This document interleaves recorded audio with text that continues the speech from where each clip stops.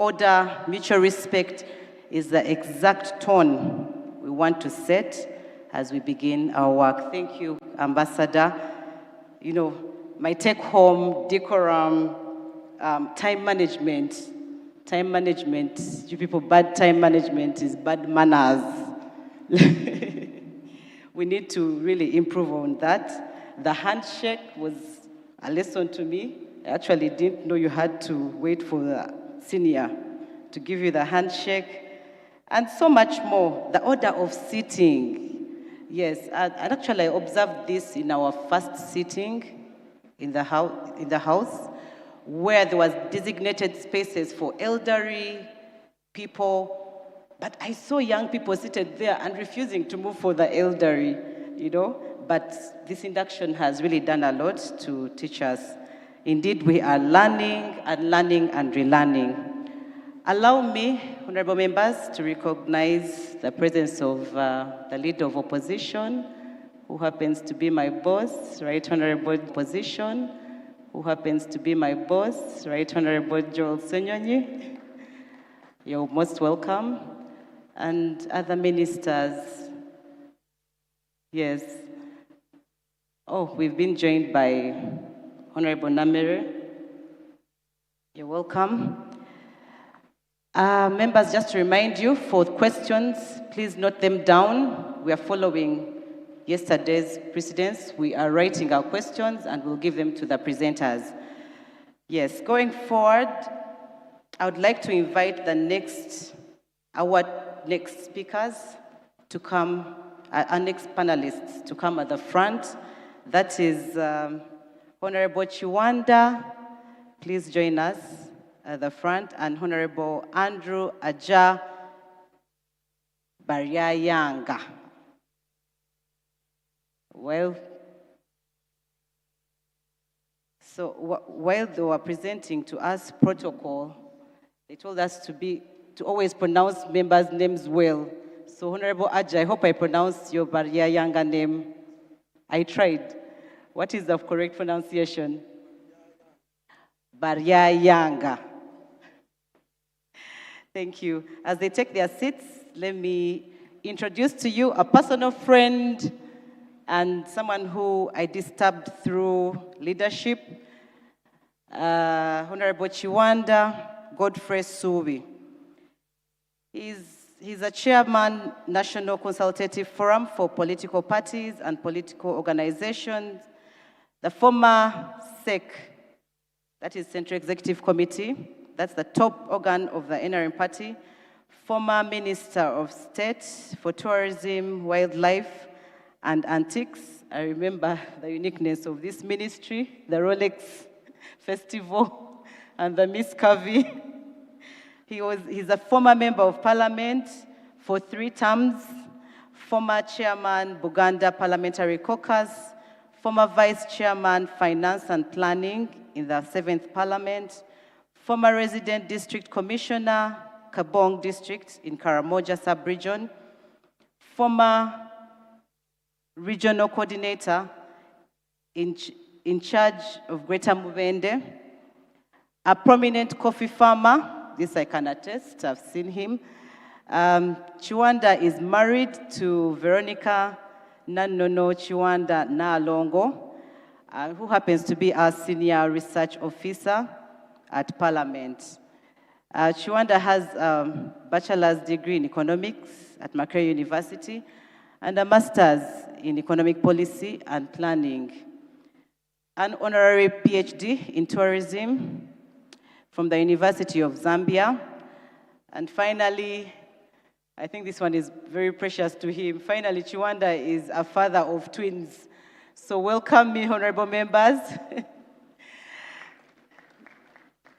Let's welcome Honorable Salongo Chiwanda.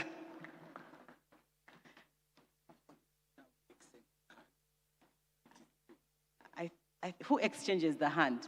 Is it me? Oh, the lady. No, I'm the lady. So the lady has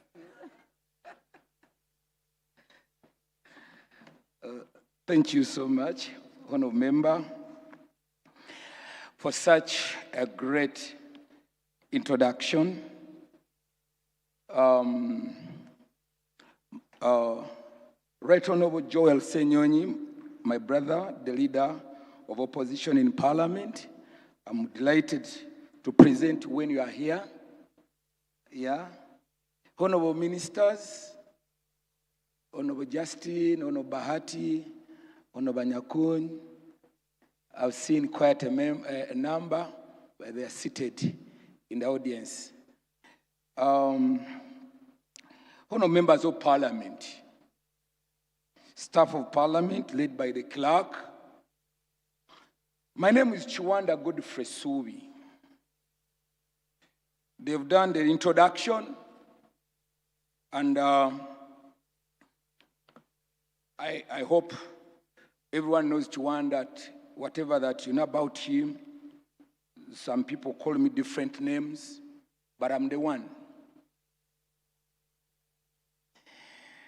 Currently, I'm the chairman of the National Consultative Forum for Political Parties and Organizations. That is NCF. I've come with some members of NCF, and they are right here. Let me introduce them. They can stand, you see them. Mr. Osinde Michael Orach, representing on the forum the Uganda People Congress, UPC. I have Miss Kugonza Merikaro of People's Development Party, PDP. I have Mr. Ogemba Sadrach from the part of the National Economic Empowerment Dialogue. I have Dr. Silanda representing the Democratic Party on the forum and our Yala member. I have Mr. Bampiga Stephen of Activist Party. We are soon going to be joined by my brother Katana Benjamin, the representative of the National Unity Platform and the vice chairman of the forum. But we have also two staffs who are Esther and Kamin. Welcome. Honorable members, what is National Consultative Forum? First of all, the topic that was given to me was the role of political parties and organizations in advancing multi-party democracy in Uganda. That's the topic, and it's going to be presented by me, the chairman. Honorable members, as part of the introduction, and historically, before Uganda's independence, kingdoms and chiefdoms had hereditary and centralized leadership system, and councils such as the Luchiko in Uganda and the Rukurato in Bunyoro, among others. Kingdoms and chiefdoms with representation drawn from each clan or other royal appointees. Following the Leg Corps, that the election of the first parliament, the colonial government organized the first direct election in Uganda in 1958, which were characterized by limited African stroke Ugandans representation to the Leg Corps. That was the first parliament. So today they talk about 12th parliament. So the first parliament was that Leg Corps. When you talk, what is the first parliament? You are members of the 12th parliament. In March 1961, the nation had direct elections in which political parties and organizations such as the Democratic Party and Uganda's People Congress and Kabaka Yeka participated in and even took leadership at local council, parliamentary, and presidential level. However, the elections were marred by a lot of inconsistencies by that time. Following overthrow of UPC, we call it the Obote government one, by Idi Amin, and turning Uganda into a military-led state, political parties and their leadership went silent, collapsed eventually up to 1980. were fully resurrected and participated in the elections. These included Conservative Party now, Democratic Party, Uganda Patriotic Movement, UPM, and the Uganda People's Congress. Those are the parties that participated in 1980 elections. Between 1986 and 2005, again, political parties went into a forced leave, and the movement system replaced the multi-party system with individual merit as a basis for elections to political office. I joined the parliament in 2001 when I had finished university in 2000. But I joined the parliament under the movement system. So it wasn't under political parties like today. That was during that period of 1986 to 2005. And following the elements of 1995 Constitution, political parties and organizations were given another breath. That's according to Article 69(2)(b), providing the movement and the multi-party movement system with specific principles prescribed in Article 71(1), such as having national character, not based on sex and religion, enforcing to democratic principles, conforming to the democratic principles, accounting for sources and use of their funds and assets. Those are the principles of now the new political parties that we are running today. Honorable members, specifically Article 71(2) provides for establishment of the National Consultative Forum. I want you, if you have your constitution, just open Article 71, subsection 2. That provides the establishment of the National Consultative Forum for political parties and organizations. So it's a constitutional body.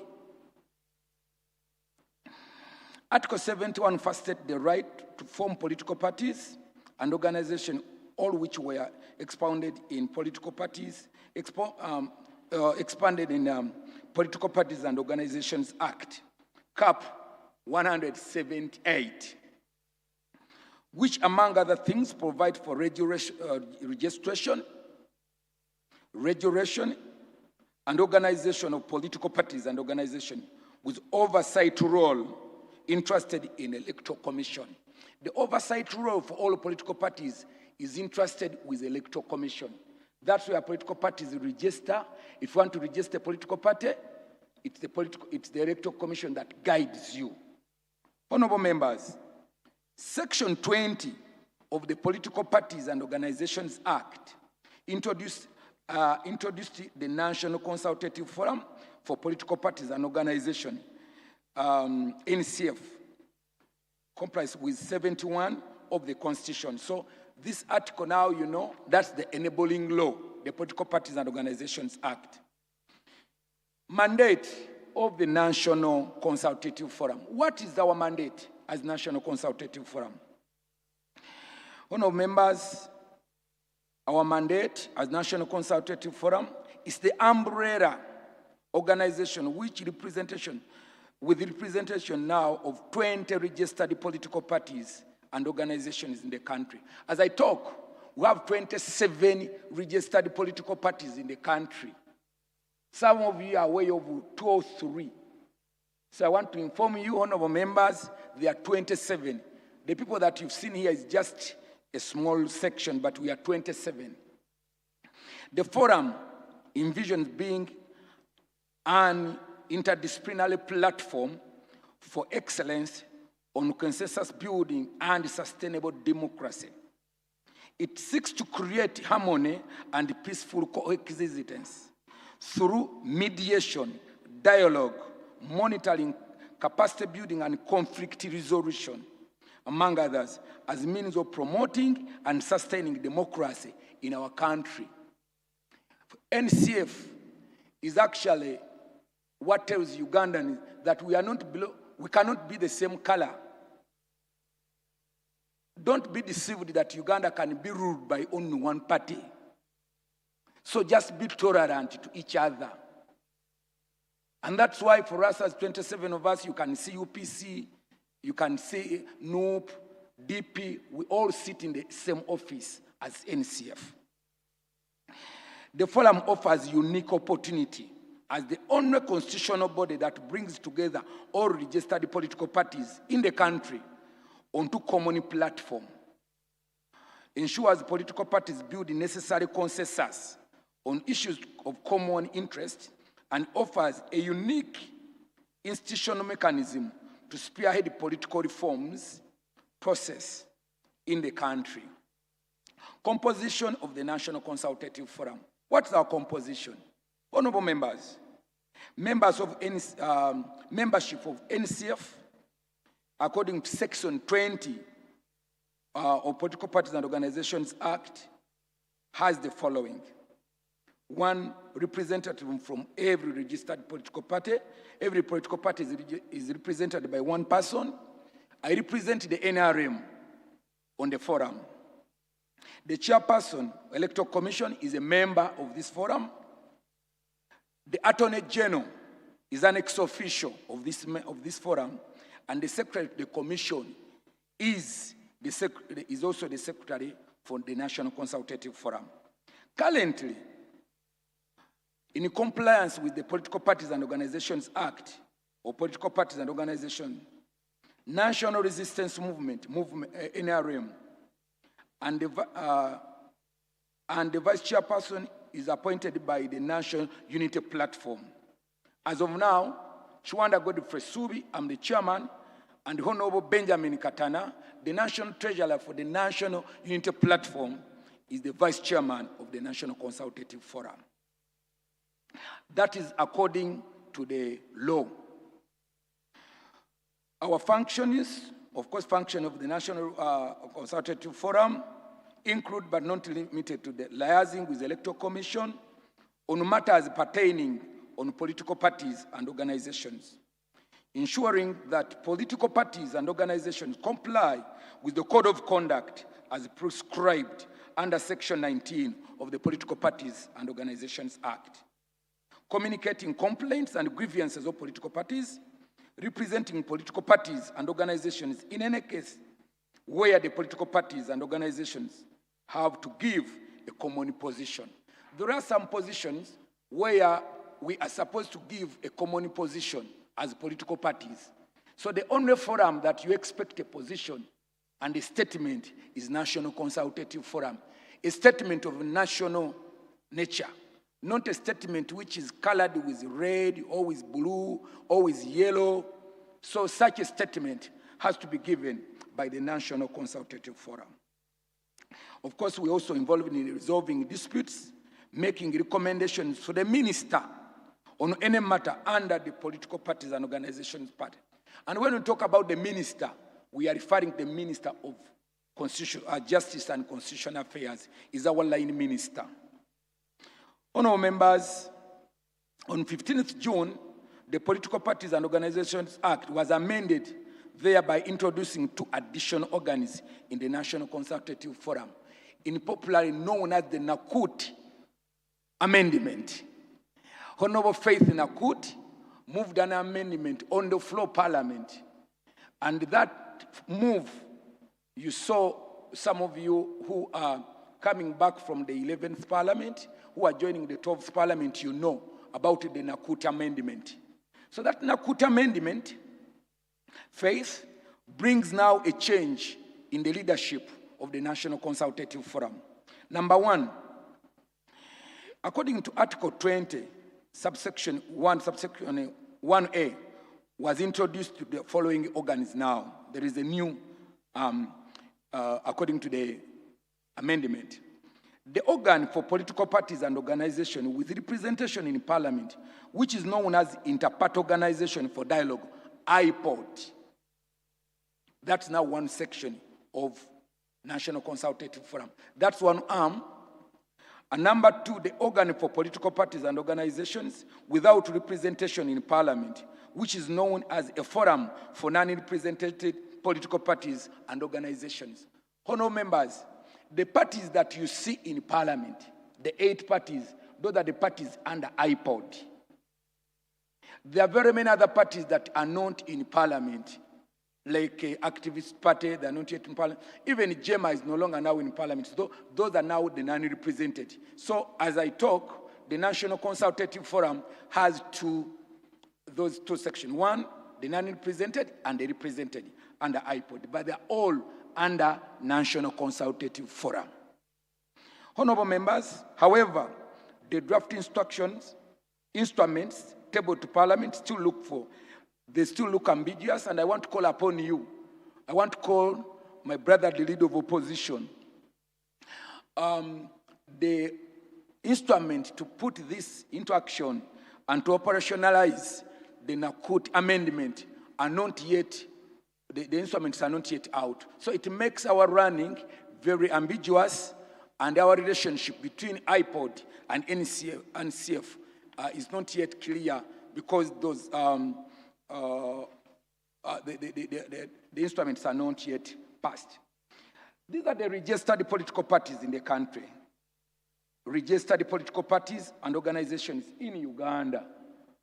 I want you now just to go on the slide of registered political parties and organizations in Uganda. Number one, Activist Party. Number two party is Alliance for National Transformation, Common Man's Party, where Honorable Munyonyo stood as a president. That's called Common Man's Party. It has a symbol as a Rusania. Congress Service Volunteers Organization, Kosovo. That's a political party. Next time when you are standing, please don't overstretch for one political card. Be free to join any one of them. Conservative Party, the CP. Democratic Party, Democratic Front. Ecological Party of Uganda, EPU. Forum for Democratic Change, FDC. Forum for Integrity in Leadership. The Justice Forum, JEMA. Liberal Democratic Party, Liberal Democratic Transparency. National Convention for Democracy. National Peasants Party. Of course, National Resistance Movement. The National Unity Platform. People's Development Party. People Front for Freedom. People Progressive Party. National Economic and Empowerment Dialogue. Revolutionary People's Party. Republican Women and Youth Party.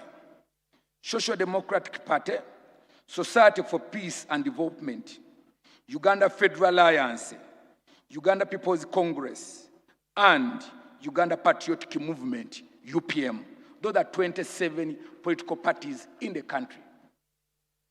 So as you struggle to get cards, please, those ones are waiting for you, honorable members.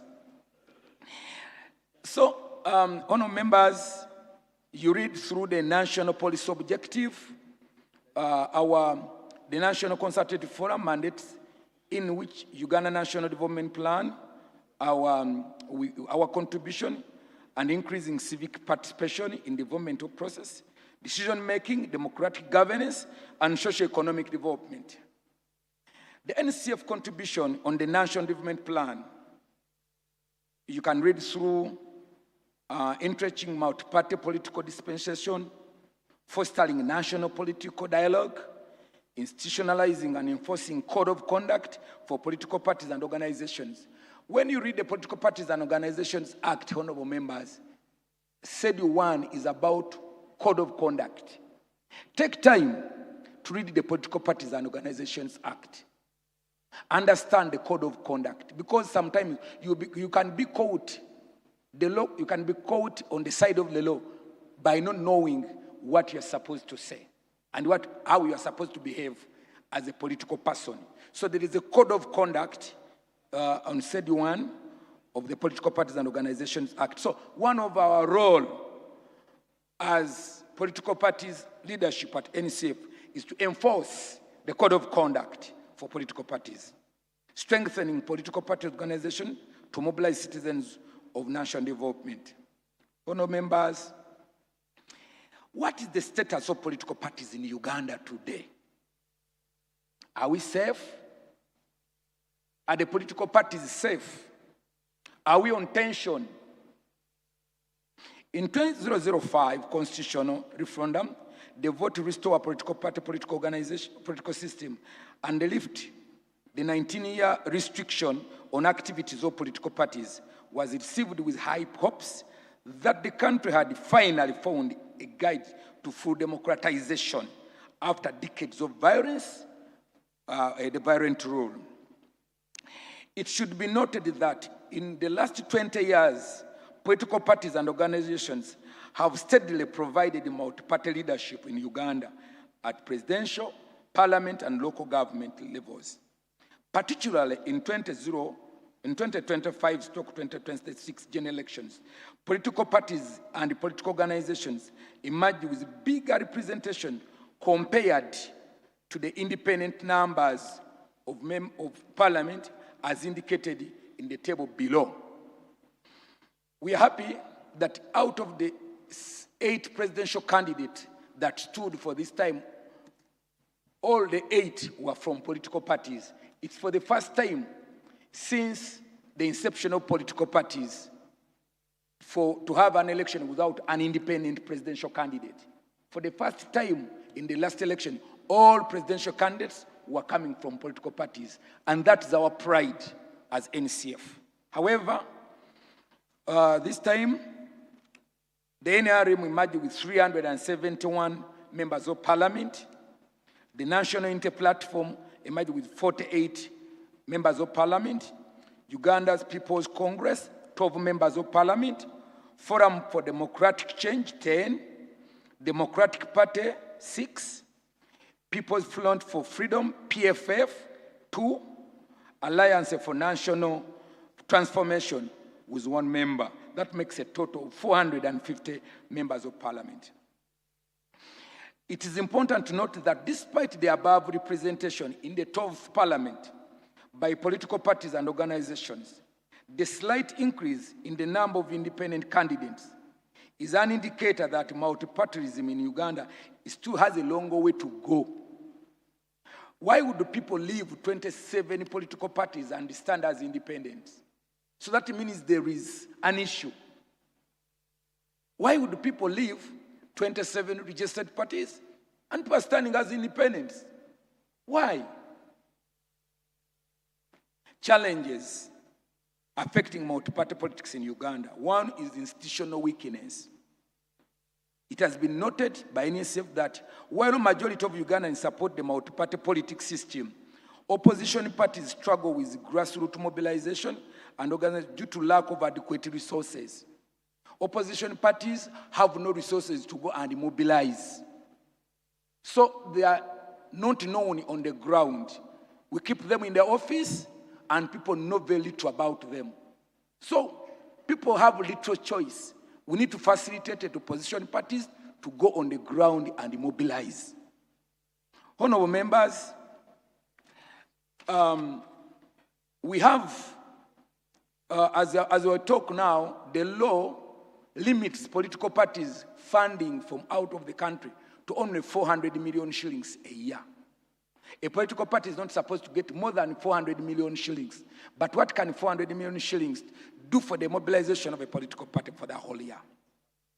There is also another issue of internal democratic process. Internal democratic structures, particularly relating to the election of party leaders, remains a critical component for building credible political party that offers every person an opportunity to participate in decision-making selection candidates. It's been noted that all political parties in Uganda face internal fragmentation and conflicts, especially during primaries, the internal primaries elections as a country near the general elections. Internal party primaries pose a significant challenge to multi-party politics, as they are characterized by chaos, nepotism, favoritism, which attributes to the increasing number of political party independent candidate leaning, who emerges as a result of contested party primaries. To ensure healthy internal democratic culture, we need to do the following. A lot of issues are happening within the political parties. People are giving cards to their relatives. So people have no option but to run as independents. And chaos, corruption within political parties. And that is actually the threat to the running of the political parties. There's no transparency, and we need to be very transparent in our internal democracy as political parties. If we need even external transparency. Of course, there must be existence of internal mechanism to democratic resolutions of conflicts. You fight so much as political parties, and you fight in papers. Your fights are always in papers. So you weaken your political parties, and they attract no people to really come. So we need to, we need also retention of term limits in leadership positions. We talk so much about term limits externally, but some political leaders, you are there for 30, 40 years as a political party leader. So you block others to join that political party. The cost of democracy is too high. The key challenge of democratic pluralism, financing political parties, we need to finance the political parties' honorable members, those in parliament and those outside parliament. We need campaign financing and the rest. Finally, honorable members, the contribution of political parties and organizations in advancing multi-party democracy in Uganda. This is our contribution we offer. And this is our pledge to Parliament as NCF.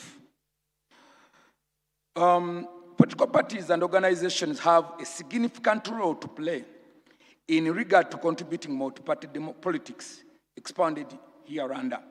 Number one, dialogue. Not every political question can be answered by a vote. We need dialogue as a country. There are certain situations where we need to sit as a country and dialogue. You can be so powerful as a political party to win elections, but there must be dialogue. We must talk. There must be a time of forgiveness. 40 years, 50 years, there must be somewhere we sit, and national dialogue is provided for in the national constitution. Dialogue. Not every political question is answered by a vote.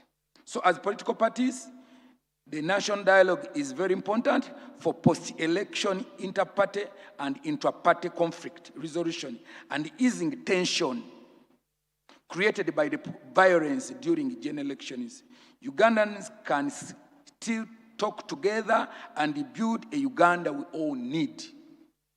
We all need to be peaceful, irrespective of our political parties and colors. This is our country. So always after a general election, there must be a national dialogue. That is our call as political parties. There must be all-inclusive in a number of key democratic concepts for political parties as a concept to extend to the participation of both government parties and opposition, and include both large parties and small parties. At times we talk about large parties alone. These small parties that you see, they have ideas, and you need always to bring them on board. Honorable members, we need public accountability. Yes, as NCF, we advocate for public accountability. Political parties ideally fulfill essential intermediate accountability roles between citizens and the state in every well-functioning democratic multi-democracy. There are also the connection between party system and government. This intermediate position and their presence in both civil and political society give political parties a unique opportunity to work with and potentially enhance both supply and demand side actors to public accountability through democratic control, providing checks and balance, preventing the misuse of power, holding government to account for performance behavior, addressing public decision makers, and endowing government with increased legitimacy. Opposition is very healthy for a functioning parliament. There must be checks and balances. There's no one time as members of parliament you should fight the opposition in parliament. At times you may even have an issue as a member of government, you may wish an opposition person to raise it for the good of the country. So it's very important that we have a healthy opposition in parliament. That's our call as political parties. Unity in diversity. We should agree that we cannot be the same. Actually, the Constitution says that there will be no one-party state in the country. We must agree that we are one, but in diversity. So, and the dual role of political parties in advancing unity and diversity, aggregating interests, we should avoid the politics of identity, fostering genuine unity in diversity, inclusive party policy, ideological contention, national consensus, and conflict resolution as a country. The inter-party dialogue is very important and collaboration. The fragile, polarized settings, formal communication channels are critical. Establishing standing inter-party committees and signing of self-regulatory codes of conduct such as the National Peace Pledge help compelling factions manage tensions and prevent election-related violence before, during, and after. We should always sign a peace accord wherever we go for general elections as political parties, because those things help us to build peace in our country. Honorable members, we should always have alternative dispute resolution, ADR. Conflict that arises during the electoral cycle or legislative process can often be overwhelmed formal court system, which may force public disrupt. So this alternative dispute resolution methods such as mediation and reconciliation offers non-adversarial timely resolution in political grid and that lock that can come. So I want to call upon you, as I can see my sister Ruth Nankabirwa is the master in conflict resolution. So it's always good that at such a time we involve the alternative dispute resolution of such conflicts. Political mobilization, political parties and public mobilization are fundamentally intertwined. Parties act as primary catalysts to mold public opinion and mobilize citizens to collective actions. By linking the electorate to the government, they organize grassroots campaigns, channel voters turnout, and translate social grievances into active plans, which process is very critical. So allow political parties to mobilize. It reduces the tension. Everyone will say, after all, my party has also been allowed to do this. I therefore, as political parties, call upon government and parliament should deliberately fund all registered political parties to do this. Honorable members, we need sensitization and capacity building and should be ongoing, not just during the electoral year. Formulation of constitutional and electoral reforms. Electoral reforms should not come at the eve of elections. No. If you are talking about election reforms, should begin now. Not to wait until the 5th year of the term.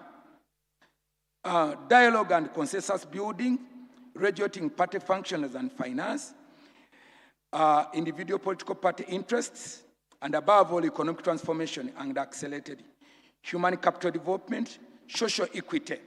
And finally, I call for funding the National Consultative Forum. This forum that you see me talking about, it must be the least funded organization in the country.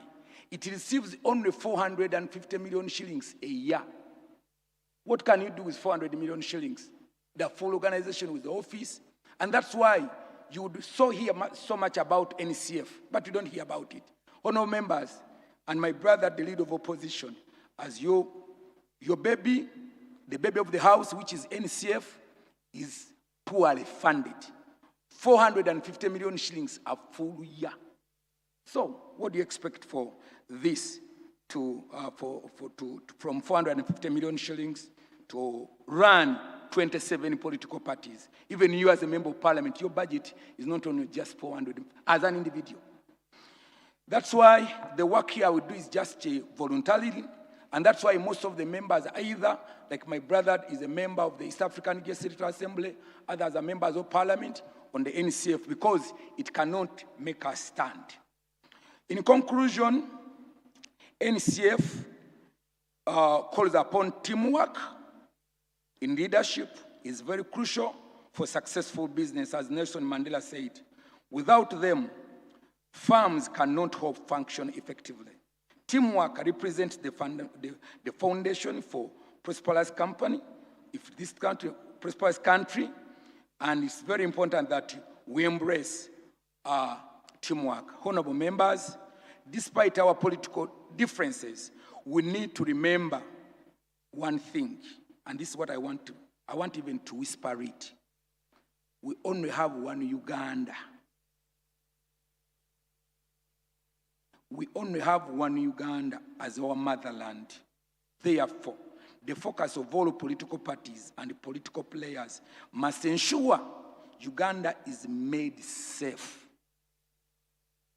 secure, better place for all of us, our children and our grandchildren. We have only one country. There's no plan B country. We therefore appeal to you to put Uganda at your forefront. Every debate, wherever you come on a microphone, think about Uganda. With your actions, what you say, what you talk, what you decide, fight for our motherland. Every decision you undertake should be for universal good. For God and my country, Chiwanda Godfrey Suli, the Chairman, National Consultative Forum. Thank you so much. I have two babies that I wanted to introduce to you, but I'll introduce them to you, honorable members. I want to thank the Right Honorable Speaker.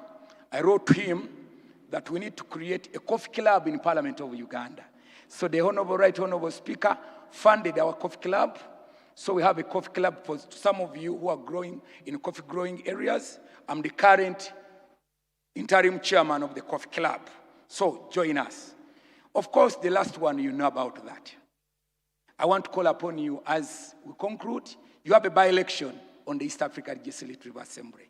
You have two positions, and I'm standing on one of the positions to replace Honorable James Kakoza, who has been the Member of Parliament for East Africa, who joined the National Parliament. Kindly, if you want this baby to grow, I kindly ask for your support as you come for that by-election. For God and my, those are the two babies I want you to grow. Chiwanda's Iyala, and also the National, the Coffee Forum for the 12th Parliament. Thank you so much. May God bless you. Wow. Another round of applause for Honorable Chiwanda. I think he needed an hour. He needed more time because this very topic that he has just presented affects each and every body of us here. Amongst the 27 parties he mentioned, I personally subscribe to National Unity Platform, and the issue of Uganda, ensuring Uganda to be safe for everyone. I have a lot of comments on that, but I'm sure our colleagues are going to write questions and give him. And I also took note of what he said. We need electoral reforms as soon as yesterday. I think this is a discussion we need to have to avoid what happened in the past election. The past election was really, for me personally, it felt like war, including the NRM primaries, where people lost lives, where there was a lot of violence, and also crossing into the general election. But thank you for your powerful presentation. And yes, we need funding. The 400 million is not enough. and allow political parties to do mobilization. That was in your presentation. I noted that. And I'll remind you when the time comes that parties need to be allowed to mobilize. Thank you so much, honorable members, for being attentive. And I would like to recognize more ministers that joined us during the presentation. Honorable David Bahati, he was the first minister to come. Thank you for coming. Honorable Jim Muhwezi, I think he stepped out. I saw him come in. Honorable Anakun Esther, thank you for coming. And yes, Honorable Ruth Nakabira, who's going to be one of our panelists today. Honorable members, allow me invite the next speaker, the next presenter, who's going to take us through understanding the role of independence in a multi-party democracy. And that is none other than Honorable Andrew Aja Baryayanga. I think I got it right today. So, Honorable Andrew Aja Baryayanga is an accomplished legislator, administrator, entrepreneur, and political leader with over 20 years of experience in governance, public administration, and leadership. He currently serves as the Member of Parliament for Kabale Municipality in the 12th Parliament of Uganda. Honorable Aja previously served as Member of Parliament for Kabale Municipality from 2011 to 2021, during which he distinguished himself as one of Uganda's leading independent legislators. In the 10th Parliament, he was appointed the Dean of Independence, providing leadership to over 66 independent members of Parliament and serving as an important bridge between the ruling party, opposition parties, and independent legislators. He is pursuing a master's degree in international relations at the University of East London and holds a Bachelor of Arts degree from Makerere University. He has attended numerous international leadership and governance programs in the United Kingdom, United States of America, Israel, Russia, Kenya, and others. Beyond Parliament, Honorable Aja is the Managing Director of Hati Enterprises Limited and Diaja Millers, companies involved in manufacturing and agro-processing. We hope you're employing our people, local content. His experience in legislative leadership, consensus building, political mediation, and democratic governance makes him uniquely qualified to share insights on the role of independent members of Uganda's multi-party political system. Honorable members, help me welcome the speaker who's going to present to us. Honorable Aja, I'm not hearing the hand claps for the Honorable. Thank you. Honorable, you have 30 minutes. In the interest of time.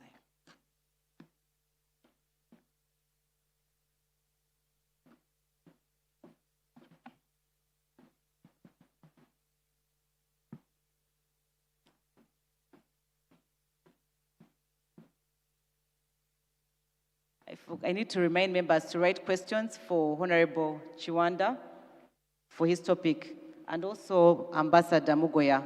Let the questions keep coming. We shall read them. They'll answer them in the plenary session through reading the sheets that are coming in.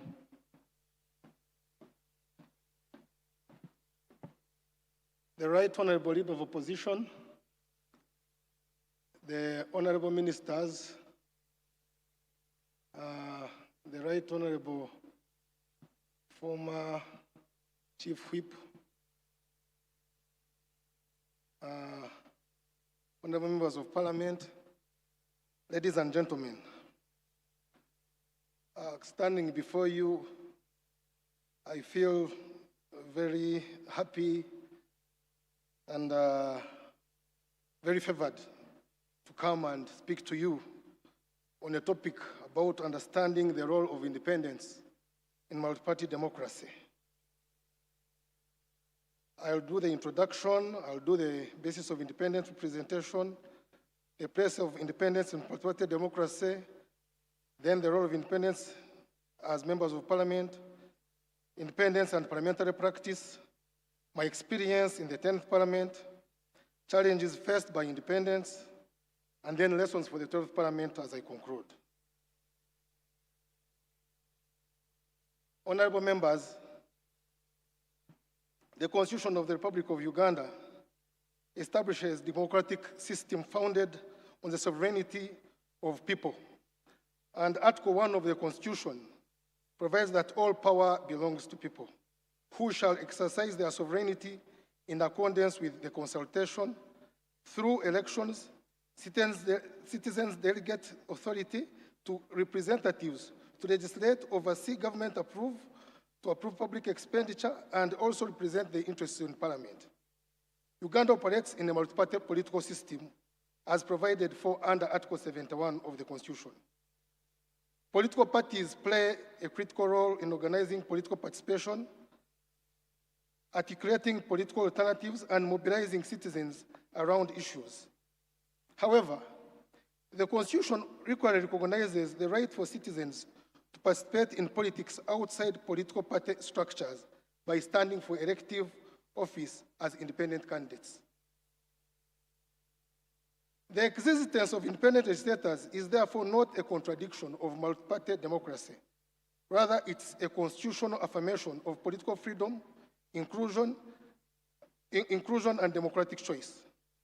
The presence of independence enriches democratic governance by broadening representation and ensuring Parliament reflects the diversity views and aspirations within society.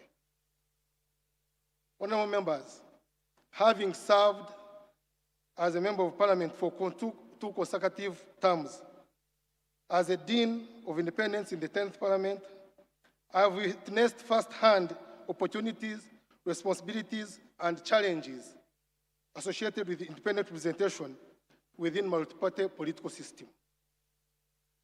I am privileged and honored today to share with you the constitutional foundation of the role and contributions and challenges and lessons of independent legislators in Uganda's democracy. And here I want to thank the Right Honorable Speaker and the Clerk of Parliament for having chosen me to come and do this representation. Colleagues, what is the basis of independent representation? The framers of the Constitution deliberately provided space for both political party participation and independent candidature. Article 72, subsection 4 of the Constitution states that a person shall not be compelled to join a political organization or political party and shall be free to stand for election as an independent candidate. This provision guarantees freedom of political choice and recognizes that citizens may choose to participate in governance without affiliation of political party. The Constitution recognition of independent candidature reflects several democratic principles: freedom of association and non-association, political inclusiveness, and electoral competitiveness, protection of individuals for their political rights, and respect for choice is a must in Uganda. But also similarly, Article 8 of the Constitution establishes qualifications of members of Parliament, which, without distinguishing between party-sponsored and independent candidates. Once elected as independent member of Parliament, you enjoy the rights and freedoms other people who are elected from political parties do enjoy. What then is the place for independence in multi-party democracy? The common misconception, which is not in this room, I believe, because of your political exposure, is that democracy is exclusively about political parties. In reality, multi-party democracy is fundamentally about expanding democratic participation and ensuring citizens have genuine choices in selecting their leaders. Political parties are important institutions because they aggregate public interests, develop policy platforms, recruit leaders, and promote political accountability. However, democratic systems also recognize that voters may prefer candidates whose legitimacy is based on personal leadership qualities, community trust, professional competence, and local priorities, rather than party affiliation. Independent candidates, therefore, complement rather than undermine multi-party democracy. Their presence serves three important democratic functions. These three important democratic functions are: one, broadening political choice. Independents provide voters with alternative leadership options and increase competition within the political system. Strengthening accountability. Similarly, the presence of independents also encourages political actors to remain positive to citizen expectations and performance standards. Promoting all inclusiveness, all inclusions. Independent candidature ensures citizens who do not subscribe to a particular political party can still fully participate in democratic governance. The role of independent members of parliament. Honourable members, like any other members of parliament, independents also have their full share as members of parliament. To the old member of parliament, when I'm on this topic, it may be repetitive because you know everything, because you know all rights are equally shared. But to the new ones, it may be something new. The constitutional responsibilities of members of parliament are outlined under Article 79 and other provisions of the Constitution. Independent members participate fully in all parliamentary functions. Legislation. Independent MPs participate in debating, scrutinizing, amending, passing legislation. Their contributions enrich parliamentary debate by introducing perspectives that may not necessarily emerge through party positions, hence contributing to the development of laws that are responsive to national and local needs. Representation. This remains the primary mandate of every member of parliament, including independents, by providing a direct link between citizens and national decision-making process. Oversight. Independent MPs participate in holding government accountable through parliamentary committees, plenary debates, investigations, and oversight visits. Oversight ensures transparency, accountability, and effective utilization of public funds or resources. Budget approval. Like all members of parliament, independents scrutinize and approve national budgets and public expenditure. This responsibility is critical in ensuring that public resources are allocated equitably and utilized efficiently. Independence and parliamentary practice. Parliament operates under rules of procedure that guarantee equal participation by all elected independent members of parliament and all other members of parliament. And members of parliament who are independent also have equal opportunities. They are entitled to participate in parliamentary debates, vote on matters before parliament, serve as on parliamentary committees, move motions or introduce private members' bills, participate in oversight activities, raise matters of national importance. The rules recognize the importance of ensuring that every elected representative can effectively discharge his or her constitutional mandate. My experience in the 10th Parliament demonstrated the importance of organized engagement among independent members. When I was the Dean of Independence, I emerged as a coordination mechanism through which independents, MPs, collectively engaged parliamentary leadership and contributed to parliamentary business. This arrangement strengthened inclusiveness and enhanced effectiveness of independent representation. I must say that this is not in the rules of procedure of parliament. It was just the prerogative of the Speaker that he chooses someone to be the head of independence, because normally independence, our whip is the Speaker. So being the Dean of Independence, it's just the Speaker who decided and said, Aja, you be the Dean of Independence. And somehow it helped us because were not left outside the parliamentary practice in all, because we would write to the Speaker and we would always have our voice heard on the floor of the House. My experience in the 10th Parliament.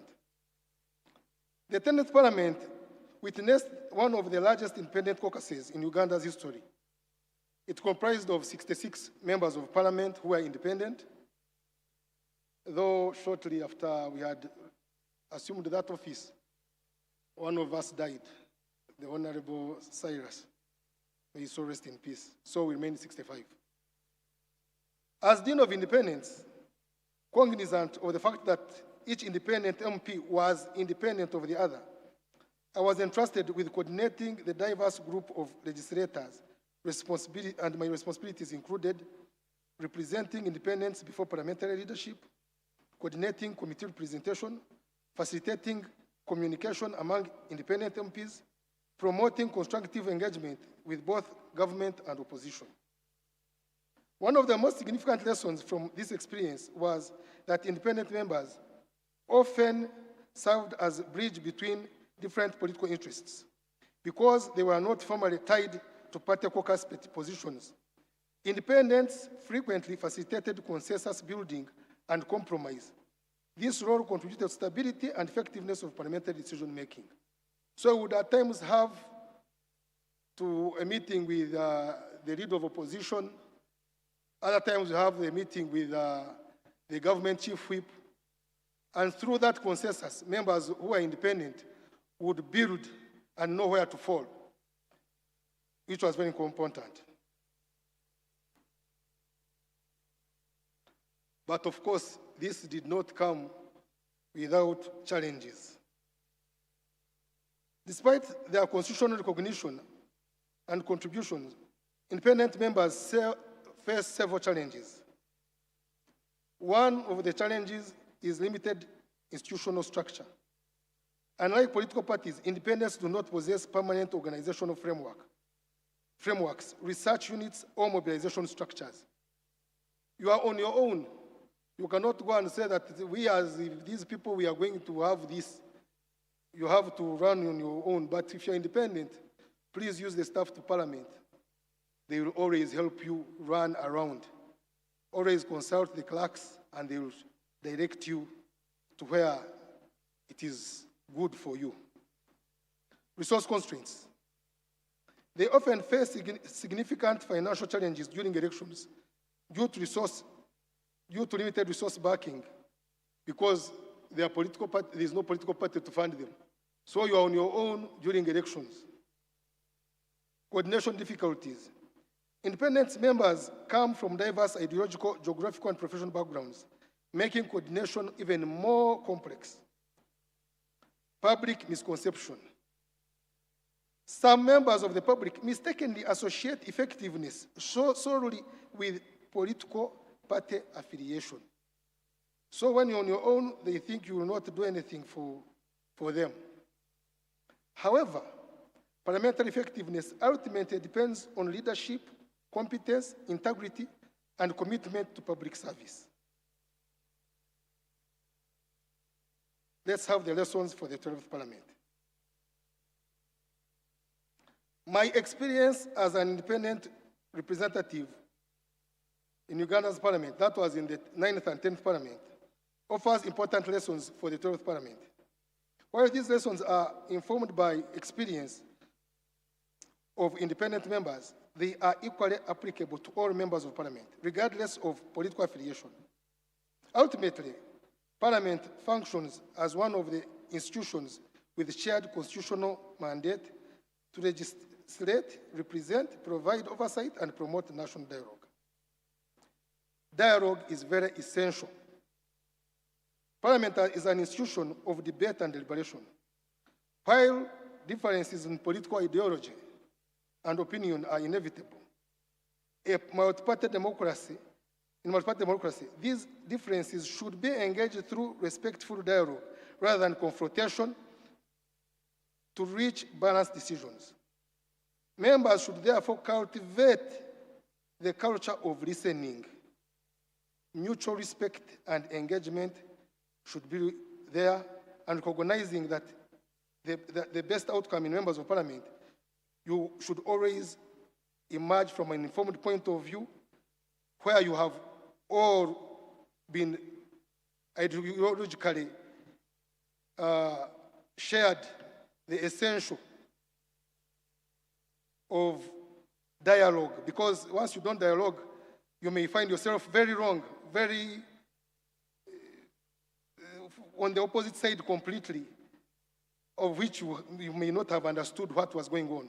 So it's very important for you, members of parliament, the independents, to always try to have dialogue with both the ruling party and the opposition. Sit with them and they guide you, other than you just coming up with an independent point of view alone. At times you may find it's not necessary to have that fight. Institutions must be strong. Strong democratic institutions are the foundation of constitutional governance. Parliament effectiveness depends not on the dominance of any political grouping, but adherence to the Constitution. The rules of procedure and established parliamentary traditions respect the institutional processes, promote transparency, accountability, and predictability in legislative business. Whether serving as a party member or as an independent member of parliament, members, it is a responsibility for you to safeguard the dignity of the House, impartiality and credibility of parliament. When these things are strengthened, democracy becomes more resilient and public trust and governance will be enhanced. Every member takes an oath to uphold and defend the Constitution and faithfully serve the people of Uganda. The constitutional obligation requires members to place national interest above personal, partisan, or sectional considerations. Political affiliation provides a framework for engagement, but should never overshadow the broader responsibility of promoting peace, unity, socio-economic development, and welfare of all Ugandans. Democracy requires inclusion. One of the greatest strengths of Uganda's constitutional democracy is its recognition for political diversity. The Constitution provides space for political parties and independent candidates, affirming that democratic participation should be open and inclusive. Parliament is strongest when every elected representative is accorded equal respect. Opportunity and recognition should be always included so that every person has an opportunity to speak on the floor of the House when he or she wants. You can actually try to even follow up with the Speaker to have you on the order paper if it is so important. In conclusion, broader participation enriches legislative debate and ensures that members will all contribute meaningful legislation if given an opportunity. Whether you are an NRM member, opposition member, or independent, when given an opportunity, you will have the best. Finally, if I do the final conclusion, I want to share with you a small light on what the 10th Parliament brought to me as their Dean of Independence. And it is the day that I recognized that every independent is indeed independent of the other. During the time of Jikwateko to Jikwateko, I was indeed the Dean of Independence. They told us to bring our views together. We sat in a committee room. We had to make a write-up as independents on what we think it should be in Jikwateko to Jikwateko programs. Of course, we were independent, so there was the Jikwateko path and to Jikwateko path. We reached State House, and then when we reached State House, the Right Honorable Chief Whip then was one of the people who ushered us in. They said, Honorable Aja, you as the Dean of Independence, you read verbatim what the independents have written. So I started reading verbatim. There was one thing that I read, and to all got attached to me as if I was the one who had written it. And every independent said, no, we are not part of it. They had given it to you, but everyone started shying away. And what was that? There was a write-up that said, at what point in time shall we have a transition from NRM to NRM? And His Excellency the President asked me a question, Vajayanga, do you want to be president? I kept quiet. Because it was not what I myself had written. It was through caucus in quotes, because independents don't have a caucus. It was through our kind of caucus that I had written also that. I kept quiet. The Right Honorable Chief Whip looked at me and said, Aja, they're asking you. You reply, do you want to be president? I still kept quiet. And every member who was independent started saying, I'm not part of it, I'm not there. And indeed, I have never smelled, I have never dreamt, I have never thought of being the president because it's a lot of work and I can't be really. In conclusion, the Constitution of the Republic of Uganda deliberately created space for both political parties and independent candidates within the country's democratic framework.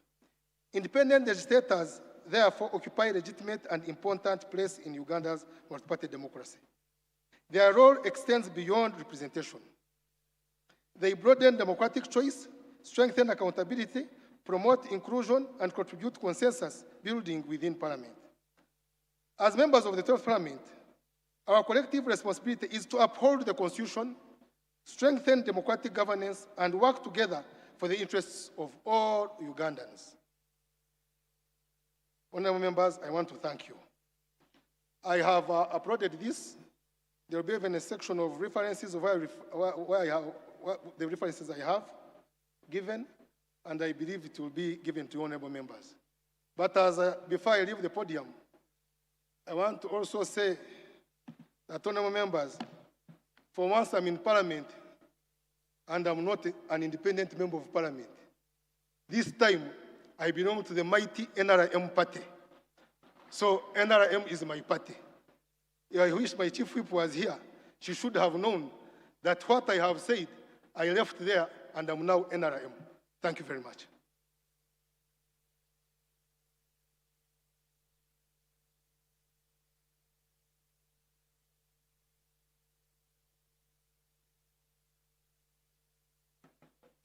Thank you, Honorable Aja. A round of applause for Honorable Aja.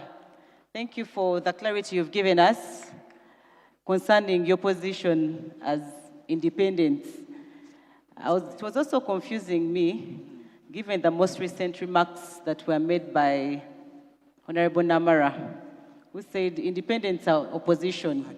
So I got confused. And then when you made a statement here that independents are also independent of each other. But after your presentation, everything is now clear. And thank you for keeping time. Honorable members, thank you for being attentive. We've also just been joined by Honorable Santa. Thank you for coming. And Honorable General Buddy has also joined us. And now we're getting into the Q&A, the plenary session. Ambassador Mugoya has the most questions, the one who presented about protocol and decorum and etiquette. He has the most questions. I think he has the biggest batch. Maybe we begin with him. Any more questions, especially for the last presenter, Honorable Aja? Please bring them forward. We're not doing oral questions, Honorable. We are writing down our questions and then forwarding them to the respective presenters. Yeah, so let's do this before the health check. Let me invite Honorable Mugoya. I think he will do it from there. He will answer from his seat. Thank you.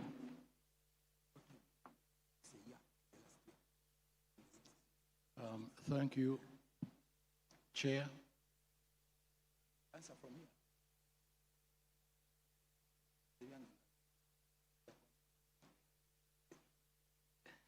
Yeah, you are on.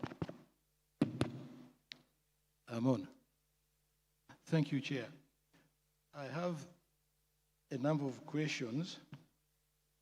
The first one is from Karim Musa, MP Aringa North Yumbe, and he wants to know what are the reasons that creates a person to be declared persona non grata, PNG, from Uganda, who normally gives PNG in Uganda. Can Parliament intervene in situations of PNG? Well, Honorable Member, persona non grata, this is something for the Ministry of Internal Affairs. A person who's declared PNG is undesirable to be in the country, and that could be for any of so many reasons.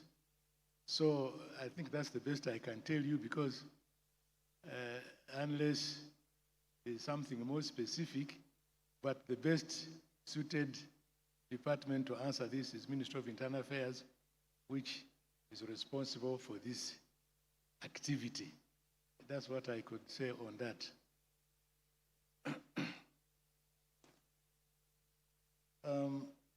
I have another question from Mr. Tebandeke Charles, MP Bale County. You have clearly explained decorum attached to colonial culture.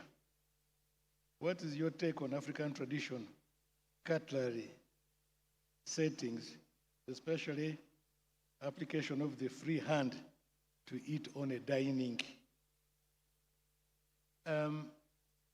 My presentation was not intended just purely for Uganda. I started by indicating that you are now representatives not only of your constituencies, but you are representative of Uganda in the global village. And what I was alluding to here is what is best practice internationally. So I do not think you will go to New York and you're invited for dinner and you want to use your hands to eat. It might not be taken in good taste by your host. That might be more relevant here, where you can do this in your home setting, depending on what foods you are serving, and if you have guests of the type who enjoy that kind of culinary experience. But, well, I guess let me leave it at that. But internationally, I don't recall, except bites. There are what we call bites, which are samosas or small trinkets which are served and you can use your fingers, but not in a formal dining setting where a specific setting has been put in place. That's what I think I could say on that. And how do I deal with my personal secretaries and bodyguards at a single invited card function?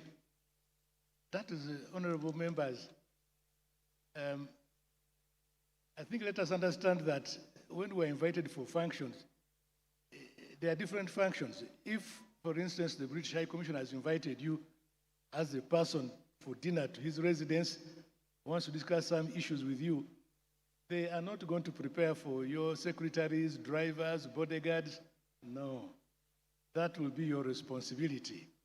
And the timing for the dinner will be known from 7 to 9. So you can have your people have their meals before they take you there, or they can have their meals wherever they have them after the function.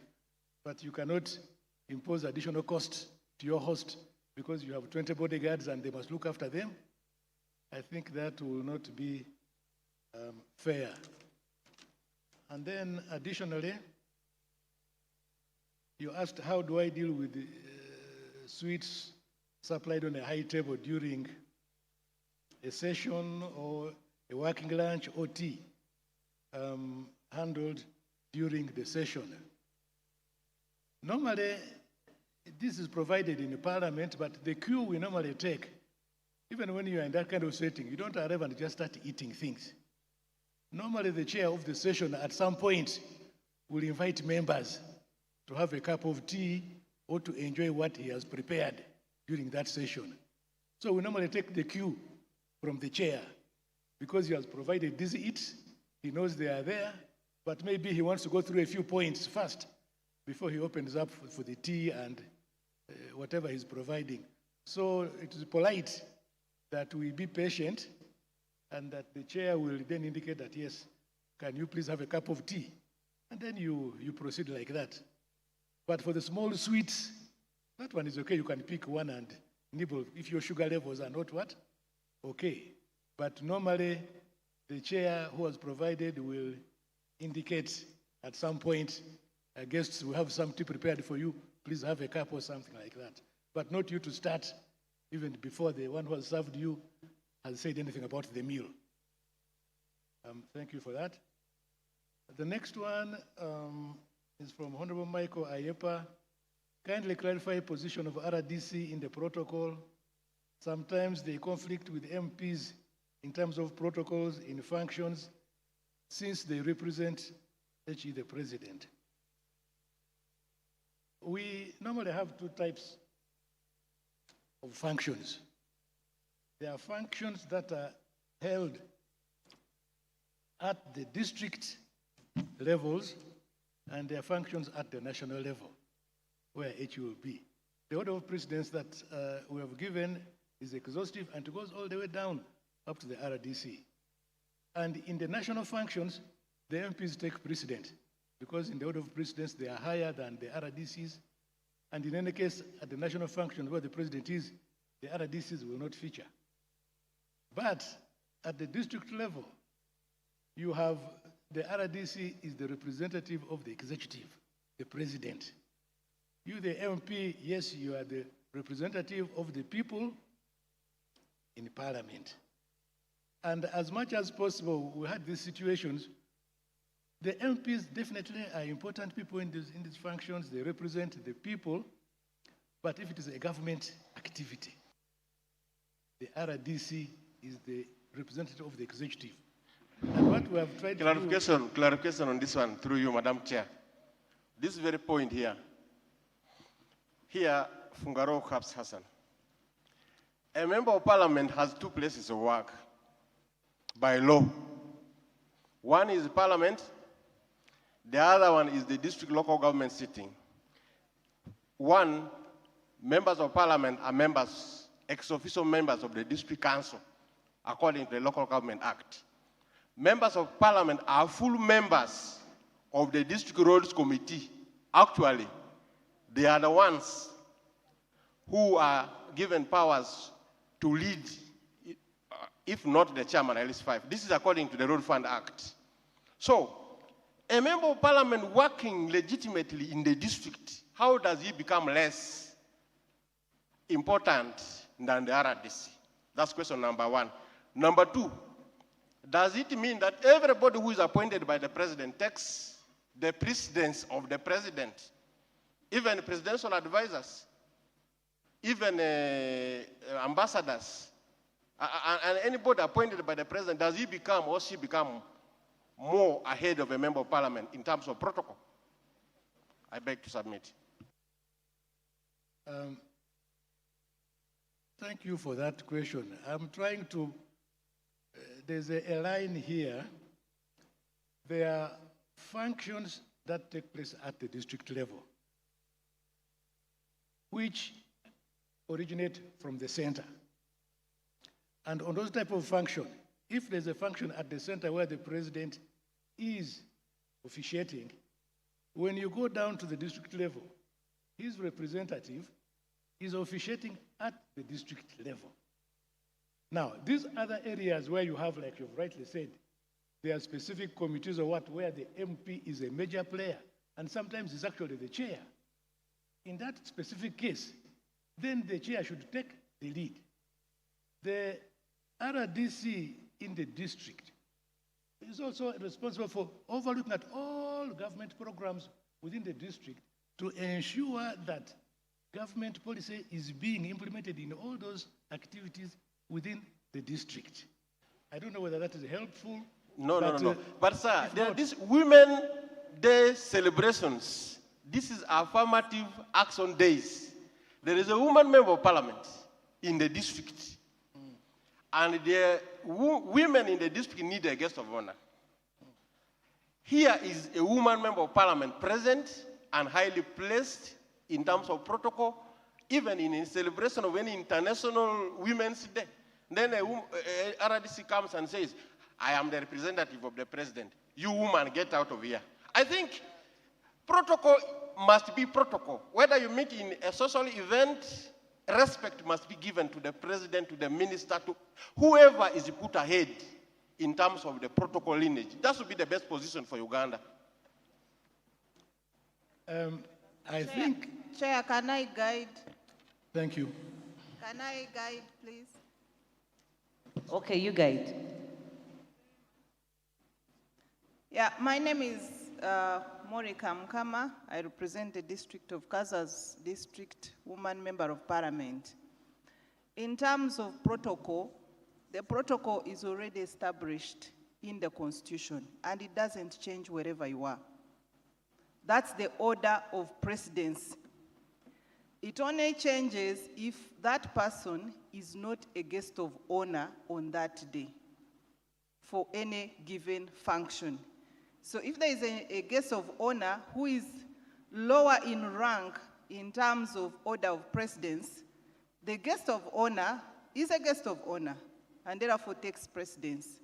But in any case, if there is any mention of order of precedence, we always follow what is already established by law. Thank you. With your permission. You're the last one. We need to leave for a health break. Yes. Thank you so much. Madam Chair, this is part of our key takeaways in this very matter.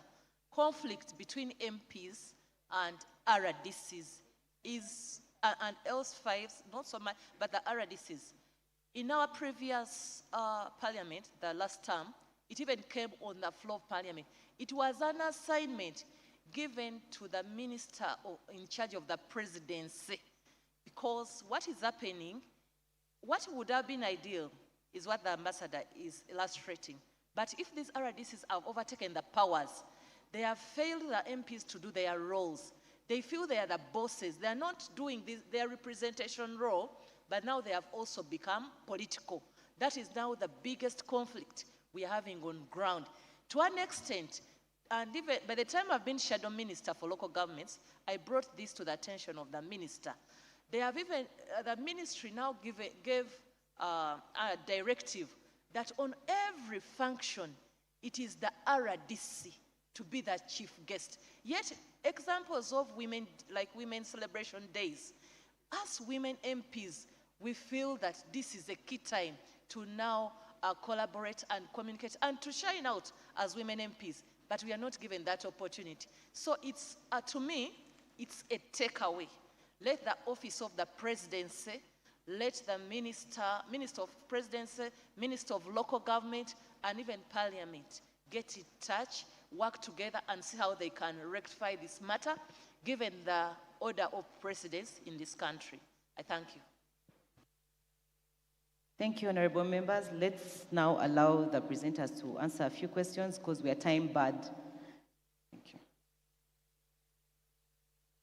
My take from this is that we need to do more work on harmonizing this issue with regard to districts, and that is something that I will take away from here and hand over to my colleagues at headquarters. Thank you on that one.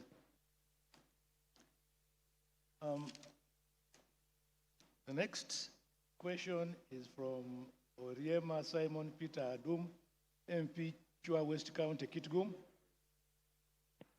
Can a member of parliament, as a constitutional leader elected by the people, lawfully have the national anthem sung at official constituency functions? Yes, this is in order singing the national anthem, which is a symbol of our sovereignty and also shows patriotism, is in order. In fact, the anthem is sung even on other functions, which even private functions. So I think there's nothing wrong with this. The other question is, how should public officials balance national protocol with the constitutional dignity and representative role of an elected member of parliament? I think this one is close to what we've just been discussing, and I think will be handled along the same way, because I can see there are areas of disagreement and friction on this one. So I'll handle this together with the last question that I answered. The next one is from Honorable Munyonyo Mukama, Woman District Member of Parliament for Kazo. And she says, keeping the prescribed decorum, especially at international forums, continues to elude Ugandan leaders severally. Wouldn't it be a good idea that to brief before travel the delegates by Minister of Foreign Affairs? This would help in our now usual embarrassments. I think this is in order, it's a good recommendation, but I think what we need to do would be to formalize it, because it is encouraged. But if not approached, what would Foreign Affairs do? I think if this Honorable Augusta House feels that is a recommendation they can make, then even as we are seeking to clearance for delegations to travel outside, effort would be made to ensure that before they travel, there is an interface between them and the relevant departments within Foreign Affairs to help clarify on what is expected in some of these areas like decorum. Thank you for that. I'll take this one up also. The next question was about how we introduce ourselves. Is it in order? I mean, sometimes members introduce themselves. I am Mr., I am Honorable so-and-so, I am Dr. so-and-so, I am Mr. Is this correct? Now, depending on the setting, if you are a sitting member of parliament, you are an honorable member, and to call yourself Honorable so-and-so, it is not incorrect. However, you could add, I am Honorable Patrick Mugoya, Member of Parliament. But it is not wrong. And if you have a professional title, I am Dr. So-and-so, it is nothing wrong with introducing yourself as Dr. Patrick Mugoya, because that is a professional title that I have. However, in less formal settings, it is better to introduce yourself as I am Patrick Mugoya, or I am so-and-so. There is no contradiction here. In the formal settings, it is okay.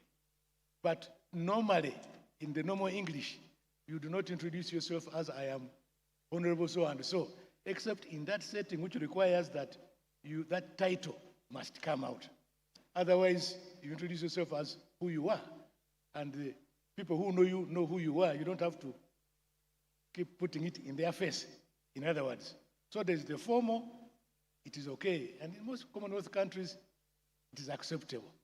But depending on the setting in which you are, is it an informal function? Is it formal? And depending on that, you can decide which approach to take. But it is not wrong to introduce yourself like that. And then here, I think something similar. While in district meetings, most events are chaired. We have handled this one.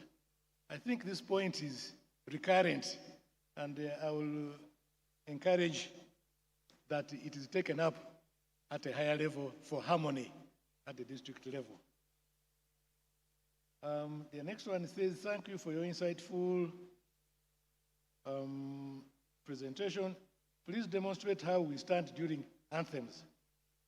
Is it allowed for people to continue walking around during this period? For example, camera people, protocol officers, personal assistants moving around when the national anthem is being sung? The answer is no.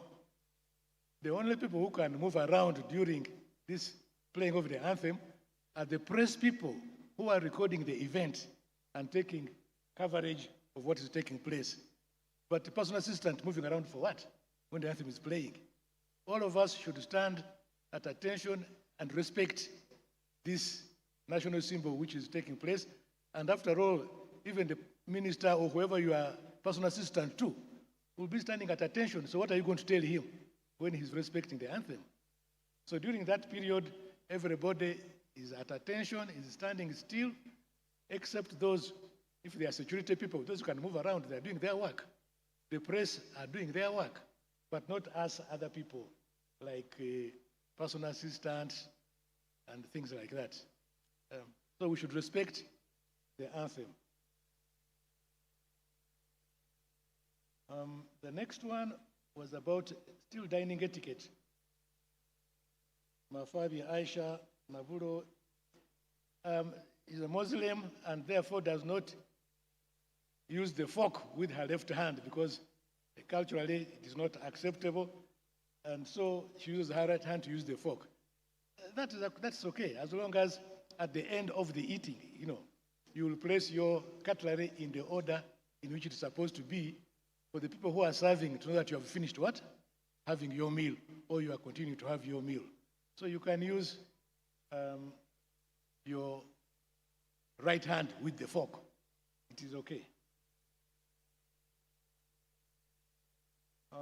The next question, Honorable Sewagude Robert, National MP for People with Disabilities.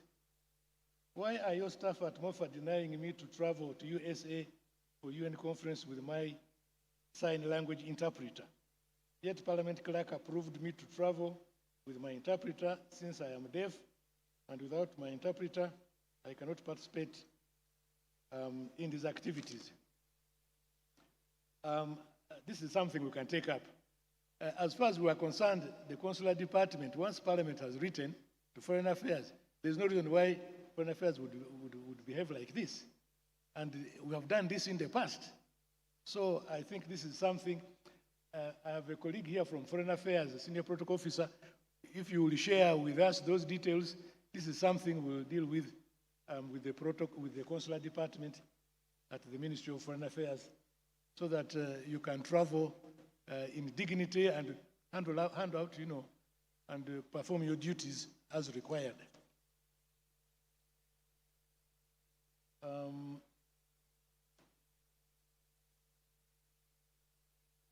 Now, this is now adding more spanner to the works on the issue of the districts. Now, of the woman MP and the constituency MP at a function, on order of protocol, who is superior? This is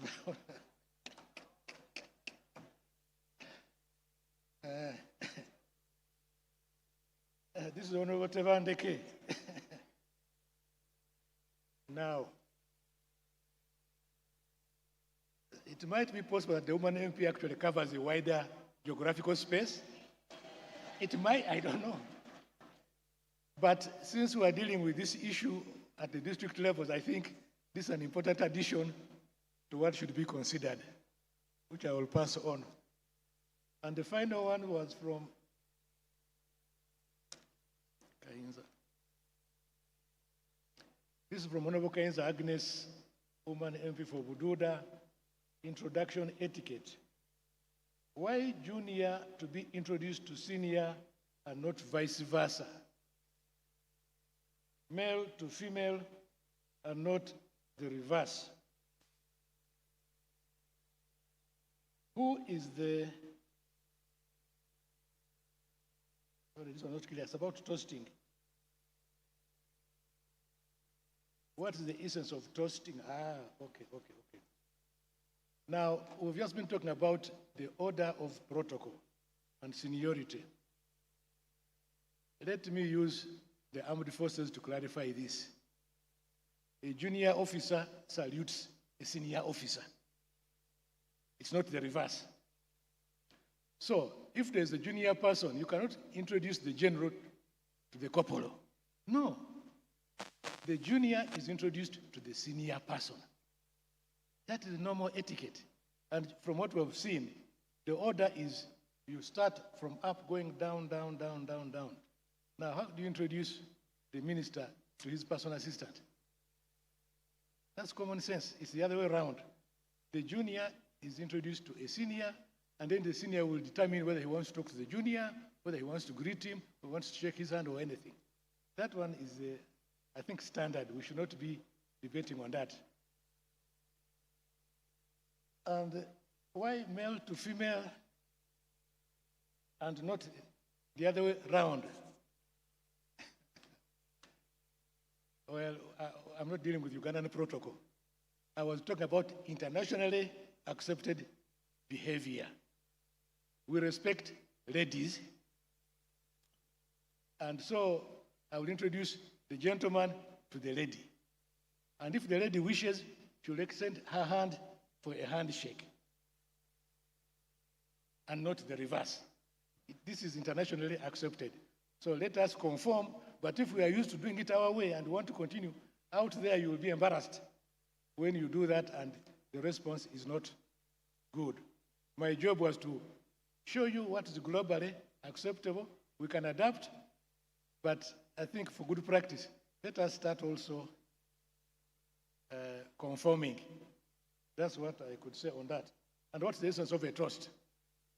When you have had a successful discussion and meeting and things like that, we all have our leaders who may not be part of what is taking place. When we toast, it reinforces friendship, solidarity, but we also wish our leaders good health. We wish the relations between our countries to become stronger. So, for instance, if we had a dinner at the British High Commissioner's residence, the High Commissioner can propose a toast to the good health of my president, Yoweri Museveni, for the continued good relationship between Uganda and the UK, and I will really drink to that toast because I like what the British High Commissioner is saying. But in return, I will also propose a toast to the good health of the King of Great Britain and for the continued and strengthened relations between our two countries. So the toast is a sign of reciprocity in terms of wishing each other well, but also our leaders and for cementing the relationship between the two parties. That is the essence. And we normally do this at the end of the function to cement what we have done. I think we are.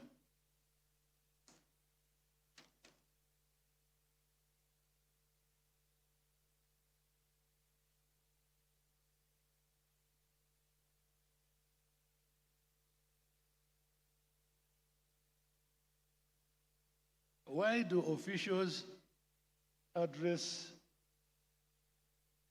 His Excellency, the President, as His Excellency, Sir, or Your Excellency, Sir? Is it appropriate? I think this is overkill. Because when you say Your Excellency, it is sufficient. But I think this might be more familiar with the armed forces who always refer to him as Sir.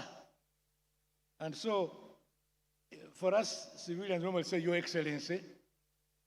But I think Your Excellency, Sir, is also correct, depending on who is addressing him.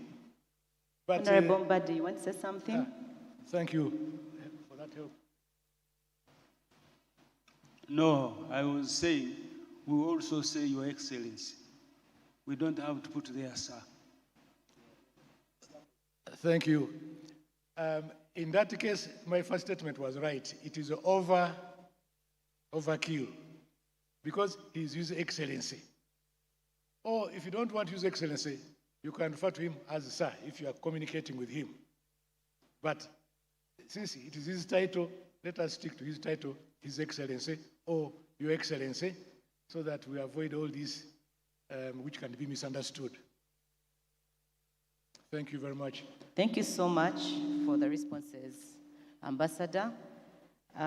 We are time-barred members. I think we need to move faster. But before I call Honorable Chiwanda to respond, allow me to recognize the shadow cabinet that is here.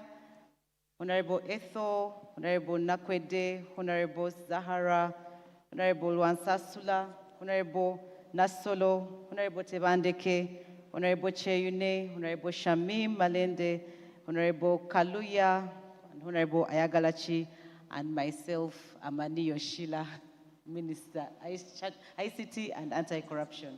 What about Fungaro? Oh, Honorable Fungaro, sorry. And also, allow me welcome Honorable Kasaija, who joined us during the discussion. And Rubo Sevina Javira. Oh, yes, Honorable Sevina. Anyone I didn't recognize in the shadow cabinet? And Munyonyo Hussein, aka Swengere. Honorable Ismail Kasule, Shadow Minister, Trade and Industry. Honorable Jala Meso Fred is also there seated.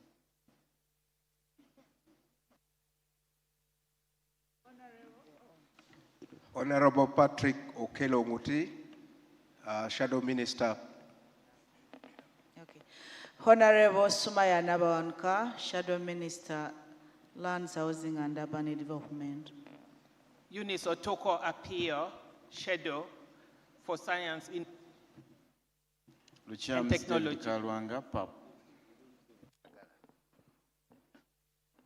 I think the introductions for the shadow cabinet are done. Chiromira One last one. Chiromira Hassan, POIC. Fungaro Caps Hassan, Security. Thank you, Chairperson. My name is Avur Jen Pachuto. I am the woman member of parliament for Pakwach. I'm sorry I came in late, but this is really itching me. A number of times when I was a committee leader, I led a delegation outside the country. There are scenarios where you enter a meeting room, the tables are set, the seats are set. Microphone. Your names are, the tags are ready on the table. And because your names are on the table, you take to your seat, you sit. And some of us, our training was that you remain standing until your host welcomes you or shows you the seat. I would like to be guided, which in such a scenario, what should we do? Thank you. Honorable, we shall answer that after Honorable Chiwanda has presented. Thank you. Thank you so much. Honorable members, you asked many questions, but I'm going to be very brief. First of all, I want to request the Secretariat to flash the 27 political parties in the country. They had missed it, but it's going to be then uploaded on your iPads, because those are the 27 political parties in the country. You can see the list. Now, National Resistance Movement being number 15. I hope you've seen that.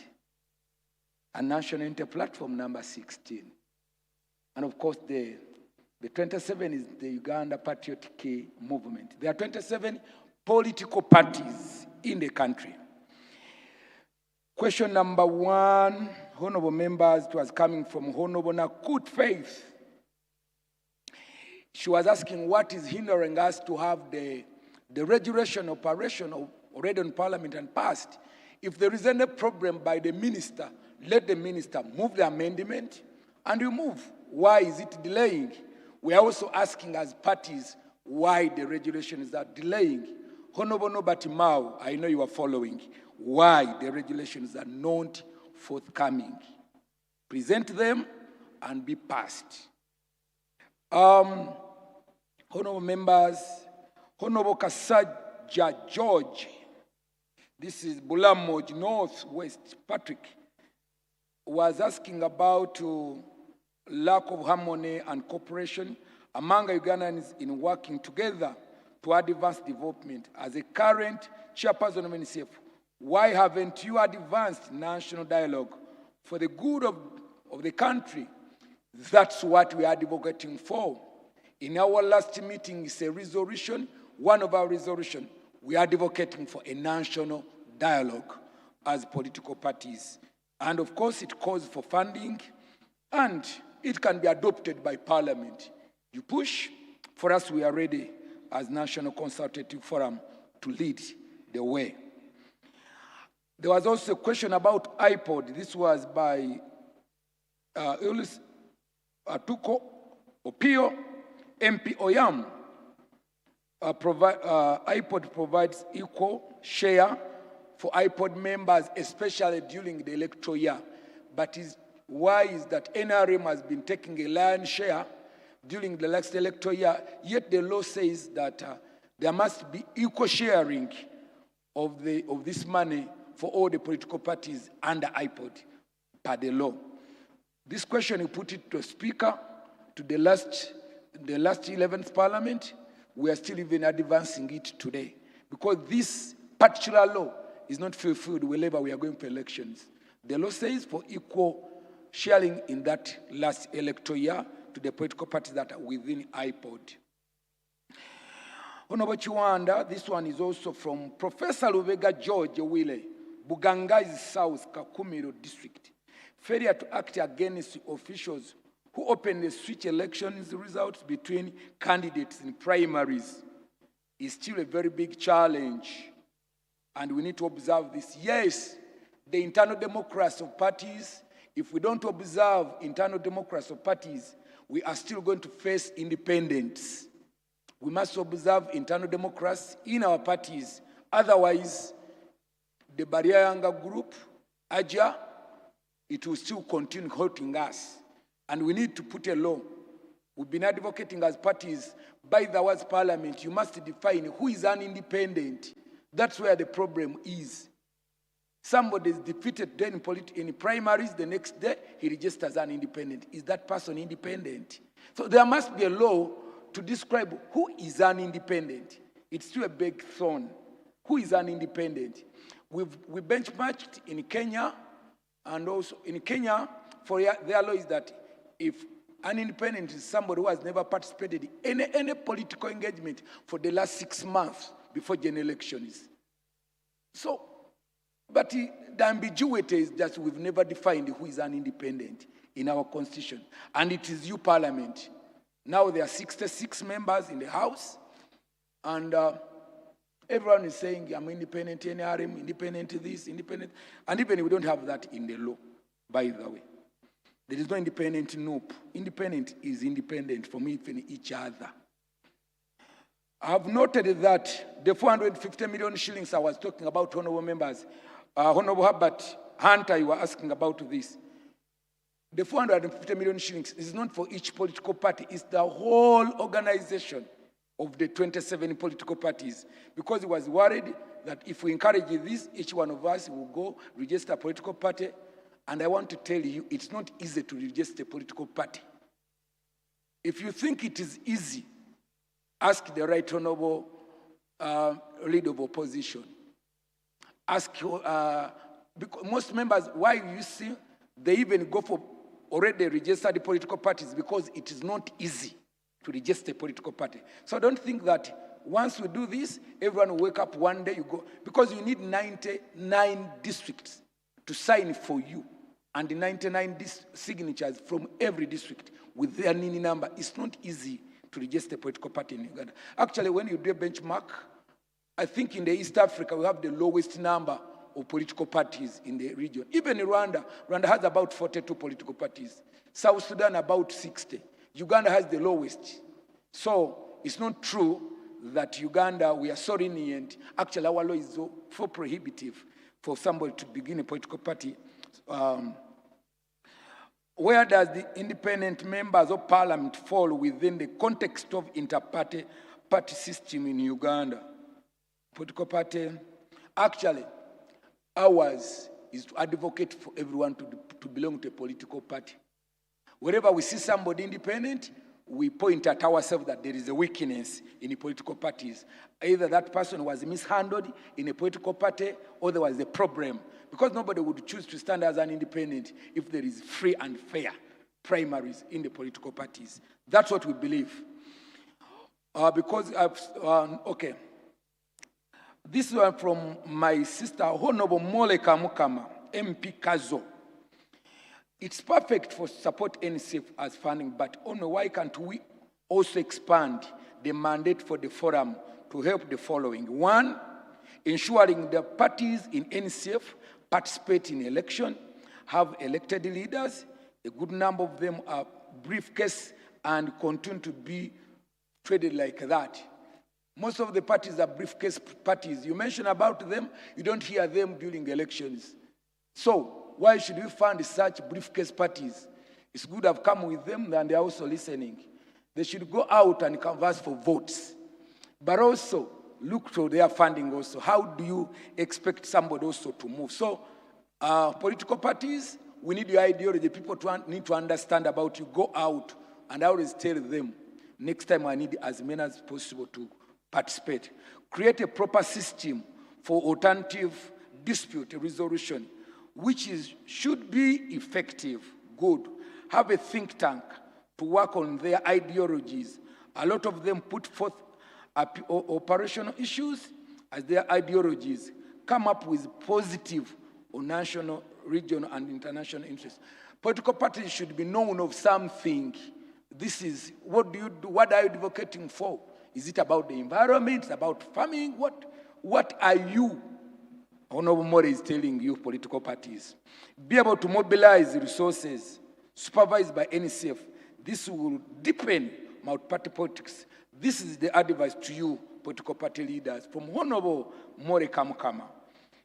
Honorable Chitio Patrick. Okay, this is MP, Kapchorwa Municipality. What has NCF done to shift off the intended slow to the Constitution by few honorable MPs to stop the office of the leader of opposition in Parliament from being appointed by the leader of a majority opposition party in Parliament? What does the law say on the leadership of the political party whose leader is either in exile or incarcerated or in detention? Anyway, first of all, as per the law, the leader of opposition is an opposition member. And that is the stand. Of course, the NCF has not addressed itself on the proposals. We want to hear them in the news about this. When it comes to us, we shall give our position. But our position is, as of now, as chairman, the leader of opposition must be opposition. And before you even explain who is an independent in Parliament, before you address that, you cannot say that a leader of opposition can be elected by independents, by what? Now independents are 66. What if they elect one of them? They're even bigger than. So you must explain all this, but the NCF will address this when it comes to us. But as of now, we only hear it in the news. This one is from Honorable Engineer John Bosco Buhaguzi, I think Buheji, Kalisa, Koi Kalisa, Engineer John Bosco Koi Kalisa, Buheji West, for building a stronger population for a well-ideologically oriented Uganda. That's how Uganda, as the only precious gold that we have. Do you think national service of youth, like it is in Israel, would prepare Ugandan population for that desired aspiration? He's trying to say, how do you train Uganda to be a Ugandan? Should we go back for that so that, you remember those days when we used to go after senior 6, there was a time we could go to Chankwanzi and be ideologically oriented as a Ugandan. And that's what Israel is doing. Parliament, that is, Engineer Kalisa is talking about that. To us as NCF, we look at Uganda as a country, and if that can help, we can propose and we can support such an idea.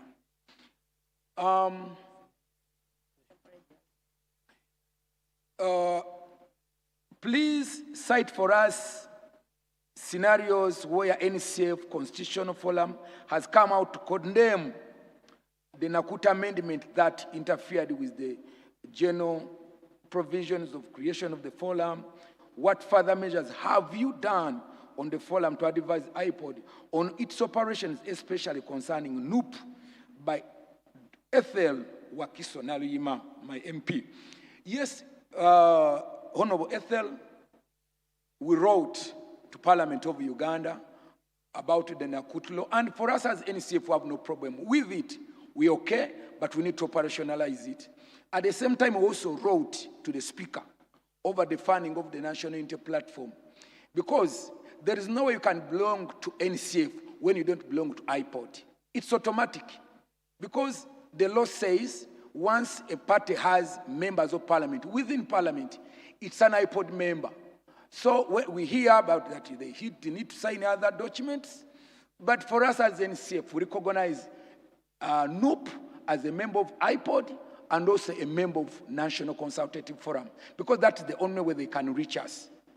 Other things in Parliament is not our concern, and we wrote over this, and we gave our opinion to the Speaker. Honorable Chiwanda, yes, there is also another question here from Musa, MP, Aringa North, Yumbe. It would be good to upload, the 27 political parties have been uploaded, and thank you so much, Secretariat. This is also from, okay, Mugen Joseph. Mugen Joseph, as you are aware, Ugandans lack employment, funding political parties, this, okay. The funding actually was also misquoted, probably thinking that if every political party is funded with 400 million shillings, the 400 million shillings for the whole National Consultative Forum. He was worried about the budget. Kasule Ismail, yes, this is Hoima West. Yes, the first state while political parties are theoretically control committees, democracy, Uganda today, frequency reports is abductions and all this. Yes, as political party leaders, we feel a threat when political party leaders are arrested. But those ones, in our last meeting, if there is a case, whatever that we say, we should follow the law. We shouldn't bend the law. Let's follow the rules of the game. The rules are good for you. Today you might be in the opposition, tomorrow you're in government. You may be in government, tomorrow you're in the opposition. Let's have the right war so that we all enjoy our country. Wow, my brother from Piero U, Godfrey. Piero is not yet a political party, Michelle, Godfrey Atenyo, so we cannot recognize it under our list of political parties. It's not a political party yet. If it becomes a political party, we shall upload it and it becomes number 28. Are you seeing any future political parties? Or no, what David Kalwanga is saying? Yes, I'm seeing future political parties. Yes, there is no way, unless, because this is an entrenched article, it can only be changed by a referendum. So we are still under multipartism, and I still see a lot of light for this. Be on your rules of procedure, of course, and your code of conduct as we move. And finally, from Fred, MP at Julie County, it was like a love letter. In light of the Constitution of Uganda, the legal framework governing the national constitution, and the principles of underpinning the IPOD, what is your consideration opinion on the proposal by a member of parliament to introduce a private member's bill seeking to amend the law so that LOP is elected by the opposition, independent MPs, rather than being, I've already answered this, the NCF has not addressed it, it should come to NCF and we shall give our opinion on the floor. Not on the floor, but to the officers concerned, but we believe that strong opposition is good for the country because it checks. It's for the checks and balances. We need it for the good of our country. I want to thank you so much. Honorable members, I've received many questions and I'm still around. I still interact with you. I remain yours. Some clarification. Godfrey. Thank you so much. Some clarification.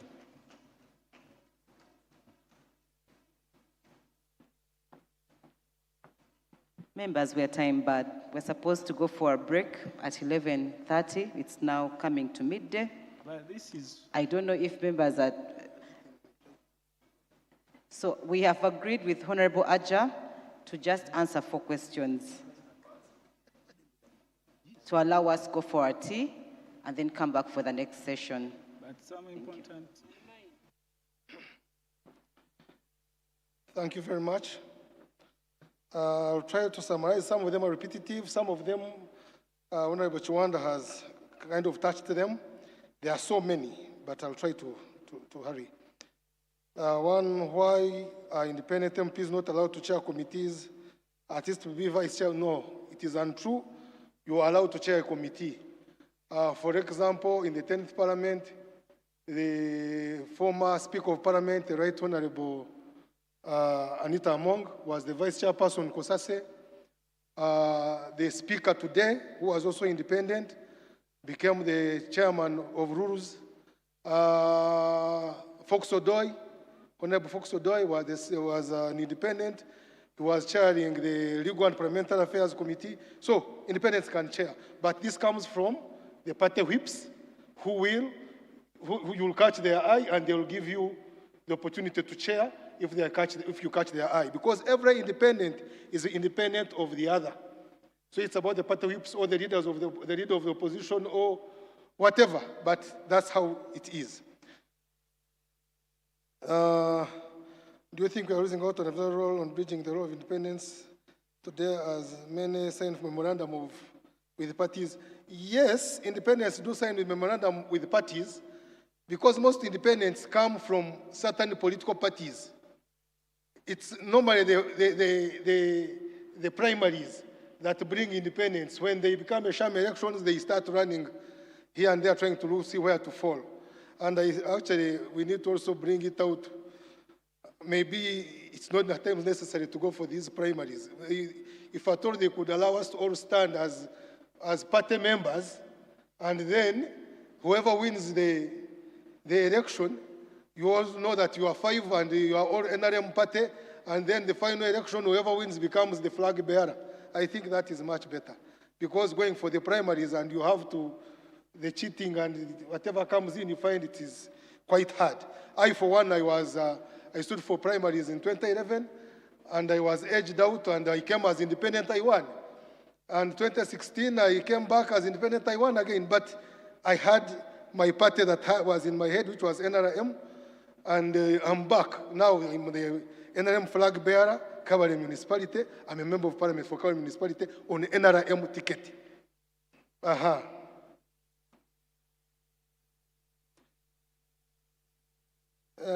This one of leaning on parties, yes, they do lean. They're quite kind of the same as what I had answered.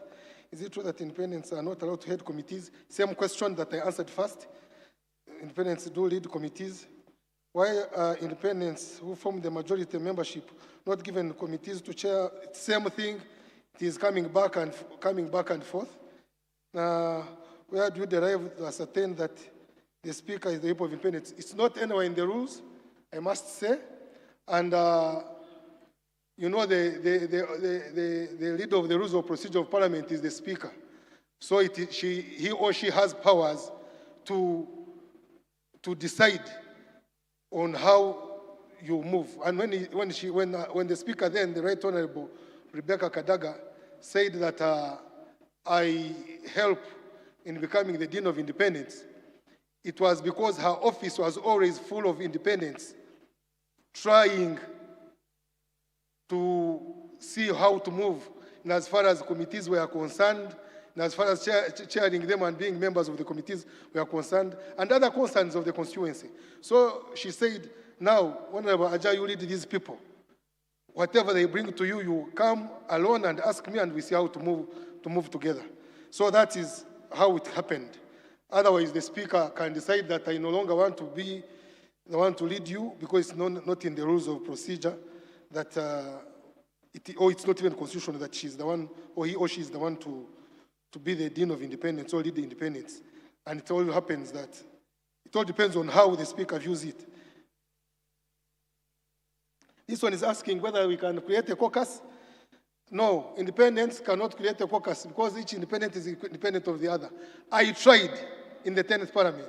I brought in the Administration of Parliament bill, and we were trying to see whether we could get into becoming a part of the commission. I can see our former chief whip now laughing at me. I was trying to see whether I could get to be on the commission. It didn't happen. We wanted to see whether we could get committees to chair without necessarily being given to us from the party whips. But it didn't happen because every independent is independent of the other. That's what they said. But if you could, you who is there, you could try it out and see whether it can happen. But as far as I'm concerned, I'm not a lawyer, so I don't know whether it can happen. But I tried it out, and the bill did not pass. It did not see the light of the day.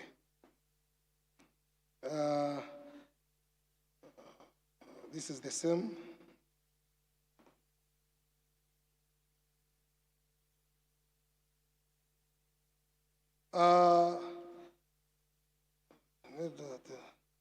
What should be made to come out of Parliament from as NRM member of Parliament, not to pronounce the position. I think this one is trying to ask me why I came to NRM as a member of Parliament. It was through the bad elections that we are passing through that I became independent. When it so happened that I went for the primaries and this time I won, I am NRM because this is the party I had always longed for to join. So I think that they are standing near me here. Let me try to run away and finish this. Madam Chair, do you see have the advantage of staying independent in Parliament? Yes, you have some advantages as independents, but I have to say that indeed every independent is independent of the other. So it is not easy for you to maneuver.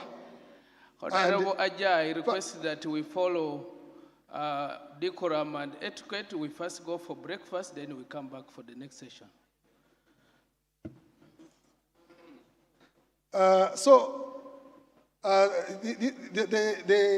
There's someone who's asking me that being dean, how do you maneuver to get to the dean? I think I've answered that. You become the dean if the speaker chooses you. It's not that it's an election or something. It also depends on what the speaker today might decide to have. Thank you.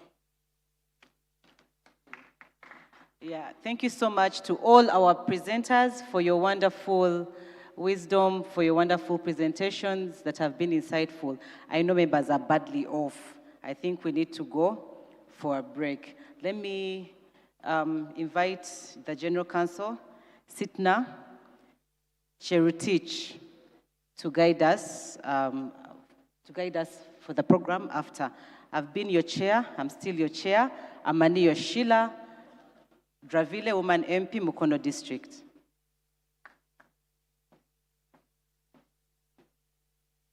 Honorable members, please allow a round of applause for our chair.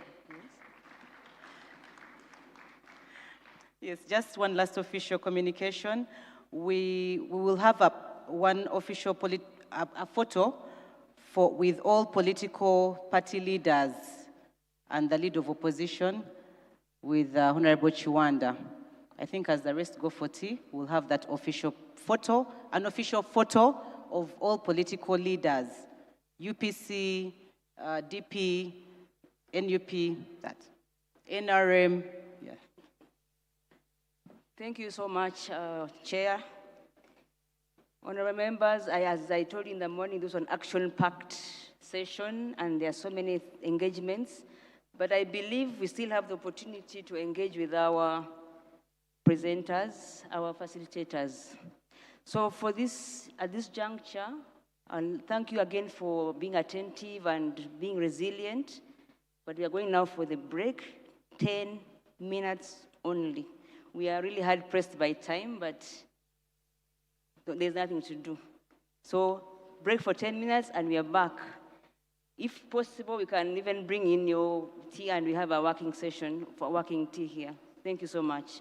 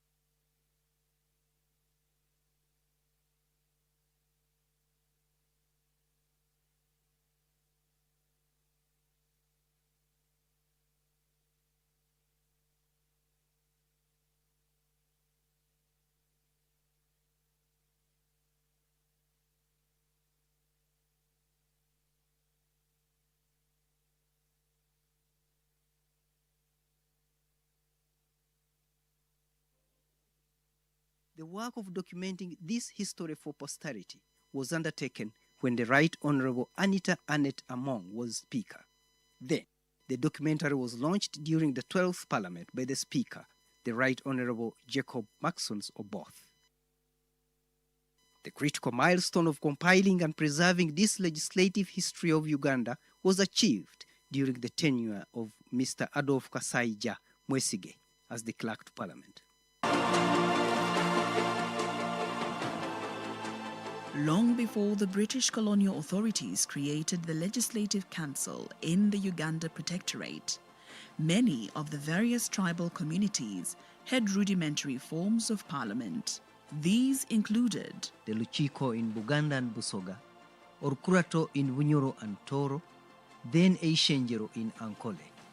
The non-kingdom areas also had councils, even if they were not as organized as the ones cited above, and the most enduring proof of the existence of these councils are the various courts of arms found on the main gates of Uganda's parliament.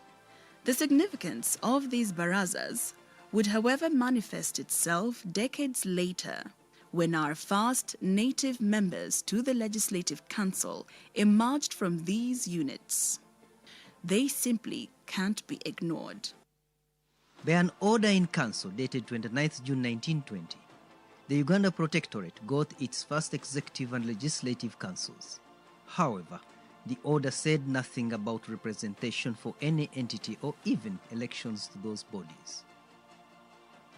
The first Legislative Council, or Legico, which sat on 23rd March 1921, was presided over by the Governor of the Uganda Protectorate in the role of Speaker. It had 6 other members, 4 of who were government officials, while 2 were private individuals. Numbering just over 1,000, the Europeans held all Legico positions, while Uganda's 5,000 Asians and over 3 million Africans held none. To borrow from George Orwell's Animal Farm, some of the British Empire's subjects were clearly more equal than others. 24 years after the birth of Legco, the first native Ugandans were finally appointed in 1945. Buganda was represented by Katikiro or Prime Minister, the Honorable Michael Kawalia Kagwa. Bunyoro, Toro and Ankole were represented by the Honorable Petro Nyangabyaki, Omhikirwa or Prime Minister of Bunyoro, with the provision that the seat would periodically rotate among the Prime Ministers of the 3 Western Uganda kingdoms. Busoga, Bugisu, Bukedi and Teso were represented by the Honorable Yokonia Zirabamuzale, Secretary General of Busoga, but representation would rotate among the Secretaries General of these Eastern Uganda constituencies. And at last, in 1949, the first native Ugandan representative for Northern Uganda, the Honorable Anthony Opua, entered Legico. Official records at Parliament Library show that by 1955, Legco membership had risen to 60, but there were still no signs of actual democratic representation via elections. It must, however, not be forgotten that Uganda was still a British colony. You will certainly wonder why this period records no political party activity and may even assume that there were no parties. But in 1952, Ignatius Kangave Musazi unveiled the Uganda National Congress, and 2 years later, in 1954, the Democratic Party was formed with Joseph Kasolo as President General. As we shall subsequently show, these 2 parties would play a crucial part in the development of Uganda's parliament. In 1958, colonial governor Sir Frederick Crawford appointed Sir John Bowles Griffin to be Speaker of the Legico. Griffin, who had earlier served as Chief Justice of the Uganda Protectorate, began presiding over council meetings instead of the governor. Indeed, Uganda's modern parliament was emerging. 1961 was another watershed in the story of Parliament, for it is when the Uganda People's Congress and the Democratic Party first faced each other in a national election. Of the 82 Legico constituencies demarcated, Benedicto Kiwanuka's Democratic Party won 43, Apollo Milton Obote's Uganda People's Congress 35, Ignatius Musazi's Uganda National Congress just 1, while 2 of those elected were independents. The first international assignment involving Uganda's directly elected legislators was the Uganda Independence Debate, which saw them flying to Britain for the famous Lancaster Conference. Among them was Uganda's first Chief Minister, Benedicto Kiwanuka, and Uganda's first leader of opposition, Apollo Milton Obote. On 1st May 1962, Milton Obote's UPC formed the government that would lead Uganda into independence on 9th October and after. One of the first things the 92-member National Assembly did was to elect a speaker rather than have one appointed as in the past. And the lucky man was none other than Sir John Griffin, who had been Legico Speaker since 1958. The tradition of electing a speaker from directly elected MPs would come later. Many Ugandans who see this new structure climbing into the skies beside the old Parliament building might think that legislative business in Uganda began at Parliament Avenue in Kampala. That is not true. The first session of the Uganda Legislative Council, or LEGCO, sat in the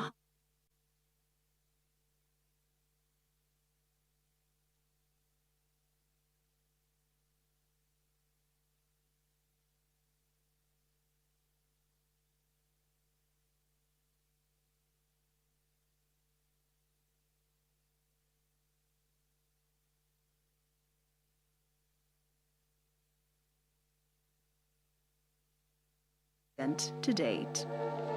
In 1950, the LEGCO shifted to what we today know as City Hall, Kampala, and continued legislating from the very place where today's Kampala councillors conduct business. Hello, honorable members. The distinguished ladies and those who are inside, let's stand up and do something because we are time bad. We get prepared for the next presentation. May I have your attention, please? And those who have finished your tea, please come and join us. Let me have those who are around, we stand up. May we please stand up? Let's stand up and do something. We can start with those who are here because we are time bad. Chair, you're the one, you can tell them we stand up. Honorable members, may I get your attention? May I have everyone stand up, please? We have a simple fitness break as we prepare for the next session. Honorable Chiwanda, you be the team leader. I want you to be the team leader.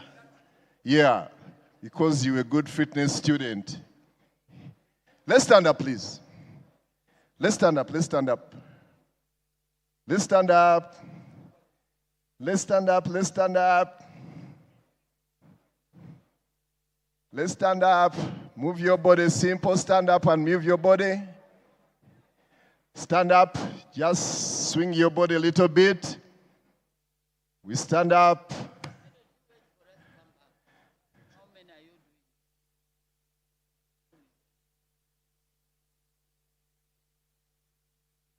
Okay.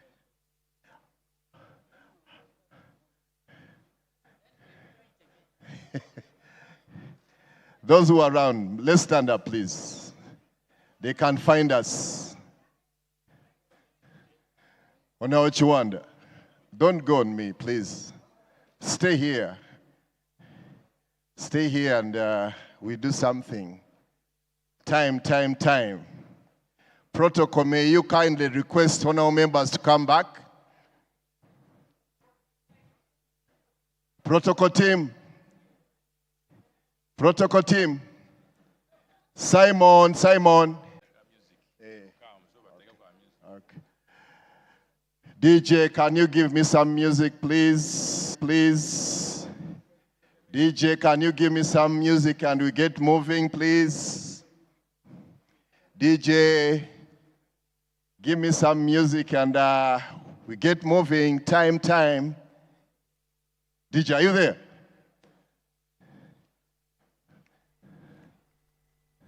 Keep moving. We are going to get music and we start moving. DJ, have you forgotten me?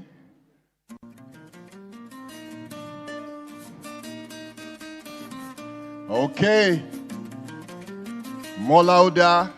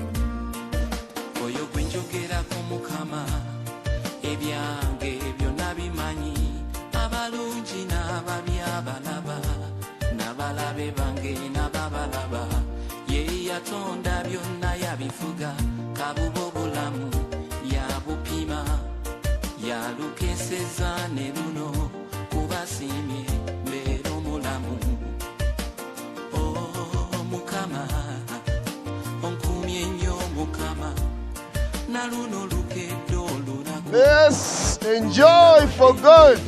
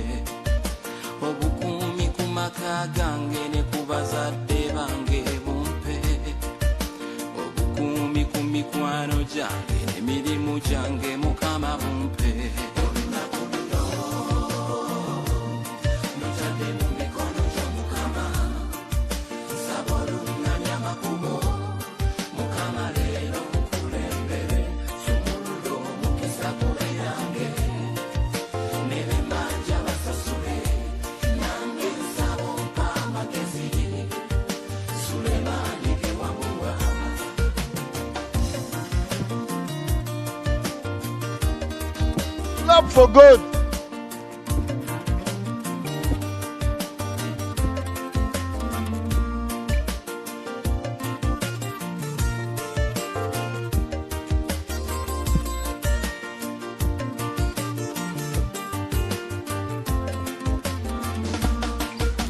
Nsazamwe ebiroto byendota bwe bibe ebikyamu emizimu gy'aba bafa era nakyo nsazaamu ebikolimo n'eddogo nsazaamu ebisulo nyambala omusaayi gwa Yesu ku balwazi.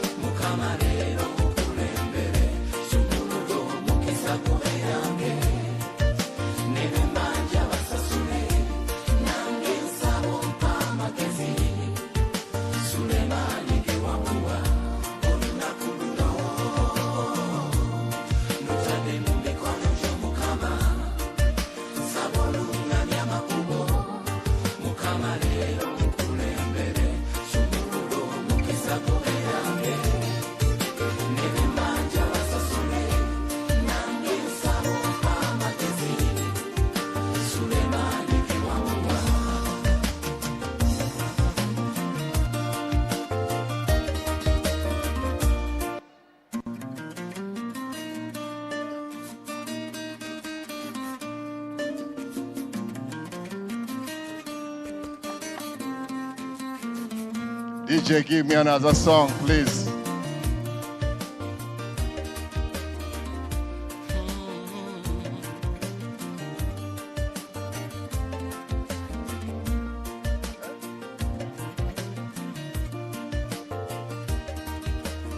DJ, give me Cheza.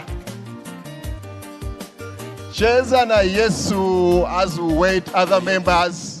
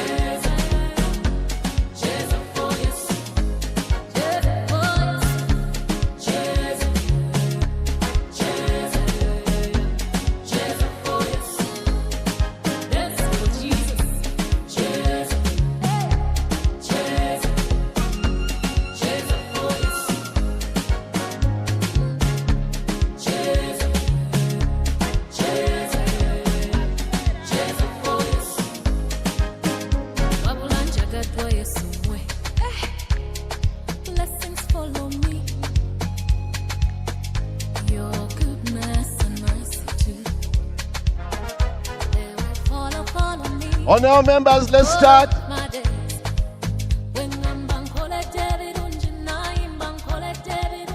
Thank you very much, Coach Bob, for setting up a lively moment for us for this next session. As already elucidated, our time is fast spent. But I would just like, as the honourable members settle back in as quickly as possible, just a few pieces of communication. In a few minutes, in about 30 or 40 minutes, it will be time for Juma. So Nalubale conference room on level 1 is the room that has been set aside for the prayers. We also have a circle desk at the main entrance in case you'd like to join the circle and save with it. Please do join. The circle team is at the entrance. iPad distribution is still ongoing. In case you did not receive your iPad, you can go to Semliki Hall on the ground floor to the left.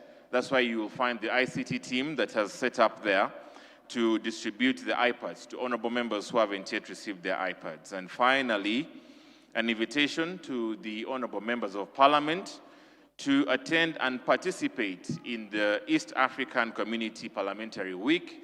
It is taking place from 8th July to 10th July, that is next week, Wednesday to Friday, in Conference Hall B, or rather Conference Hall A and B at Parliament of Uganda. The program will be starting at 9 a.m. daily and ending at 5 p.m. Thank you very much.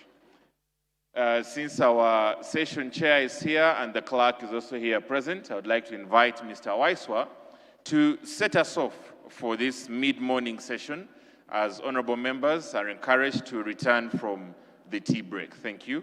Mr. Waiswa, you're welcome.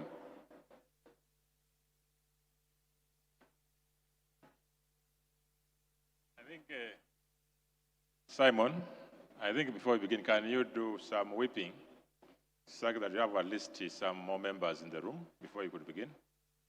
Just do some whipping. Use the protocol officers kindly. Thank you.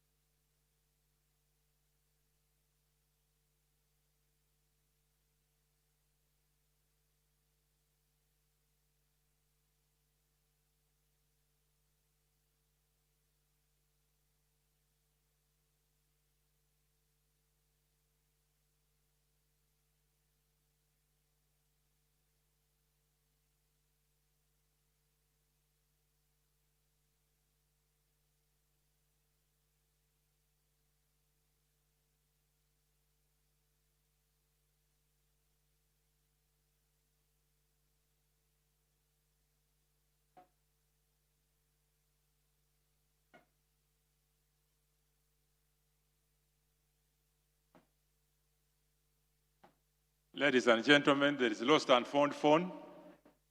If you have misplaced or lost your phone, please check with me. But you come with all the particulars. Have a lost and found what? Phone.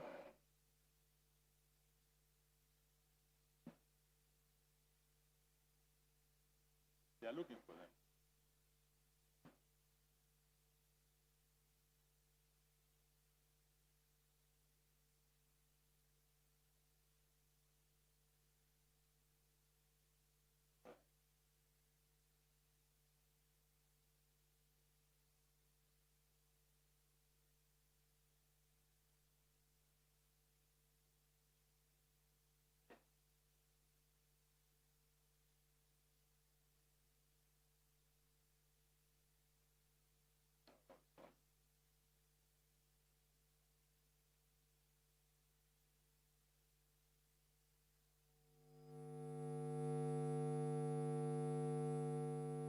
There is lost and found phone.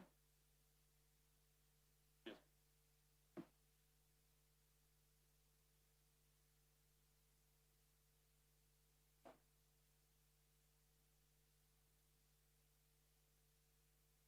I have just the phone.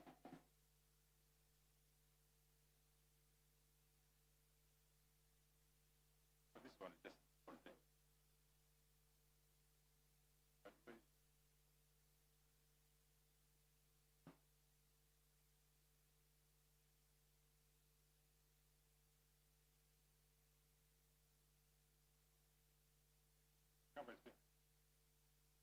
Is it this one?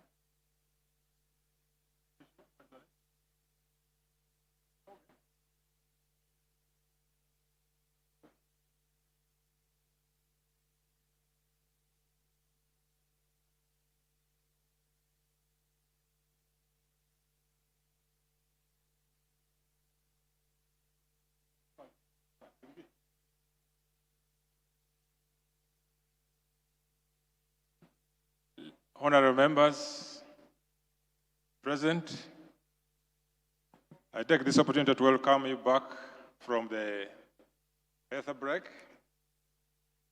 and to the second session of this induction. I have the honor to introduce to you the chairperson of the session, Honorable Rakojo Robina Guleme.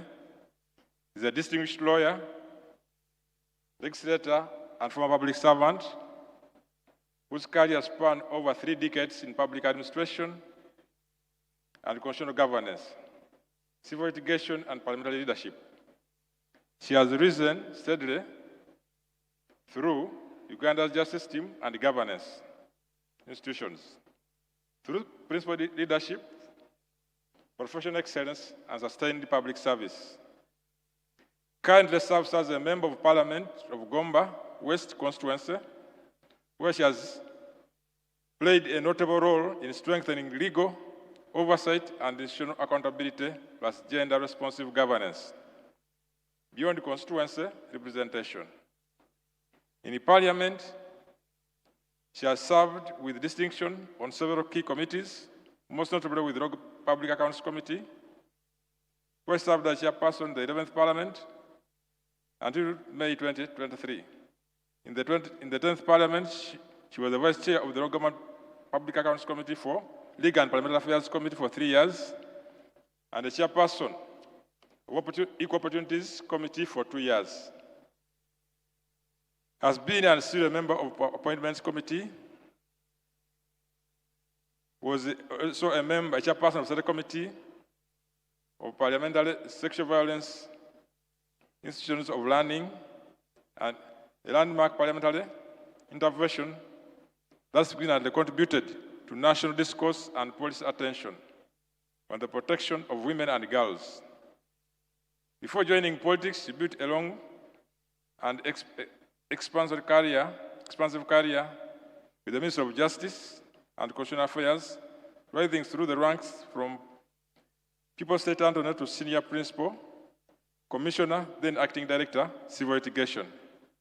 A long-standing advocate of women's rights and legal reforms, previously served as Secretary and Treasurer of the Executive Committee of FIDA, Advocate of the High Court, and a member of East African Law Society. Kindly, can we give her a round of applause to welcome her? Thank you so much, Honorable Chair, and I have the pleasure to invite you to lead us through this session. Thank you.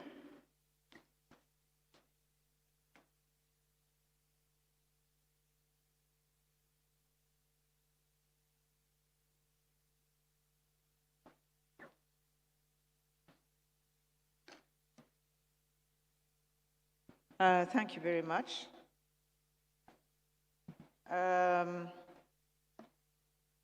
Honorable members, permit me to ride on the protocol that was already used by my colleague from Okono in the previous session.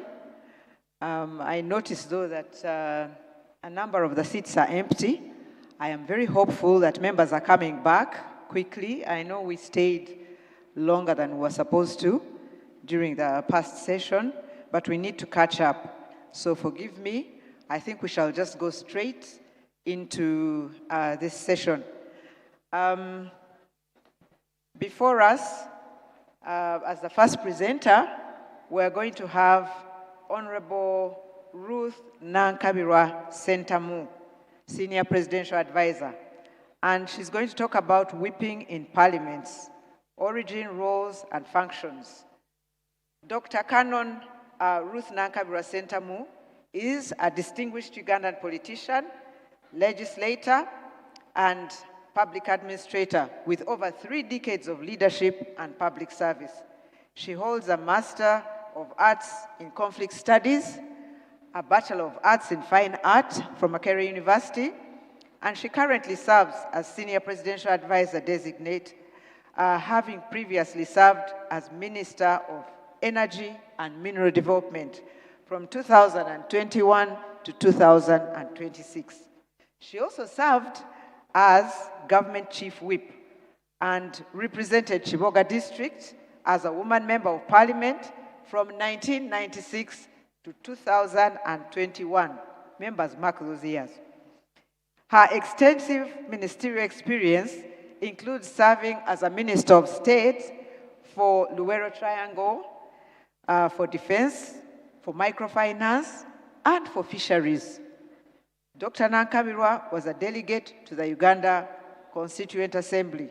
That was 1994 to 1995, contributing to the country's constitutional development.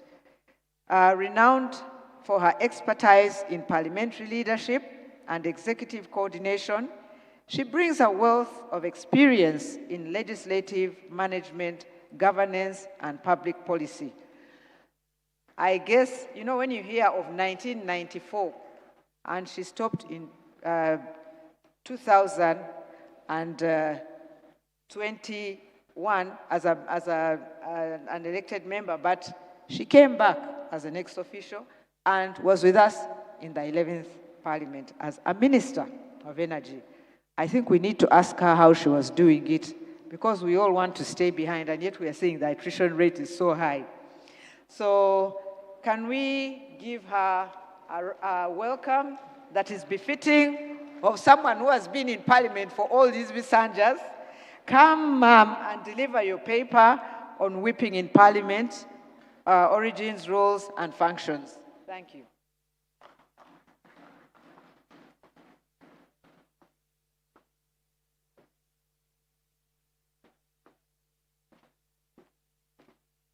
Thank you very much, Chair. You forgot to tell us that I am a mother of 7. It is important because as we go through the presentation, you'll appreciate the challenges that members of Parliament have, including matrimonial obligations. So I'm a mother of 7, 3 girls and 4 boys, sharing the same father.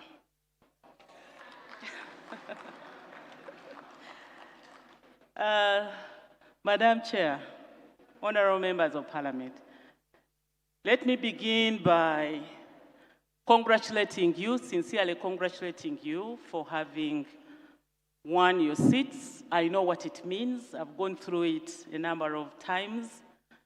And I want to congratulate you for having been sworn in successfully. I want to thank the people of Uganda who entrusted you with this responsibility. And special congratulations go to the Right Honorable Speaker, the Right Honorable Deputy Speaker.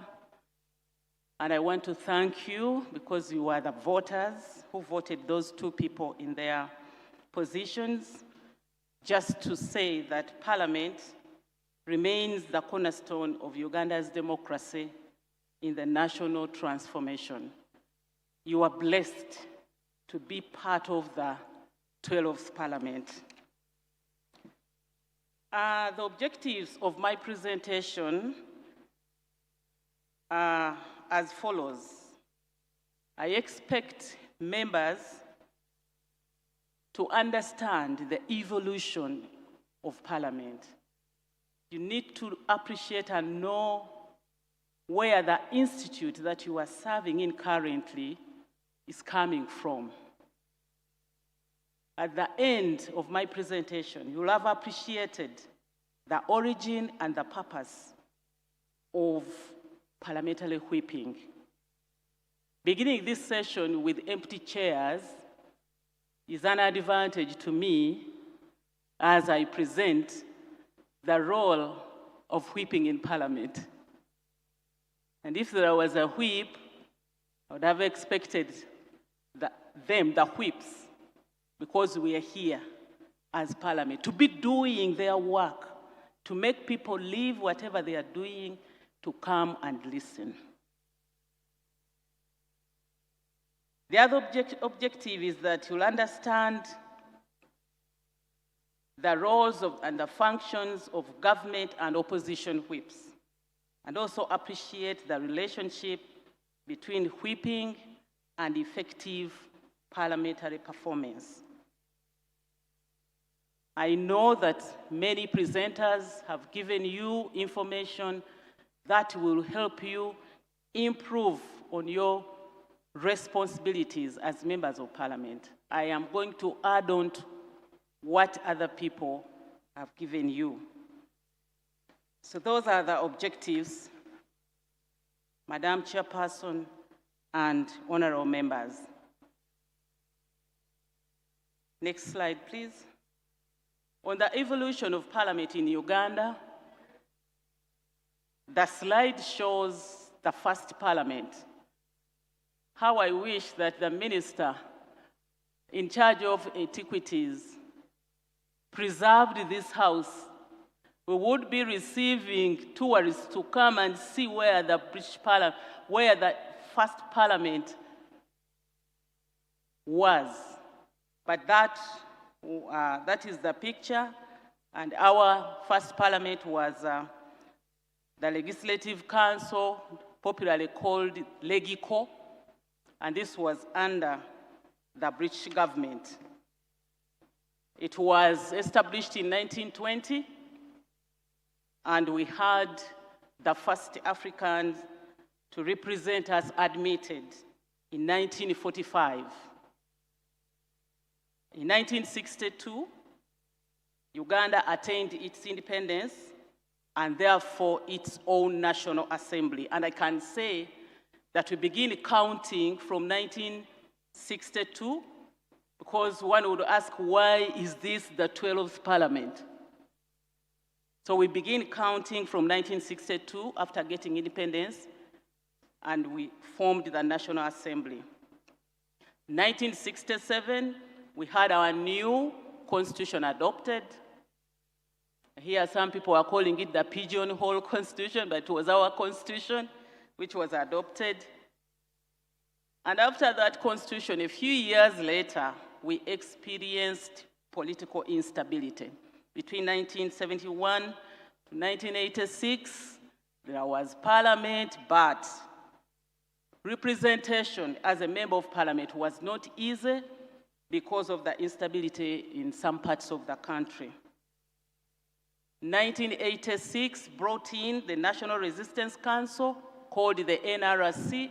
And I think the first speaker was Haj Chigongo, or the president himself, and then Haj Chigongo. So we had NRC members. And then the 1995 brought the promulgation of the Constitution, which we are following to date. I am a proud Ugandan who participated in the promulgation of the 1995 Constitution. Actually, elections were in 1994, then 95. We spent 18 months, and then 1996, we went back to campaign, and some of us who were using the experience of the 18 months to seek for the votes to participate in the 1996 elections. So 2005, we witnessed a change in our democracy, because in 1986 we were under a movement system of governance where members were contesting on purely individual merit. And in those parliaments, we were with the Beni Watchers, Sisiri Ogwal. They came with their political beliefs and affiliations, but we were moving together. It was a movement system of governance, but within the movement, we also had people who were believing in the multi-party political dispensation. So in 2005, the ruling government supported a referendum to ask the people of Uganda as to whether we change, and the people changed. We saw the coming into force of a multi-party political dispensation. And then 2026, where we are, you have been inaugurated as the members of parliament of the 12th parliament, and congratulations. So I told you that the first African members of parliament who were admitted in 1945, we had 3 of them: Michael Ernest Kawalya-Kaggwa from Buganda, and Petero Nyangabyachi from Bunyoro, and Yekonia Zirabamuzale from Busoga. These are our heroes, and I must thank them because we've seen many leaders coming from these homes, the Kawalya-Kaggwas, the Zirabamuzale, Nyangabyachi. So they inculcated good attributes in their families, and we saw many of them joining legislation in this country. On the modern parliament of Uganda, you remember the constitution I mentioned, which was promulgated in 1995, which has features, most of which I think Honorable Abdul Katuntu did a very good work by ably presenting the role of parliament, and I will really summarize. You must know, honorable members, that the independence that happened in 1962 was a move to sovereignty of this country. And so all the legislation rotates around sovereignty of Uganda. And the Constitution is a document that captures the need to respect multi-party representation. In that Constitution, the years for the term are enshrined. There was a move to amend the Constitution when we were amending Article 102B to lift the age limit. There was an amendment which was moved to also increase the number of years for the term. But you know what happened? Court did not support that because the mandate that that parliament had was for them to serve for only 5 years. You cannot sit there and say, let us increase 2 years. So that was lost. So we still hold on to the 5 years. Currently, we have, I think, 555 members. Parliament is headed by Speaker and Deputy Speaker. They are parliamentary commission. There is a parliamentary commission, and members or commissioners of Parliament must appreciate their role. A Parliament that is live and sticks to its mandate must have a very strong parliamentary commission. They are sectoral and sessional committees. Sessional committees stand for 1 year, sectoral committees, 2.5 years, but we started with 5 years, but because members of Parliament were becoming many and many, we broke it into 2.5, so that other people can also have opportunities to serve. I am telling you this so that you will appreciate the chief whips, the leader of opposition, when they are whipping you to come to Parliament, you will appreciate that you have a cardinal duty of making sure that this Parliament is ready for the future. Of course, you are the members of Parliament who represent constituencies. Some of you are district women, members of Parliament who do not represent women only. There is always a mistake where people think that women members of Parliament represent only women. You are elected by both genders, so you represent everybody. But your constituency is wider. We have the 10 UPDF representatives, the youth, the workers, people with disability, and all those members have equal responsibility in representing the people of Uganda. The very core functions are really constitutional. You don't play with it. Nobody is supposed to play with it. You are supposed to do the real legislation, legislating for the people that you represent. You have to do oversight. How can you do oversight when you are never in the House? You cannot. You must be present. Budget approval. You have to fix your eyes on the budget. I remember the time when the budget, when I had just joined the Ministry of Energy and Mineral Development. I had a terrible cough. I wasn't in the House. I was watching from home. Honorable Okasai was in the House. Those members of the 11th Parliament who are in the room will bear me witness. When the budget for rural electrification was slashed to zero, 100 billion shillings was removed. It was removed. I had to write to the Speaker, I had to write to the President, and they said, don't ask me about the manifesto. Money has been removed. And my letters caused a change. And the supplementary was retabled. I remember Honorable Mwanga Chivumbi standing up to fight for the 100 billion shillings. He said, you can't remove this money.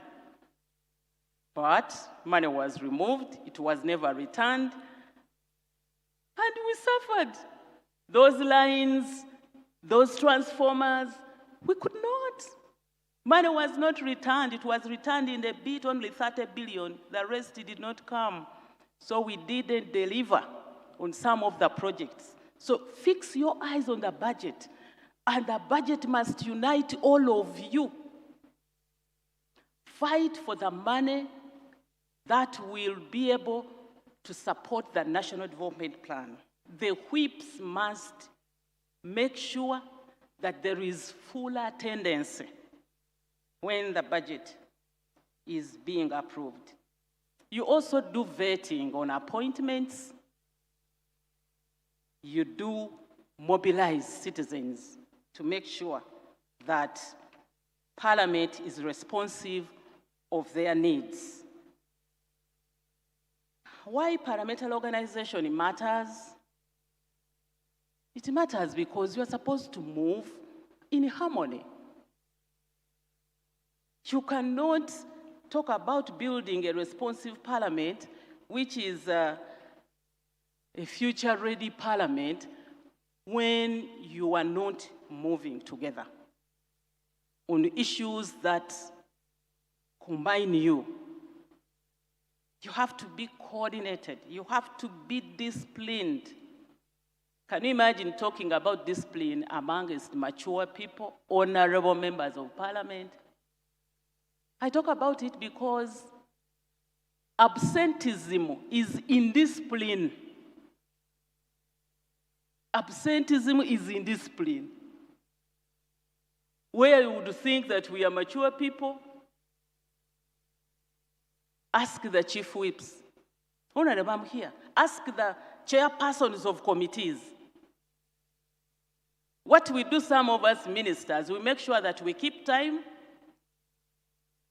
make the life of the chair of the committee difficult by going early, keep time with your team, and then you see the chair of the committee really sweating. Honorable, where are you? I'm here in the corridor.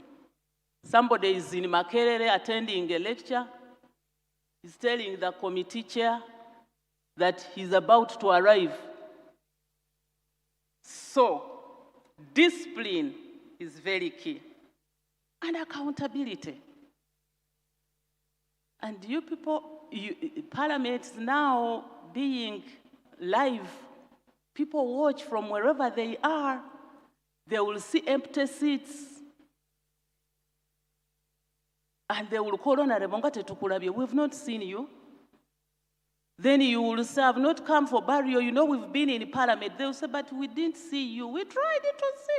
We checked, but we didn't see you. So you have to be accountable. Above all, parliament, it will be better if it is built on consensus building. You know, voting is democratic, but it leaves you divided. Leave alone what the Bible says. Here, where we are, voting is good, but it leaves people divided. So consensus building will be key. And then effective communication. Honorable Chair, I hope this is not going to be the last kind of interaction with the members of parliament. We do still have to once in a while organize for members of parliament to be helped, to be equipped so that they do a good job. Effective communication, consensus building is a work of the whips to make sure that parliament is ready to concede, give and take. Win-win. Okay? Win-win. Let me now go on to the origin of parliamentary whipping. This whipping was derived from the British hunting term, whipper-in, where the hunter was trying to whip the dogs to remain in line, not to stray. That's where it came from. And remember, we are members of the Commonwealth, and we were former British protectorate as Uganda. And when we are giving and taking over office, these are the tools that we hand over. I think Honorable Jane received the tools, the whip, and then the bell, and then the hammer, just to keep, you know, the members of parliament in line. So this concept was adopted by parliament to maintain cohesion among party members. Business is typically graded. The business of whipping is graded In the Westminster tradition, the items are underlined as once, twice, thrice. Once you go beyond that, then you were summoned. For example, if it is a one-line whip in the Westminster indicates that attendance is desirable, but the party will survive without full attendance. That is one line. This is not on the slide, please. You can attend, even if you don't attend, the party will survive. But the two-line whip, this signals that the vote is important and members should make every effort to attend. Every effort to attend. There are times when we got people out of hospital. I remember the late Sebunya, especially at times of constitutional amendments where we have constitutional numbers required. 2/3 must be 2/3. You miss with one vote. So the whips must track where members of parliament are. If somebody is in hospital, first of all, you have to check on that person because you will need that person. There is a 3-line whip, which is the highest instruction. It is mandatory. Failure to comply can have serious political consequences. Mandatory. You remember? Except those who are independent, but some of you have already signed your memoranda of understanding, so you are obliged. So we no longer have individual merit, I came alone, leave me alone. No. You are belonging to a party whose flag you held. So once you are required, you must appear. In Uganda's parliament, the grading was adapted, but we apply it differently. What is important is for members to know what matters, when it matters, and how, so that you are ready.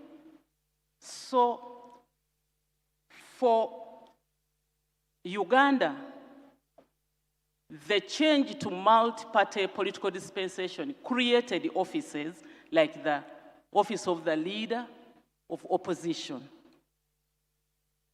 I hate calling it opposition because it confuses some people. To remain opposing even where something does not require really strong opposition, you must oppose. I would prefer calling him the alternative leader. You know, the alternative, because they are the alternative government in waiting. But when you say leader of opposition, you must be seen to oppose government. This misleads my alternative leader. Then the government chief whip was created. Before that, we had ministers of parliamentary affairs. I remember Hope Mwesije and those, they were called ministers of parliamentary affairs. Because as parliament, remember I told you, it is important to move in a coordinated manner. Whether you are in a movement, political party system, or in multi-party, you are supposed to move in a coordinated manner. The introduction of the political party created the government chief whip and the opposition chief whip. Why chief? Because there are other whips. Party whips. I am seeing the former UPC whip, party whip, DP whip. I had my regional whips. Is Honorable Waluswaka here? They are those that you appoint to make sure that they help you understand what is happening to the members of parliament in that region, so that when you need them, you will get them. If somebody has got a tragedy, you are with them. It's not about weeping when you don't know how my life is. The whips must really have a heart to know what is happening. Somebody is choking in debts for you, you are weeping, come to parliament, come. The man is in hiding, you are. So you have to know, I'll be telling you challenges. So really, weeping is that system through which political parties coordinate members of parliament, communicate party positions, organize attendance, guide on voting, promote discipline, facilitate parliamentary business. That system is what we call whipping. The parliamentary whipping was established by the Administration of Parliament Act. This act is very important for you to acquaint yourselves with. The parliamentary system has both whips on government and opposition side. Therefore, if you are established by law, the law did not establish you to become enemies. You're supposed to work together as colleagues, as servants of the people of Uganda. There are people who overstretch it. You got somebody's constituency and you hit that person. But on the floor of parliament, you will need that person. Because we use the lobbies. I could call, somebody from the opposition, come, we meet in the lobbies. And then he takes the information. So you have to maintain that cohesion and harmony. The government chief whip is a senior cabinet minister. Some people may not know this. When I was appointed, I was appointed as government chief whip after serving as Minister of State for Fisheries. They said, now she's been appointed as class monitor. You shut up, keep quiet, you talk. I said, even if it's class monitor, they pick on a student who can really, whip the class. So you were class above the class. You were class above the class. The whip is a class above the class. So the government chief whip is a senior cabinet minister, second to the prime ministers. Prime minister, first deputy prime minister, second deputy prime minister, third deputy prime minister, government chief whip. That is the position. That office has powers unless you don't know how to use them. I know how to use the offices that I'm always assigned to. The opposition whip, when meetings take place at party headquarters, I expect the opposition whip to be reporting through the leader of opposition. On the NRM side, the government chief whip, because she chairs the NRM caucus, which is an organ of the party, which is supposed to be represented on the Central Executive Committee. The chair of the NRM caucus straight away, without campaigning, becomes the member of the Central Executive Committee. The Central Executive Committee is very, very important because the committees in Parliament, members of Parliament are supposed to be designated by their whips. For NRM, the government chief whip must present names to the Central Executive Committees, names, proposals for leadership of the committees and membership of the committee. Leadership and membership. Even commissioners, they have to go through the Central Executive Committee. So when the whip is whipping you and you are looking the other side, you will need her. What are you telling me? Okay. Okay, let me rush. So both the opposition whip and the government chief whip are supported by assistant and regional whips who help them manage and communicate to Parliament. I will jump this slide, which is talking about mobilizing MPs and coordinating, and go to the opposition chief whip, the key responsibilities, and I'm sure that even on the opposition side, they have caucus meetings. Members, please open up these caucus meetings for members to quarrel and argue while there, so that the quarreling is not done on the floor of Parliament. It can be really embarrassing when the leader of opposition is giving a presentation and his person is shooting him in the stomach from the back. Yet there was a caucus. So let everything happen in the caucuses. Open up. Chair, I remember how I used to chair UNRM. Don't wait for the president to call the caucus in Entebbe. You are supposed to meet once every month. Meet, discuss, quarrel from there. Let members of Parliament ask questions. Let ministers present bills in the caucus, understand, then go on the floor when your questions have been answered.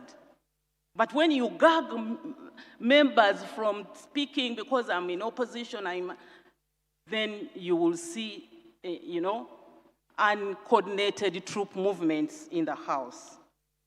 So the roles are similar. They manage voting.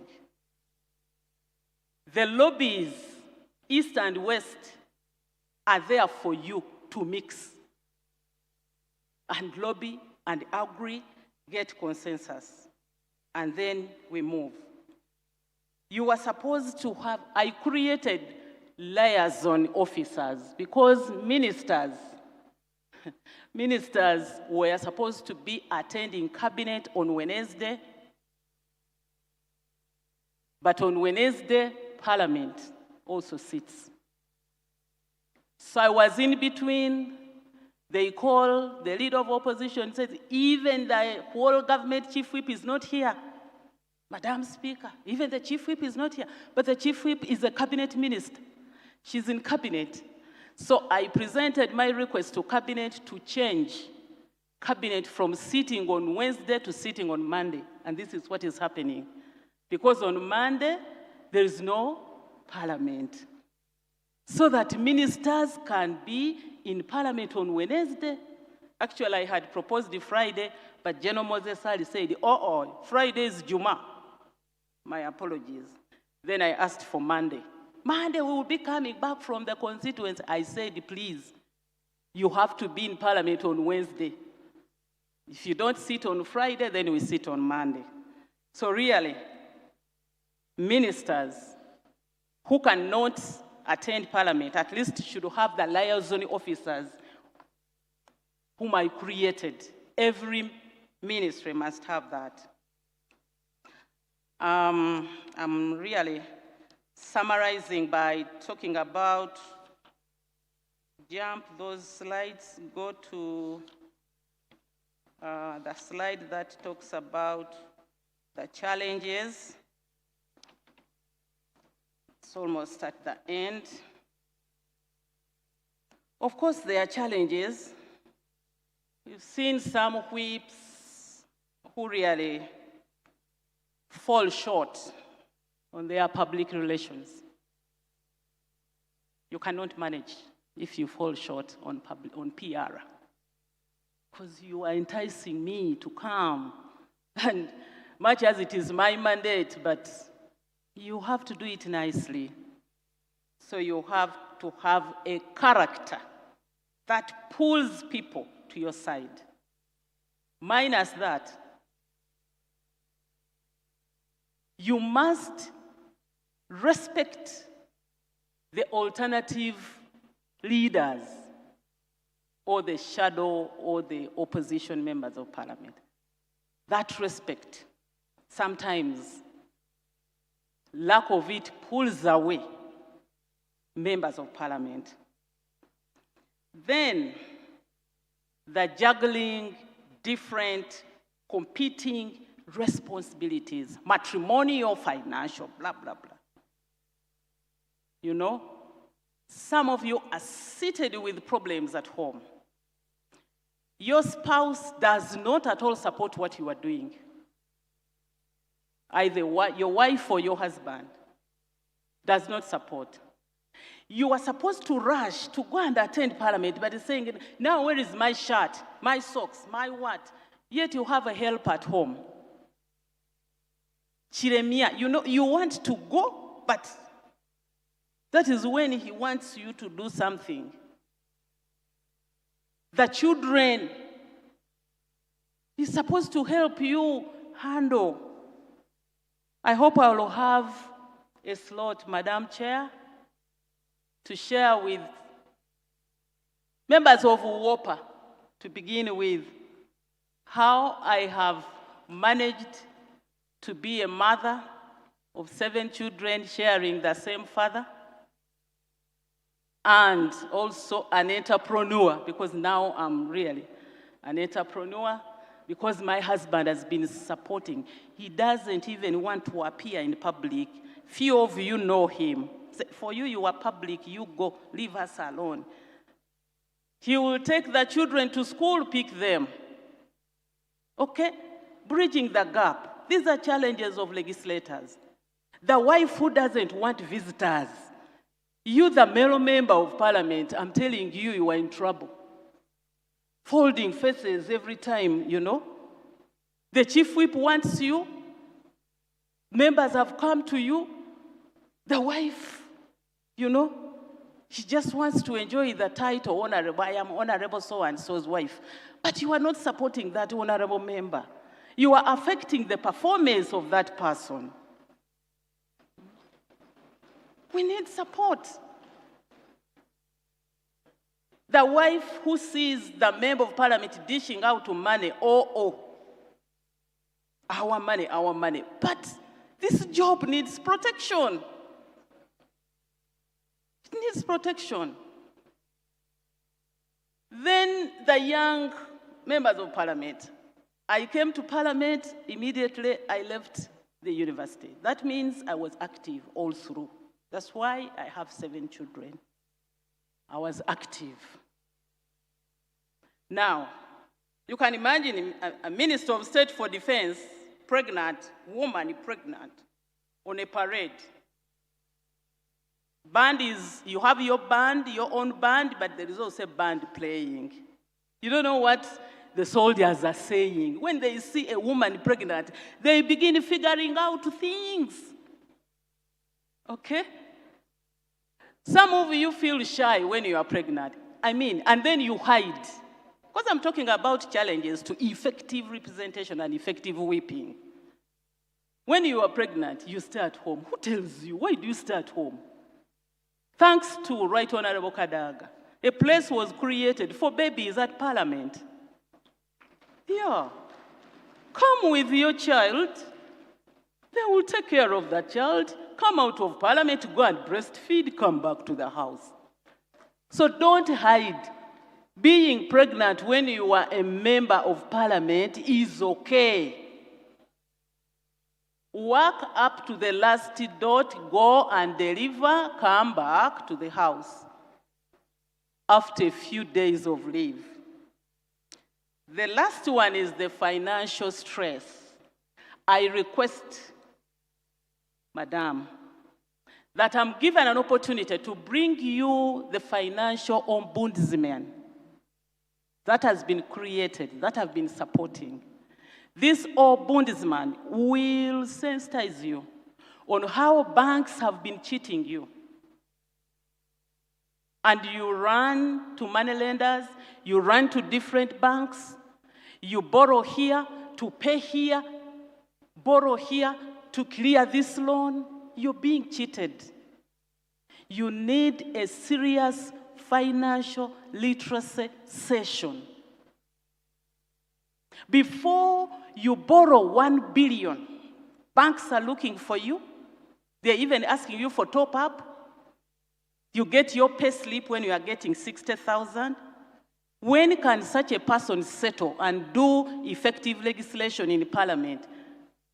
When his or her mind is not settled. We need a financial literacy session early enough.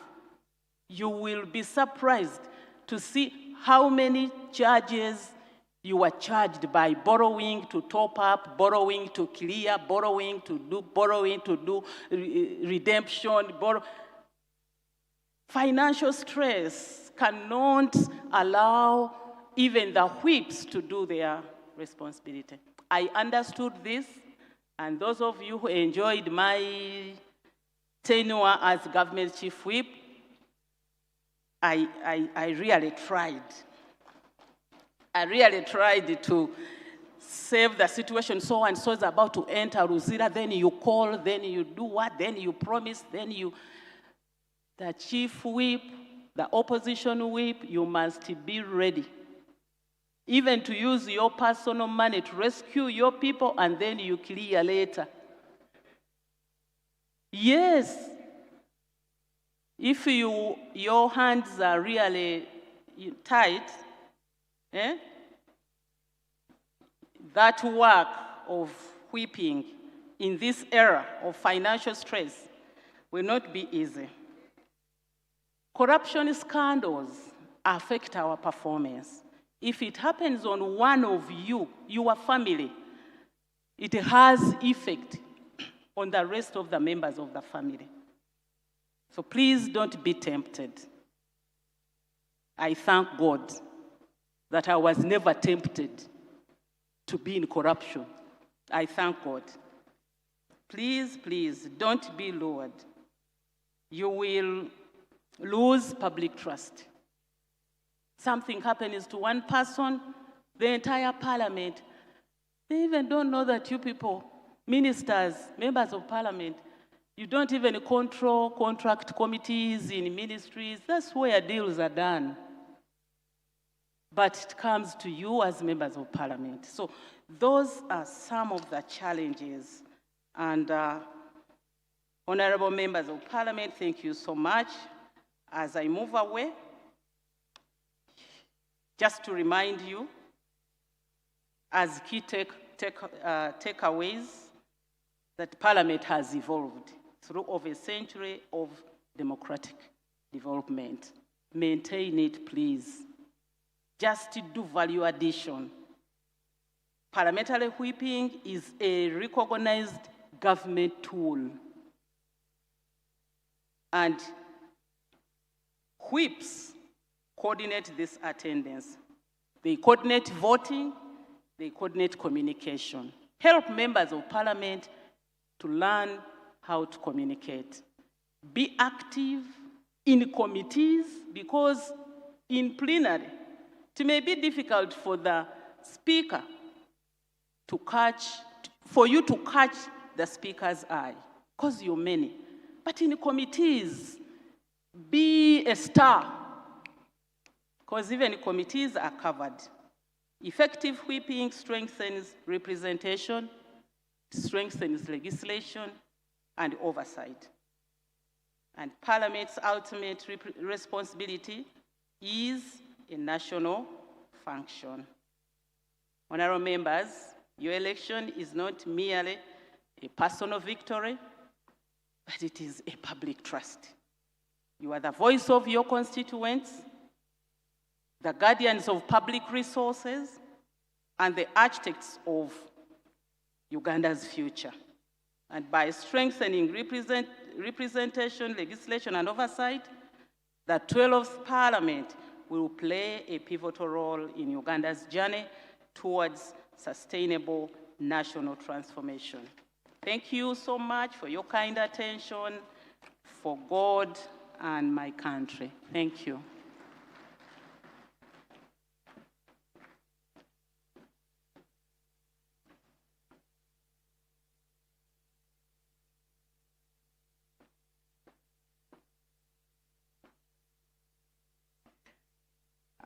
Thank you very much, Honorable Dr. Canon Ruth Nankabirwa Sentamu. Your presentation was very relevant and was really interesting. It couldn't have been anybody better. Please give her another round of applause.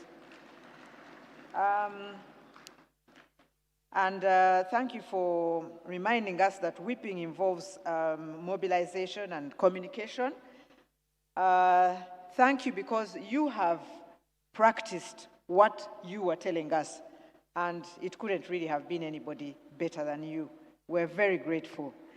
Members, please remember that you're supposed to forward your questions. Please write them and bring them up. She has asked about talking to us about managing the family and all that. I think those in charge of WOPA have their ears open. And also, I hope that we can have refresher induction workshops so that some of these other topics come up. I know tomorrow there is something on improving financial planning. And so maybe something will come up on that, on what you were saying. But thank you so, so much. Our next speaker is going to be Dr. Shaft Nasa Mukwaya. He's the Secretary of the Equal Opportunities Commission, and he's going to talk about inclusion and equity, the role of legislators in reducing barriers for opportunities in development. Dr. Shaft Nasa Mukwaya is a seasoned public sector executive, governance specialist, development practitioner with over 25 years of progressive leadership experience in public administration, institutional management, youth development, policy implementation,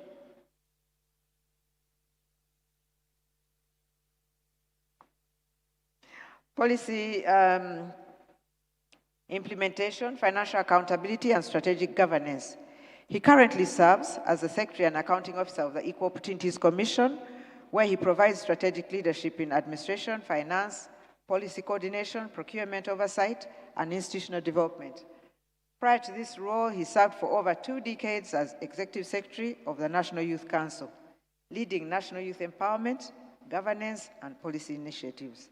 Dr. Mukwaya possesses extensive expertise in strategic planning, human resource management, public financial management, stakeholder engagement, project implementation, resource mobilization, and regional and international coordination.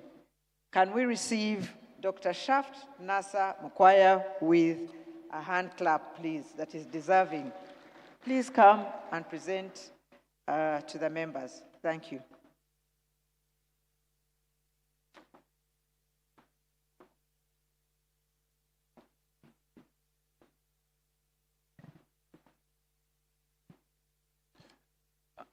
Thank you so much, Madam Chairperson of this session, for your kind, charitable, and generous introduction. And I must say that I am extremely delighted to be presenting this paper to this national parliament, whose composition and mandate is both a manifestation and crystallization of the central role of inclusion, equity, and equal opportunities in Uganda. I don't think it's an exaggeration if I say it right from the onset that most of us who are here as MPs are direct beneficiaries of this subject of inclusion and equity. I therefore would like to take this opportunity to congratulate the members of parliament who are here today upon your recent election to this noble office of parliament. Madam Chair and honorable members, my presentation will be made in a summary form. I will kangaroo on most of the slides. I won't read them verbatim, but allow me to mention, I hope Secretariat, thank you. Allow me to mention that the structure of the presentation will follow what has been shared there. And I will go straight to about the commission, which I am glad to be part of. Honorable members, the Equal Opportunities Commission is a constitutional body established under Article 32 of the 1995 Constitution of the Republic of Uganda and operationalized under the EOC Act, CAB 7, to give effect to the state's constitutional mandate of eliminating discrimination, marginalization, and inequalities against any individual or group of persons, and take affirmative action in favor of groups that are marginalized on the basis of sex, color, race, ethnic origin, tribe, birth, creed or religion, health status, social, economic, and political opinion, disability, or any other reason created by history or custom for the purpose of redressing imbalances which exist against them. That is the summary of what the Commission was created by you, the members of Parliament, to perform. Allow me to talk about the importance of inclusion and equal opportunities by using that particular image there, and we'll talk about basically three concepts of equality, equity, and reality.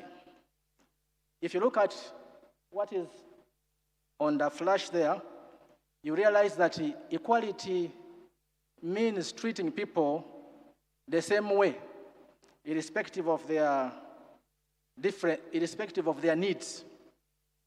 And that's why you can see our 3 Ugandans there were all given the same resource, irrespective of whether the young one needed a better one or not.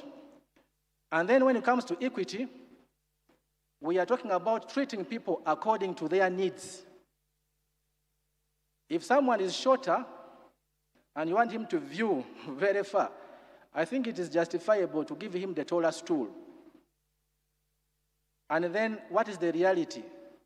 The reality is that we have in our society people who have what they don't need, but they keep on demanding and accumulating things for themselves without caring and catering for others.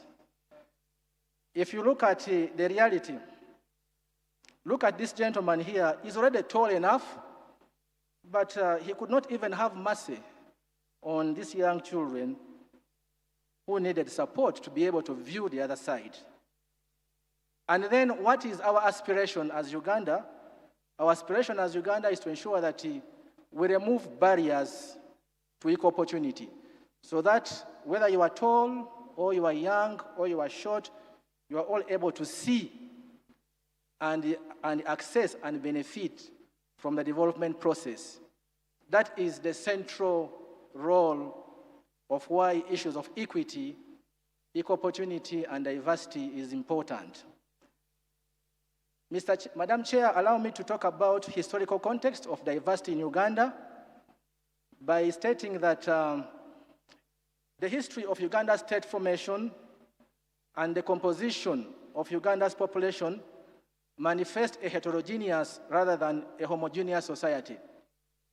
The heterogeneous nature of Uganda's population or society is manifested in the following: multiple tribal ethnic groups, diverse religious affiliation, different political beliefs and ideologies, social, cultural, and traditional differences, topographic and geographical variation.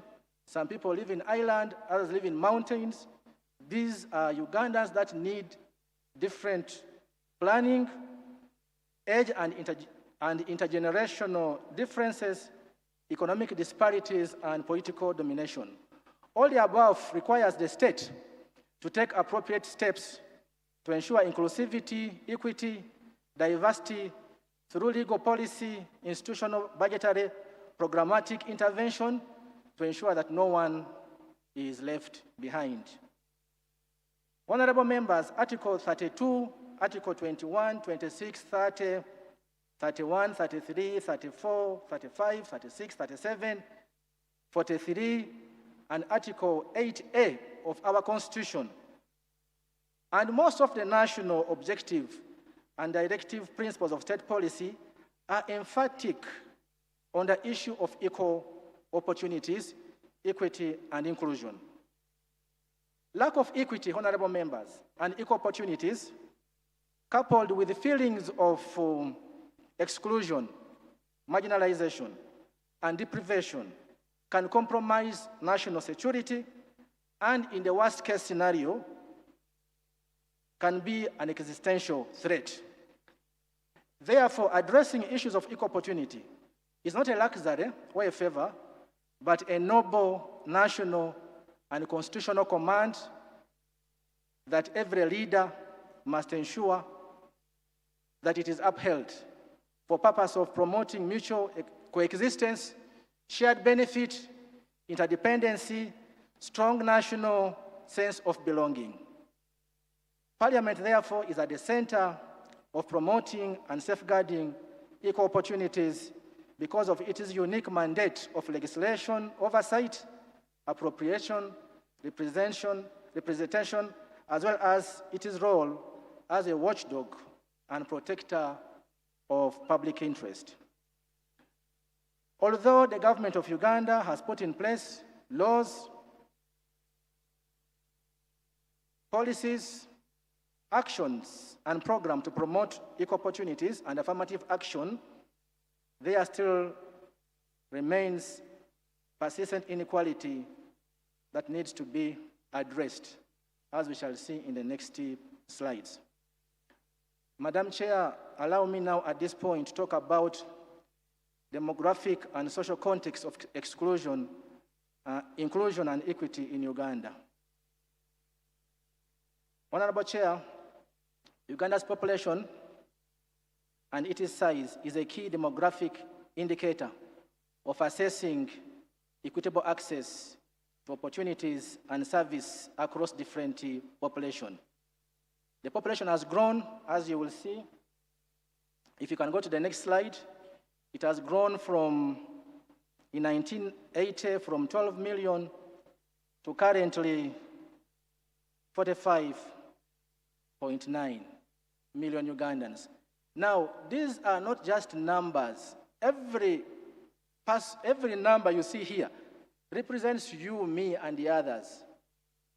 So when we talk about population being 45.9 million, we are talking about Ugandans who are out there, who needs our services, who needs our protection, who needs us to advocate for their concerns. And it has implication on issues of equity and diversity. The next one is the population of Uganda distributed by gender and age. And as you can see, honorable members, the women are more. They constitute 51% of the population, and the male constitute 49%. And this also has implication on affirmative action, planning, budgeting, and representation, that since the women are more, they need to be protected, cared for, but also when you are planning for anything, that number has to be put into consideration. Because the number is not merely numbers. It's not merely mathematics. We're talking about human beings behind the numbers. Now, when you go to demographic and social context of exclusion in Uganda, in terms of regional distribution of the population, the next slide, please. You will realize that the 45.9 Ugandans are distributed according to these numbers. If you start from Buganda region, there are 11 million. You go to Busoga, there are 4 million. Down to Sebei with that number. Now, again, these are human beings. They are from Busoga, they are from Acholi, they are from Rwenzori, and they have aspiration, they have needs. They are people who need to be protected and defended. Therefore, the implication of this to this parliament is that population as a parameter of resource allocation should be respected. There is need to respect population as a parameter for allocating national resources. Otherwise, why do we carry out census every 10 years? If we carry out census every 10 years and nothing happens in the lives of Ugandans in terms of planning, budgeting, and resource allocation, then it means the census was in vain. Also, topographic and geographical variation should be mainstreamed in our planning process. People who come from islands, those who come from mountainous areas, they face unique challenges that should be mainstreamed and considered while allocating resources. Need to address unique, specific, and sub-regional development concerns. We cannot have a one-size-fits-all solutions. That what is good for the Uganda is good for the what? It does not apply in development. It is important that the specific needs of regions where we all represent should be considered while planning, in addition to demographic dominance. Then, of course, need for affirmative action in favor of areas that have suffered intense marginalization, either structural or historical marginalization, in terms of infrastructure development and other services. Madam Chair, the next one is our population divided according to age, and you will see that here we consider the children, who are the majority. Then we have the youth, we have the adults, and we have the elders.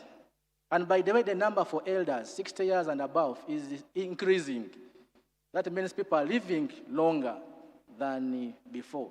Now, each of these structures in the population has implication on our planning, and this includes need to allocate resources in education and health to address the need of youth and children, the young people. And by the way, I have worked with the young people for many, many years, and at this juncture, Madam Chair, allow me to say that I'm happy to see most of them here. About 115 members of parliament who are here currently are people we worked with in our various students and youth movement. I can see them here. I can't mention because you are too many. So it means that your presence and your transition from youth to now adulthood should enable you or prepare you with the knowledge and skill to plan and budget according to the needs of the young people and the children who are the majority. Of course, this has also implication on job creation. The youth need jobs. You introduce UPE, you introduce USE, you introduce free access to university education, and you created a bulge of educated people. Now let us go the next step of ensuring that you create economic and employment opportunities for them as well. And then, of course, there is need to strengthen child and youth participation in Uganda. The next one is population by religion. Again, like I said, it's important for you to know that 45.9 million Ugandans are human beings. Some are Muslims, others are Catholics, others are Protestant, and this is their population according to the census. Now, what is the implication of this population to you as members of parliament? Number one is that there's need for you to protect the importance of freedom of worship, religious tolerance, peaceful coexistence, mutual respect, inclusivity, and affirmative action in favor of religious communities that have faced historical and structural marginalization. And at this point, riding on the example given by Honorable Nankabirwa, that when she wanted to have cabinet meeting on Friday, a member of cabinet said Friday was day for Juma, and the cabinet accepted. That is a sign of religious tolerance. So it means that the government is alive to this importance. And thank you for accepting the proposal by Honorable Moses Ali. The next one, honorable members, is ethnic minority in Uganda. You may be aware that Uganda is a country of over 22 recognized ethnic minority. These are communities whose population does not exceed 50,000. Although they are Ugandans recognized by the Constitution, they continue to face marginalization, economic exclusion, lack of access to services, underrepresentation, and in some cases, they are discriminated by the dominant communities around them. And as members of parliament, one of the national objectives of our constitution is the need to protect ethnic minority. If you are from a dominant community, we thank you for being many, for being dominant, but you have a duty to protect those who come from minority communities. And they are here. I will mention them to you. There are 22. And again, this information was confirmed by UBOS. We have the groups there, of course, including the Banyara from Kayunga, the Batuku, we have the Aliba, the Nubi from Kampala, Bombo, Luwero, we have the Chope, we have the Gimara, we have the Basongora, and many others. These are Ugandans who are characterized and described as ethnic minority. They are important when you are planning and budgeting. Then the next one is that we have ethnic minorities living in Uganda but are not recognized by the Constitution. Because the Constitution of Uganda recognizes, I think, 65 ethnic groups. These ones I mentioned below, they are here. Some of them, you know them, they vote for you, but their communities are not recognized in the Constitution. We have the Maragori, who are living in Kiriandongo, Masindi. We have the Benet, who are living in Kwen, Kapchorwa, and the MPs from that region, you are aware. We have the Basese, we have the Bakusu, we have the Baziba. They live in different parts of the country, and they have petitioned the Commission that in the next constitutional amendment, please add them on the third schedule, where they are also recognized as Ugandans. Right now, the Benet, for example, they are living in Sebei. If they want to get a national ID, they have to say that they are what?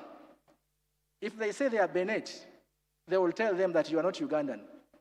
So they have to pretend to be what they are not. They have to say that I am from this tribe for them to get a national ID. So that's why we are raising this matter, that in your function of legislation, you put this into consideration.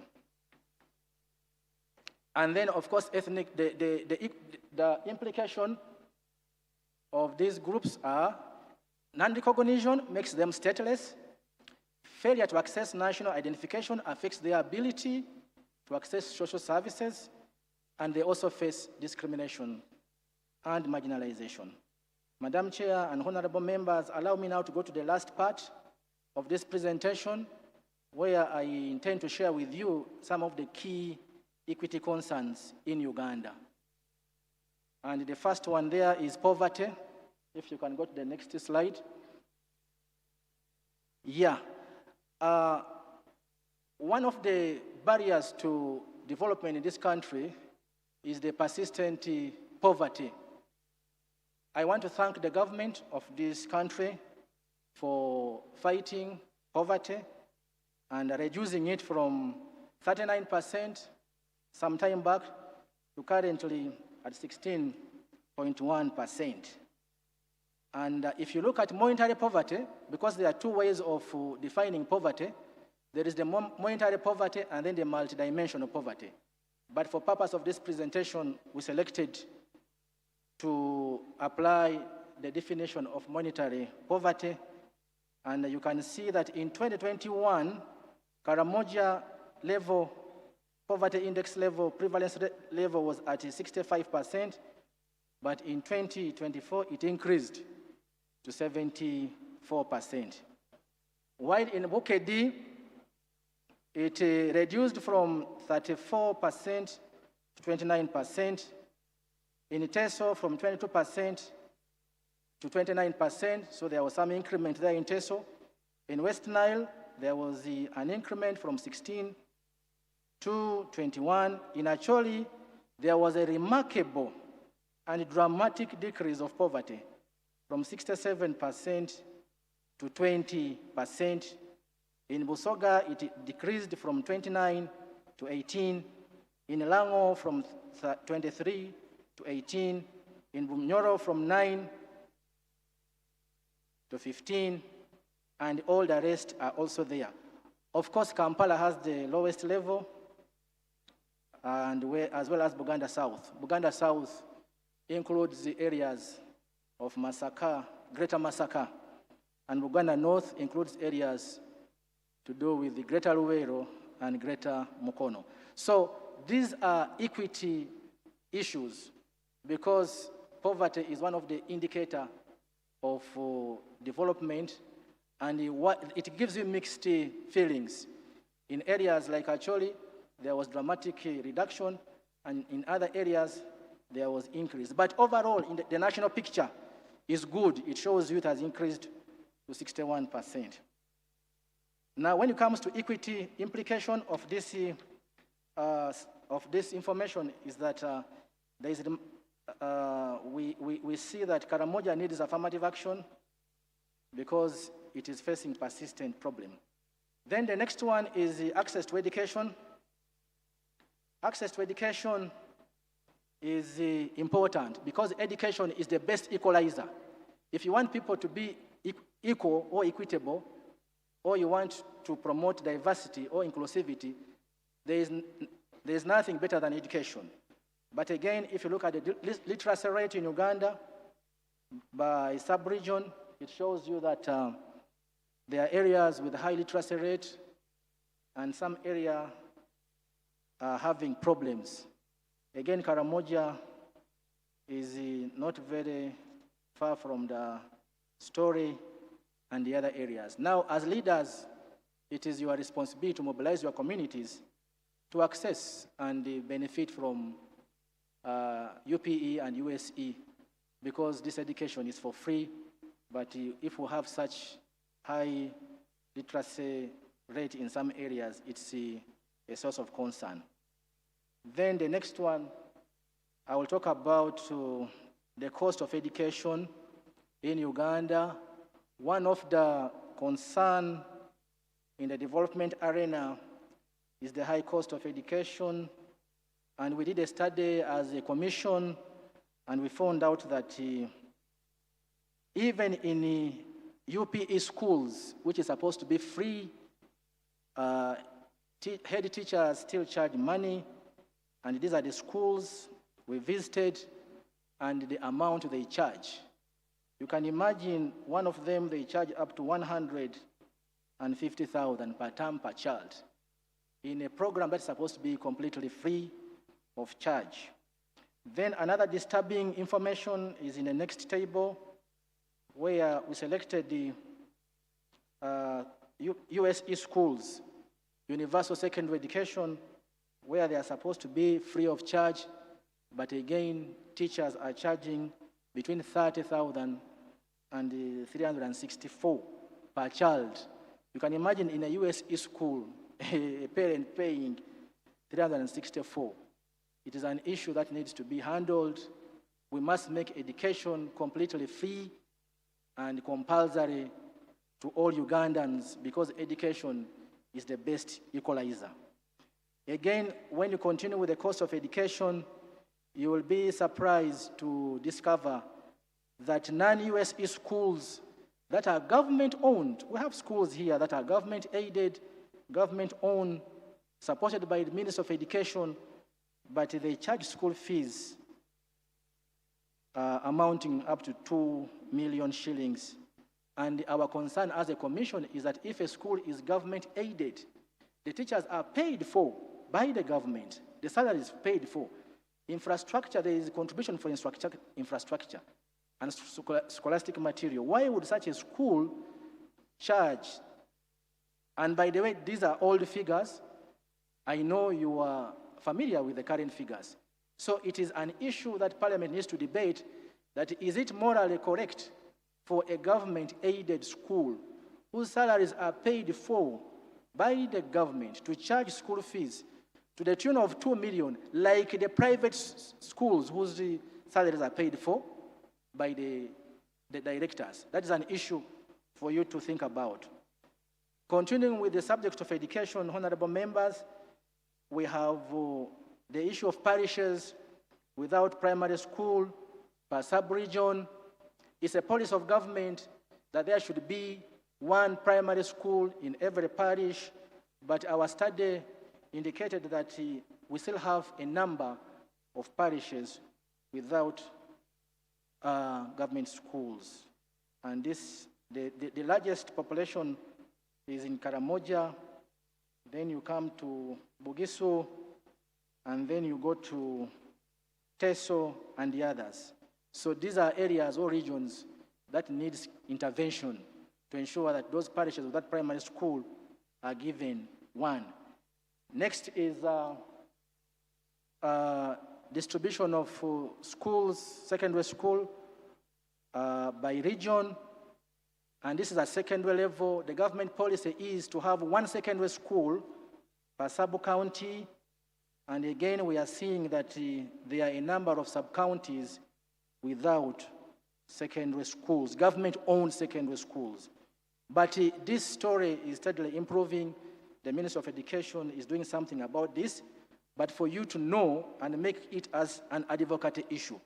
But also, as Parliament, we need to have a decision on whether we should continue creating too many administrative units, both at the district level. I know it's a very sensitive subject because it has a political and the other connotation, but it's important that we put a policy on the creation of these administrative units, because they have implication in planning. Because if the policy says one secondary school per sub-county, somebody will advocate for the creation of a sub-county for purpose of getting a secondary school. So these are issues that you need to know and you work on them. And the implication here are Parliament should advocate for laws on payment of fees in private schools. Parliament should advocate for establishment of at least one government primary school and one government secondary school in the parish and the sub-county, respectively. Madam Chair, the next one is about learner enrollment, retention, and equity concerns in Uganda's educational system. Honorable members, if you look at this particular information, these are the current enrollment in Uganda. In P1, we have about 1,700,000 Ugandans. And as they go to P2, the number reduces to 1.4, When they go to P3, it increases because of issues of people repeating and other people joining. But as you go to senior 6, the number reduces from 1.7 to 129. So this has implication on enrollment, retention, and completion. It means that children who start education in primary 1, very few of them actually finish senior 6. And this is where the issue of inequality starts. Once there is no equality in education, then it will be manifested equality in employment, equality in representation, equality in many other things, in service delivery. So as members of parliament, it is our appeal to you that you become our advocate on fighting for issues of retention and completion. It's not a good story that in senior 1, just look at senior 1, for example, there are 500,000. But by the time they go to senior 6, the number has gone down. So these are issues that you need to look into as members of parliament. Of course, the implications are here. I will not go through them. I think it is clear for all of you to interpret it. Then the next one, I will talk about students admitted under University National Merit Scholarship by sub-region. Is the next one? Go ahead. Yes, that one. That information tells you about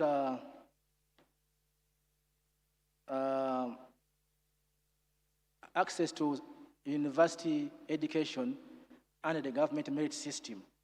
If you look at this, you will see that Buganda South, Buganda North, Ankole, Kampala, they send the biggest number of children to university on government merit scholarship.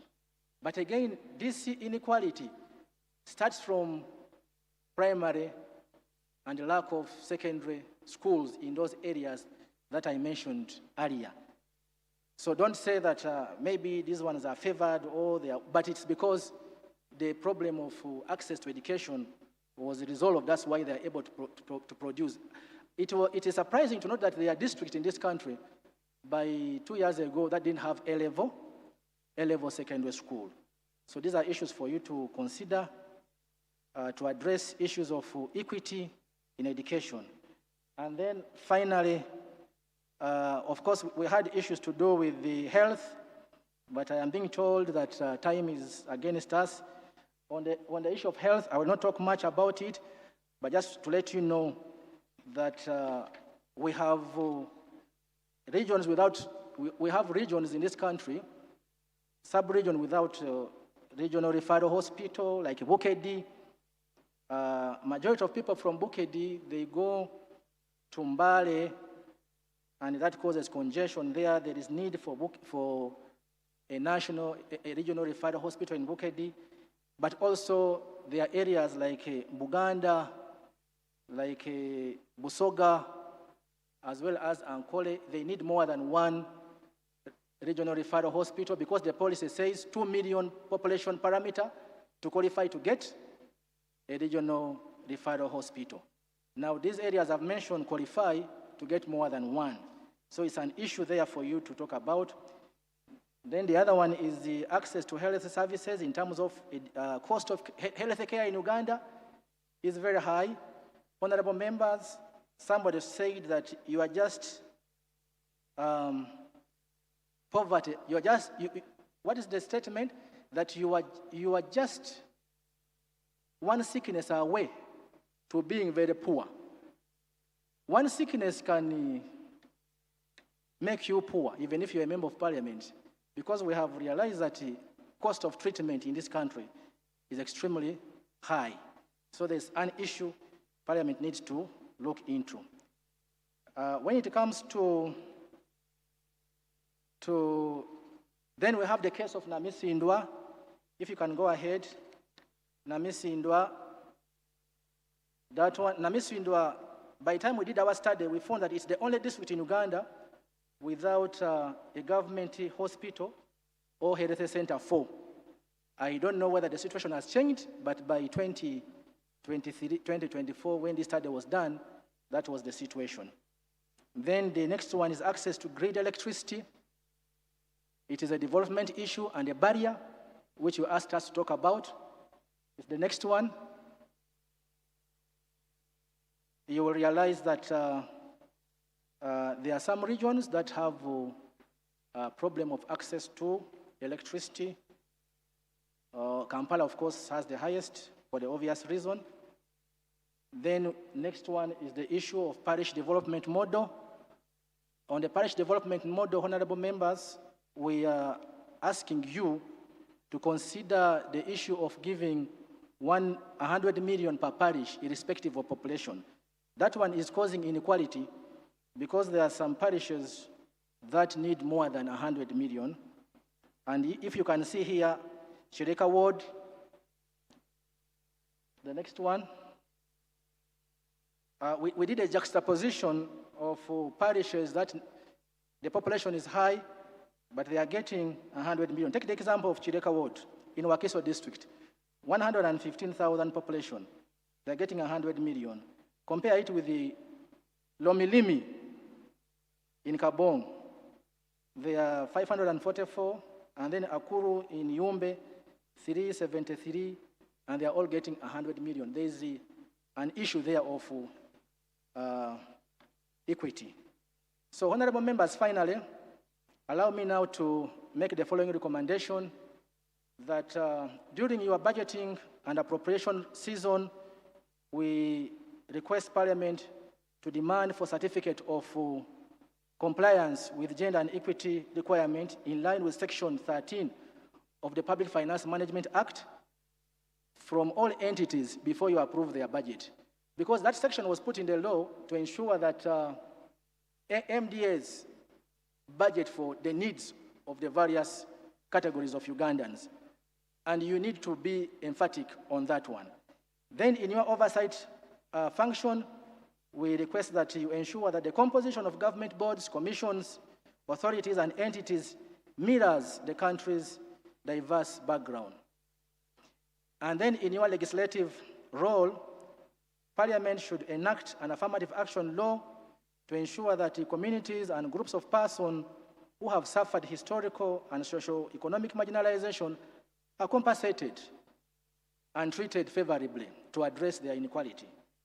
Then there is also need for Parliament to plan and allocate resources according to the population of the district, but of course not forgetting topographical and geographical variation.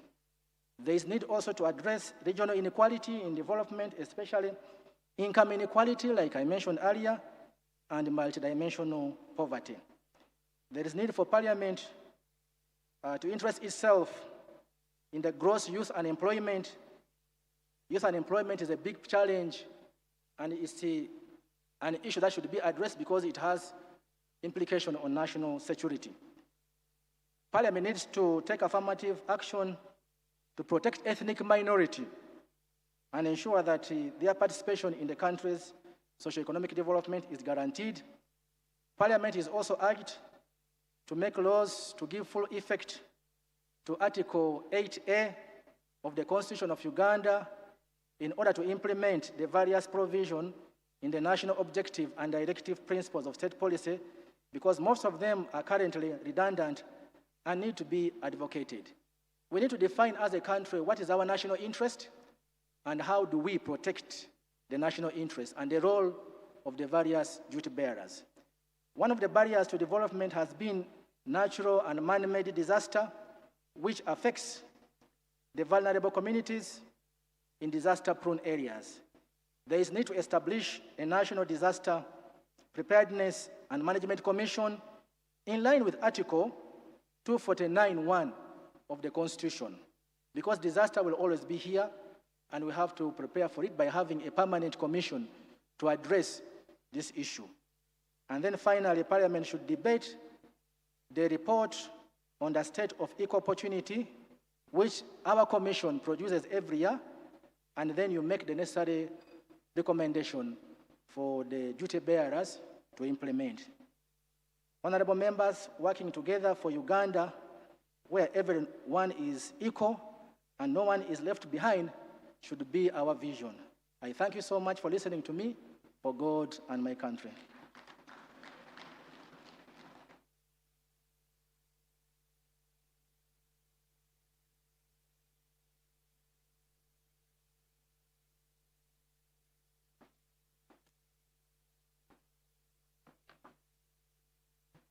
Can we give another clap to Doctor?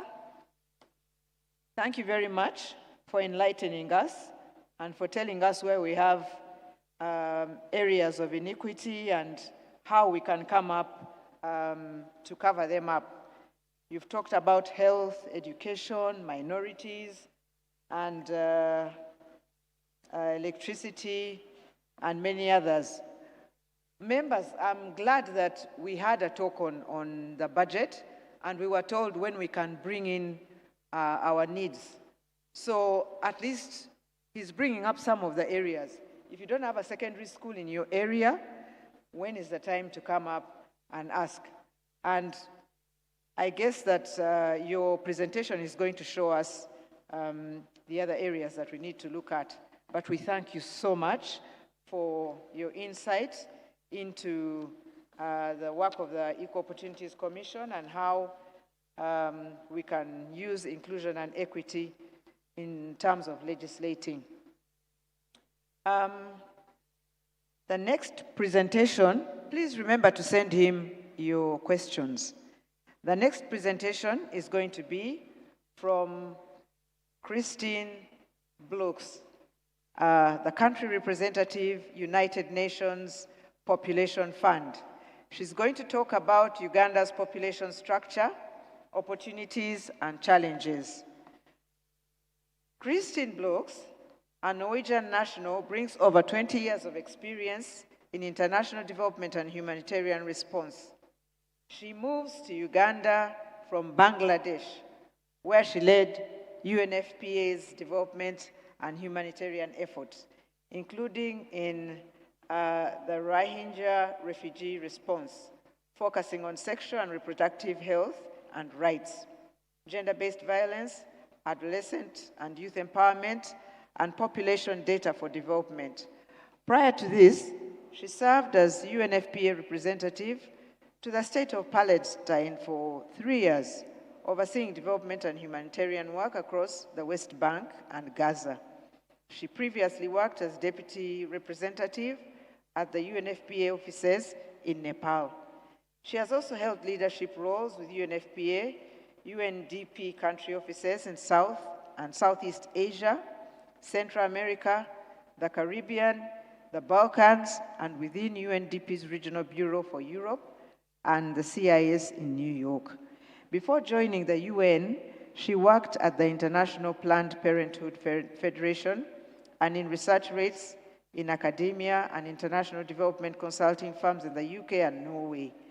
Ms. Brooks holds a master's degree in development studies from the London School of Economics and a double bachelor's degree in political science and French from the University of Warwick. She speaks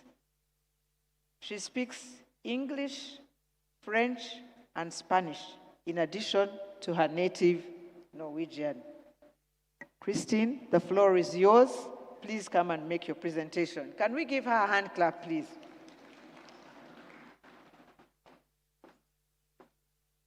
Thank you, Madam Chair. Honorable members of Parliament, I am so glad to be here with you today to speak at the induction of the 12th Parliament of Uganda. As you begin your tenure, you are stepping into a pivotal role in shaping Uganda's future, and it's my real privilege to be here to congratulate you on this milestone in Uganda's history, and no doubt in your own lives. I would like to thank the organizers for the opportunity to share some insights and to engage in this conversation on population dynamics, to explore the challenges and the opportunities of our rapidly changing world. My name is Christine Blockhus, and I have the great honor and privilege of representing the United Nations Population Fund in Uganda. Understanding the dynamics of population is our bread and butter. I am very hopeful that by the end of my remarks today, I will have convinced you that this topic is not only crucial to the development trajectory of the country, and indeed, the decisions that you make over the next 5 years will determine whether Uganda's extraordinary demographic moment, because we are in an extraordinary demographic moment, will it become the country's greatest asset, or will it become a missed opportunity? There are a lot of perceptions about population, and I will try to dispel some of those today. Life expectancy around the world is increasing. People are living longer, healthier lives, have better access to healthcare, have better nutrition, enjoy more rights, enjoy more choices and opportunities. And in the case of East Africa and of Uganda, large youthful populations bring incredible opportunities, but they also bring some challenges. And today we will talk about what that means for Uganda and how we can leverage the opportunity that the youthful population brings. If I can have the next slide, please. Demographic change happens slowly, but it's always happening, everywhere, all the time. Many Western countries right now are grappling with aging populations and low fertility. That means that they are thinking about how to redesign their pension systems, how to make sure that their social protection systems are able to care for an aging population, and they're looking at perhaps immigration as a way of bolstering their workforce. East Africa, of course, has a very different reality. Uganda is facing a very different reality. Nearly 60% of Africa's population lives in East Africa, Eastern and Southern Africa, sorry. And it is overwhelmingly young. In Uganda, nearly 75% of the population is under 30. The median age is 16. Sometimes we hear that described as an unqualified positive.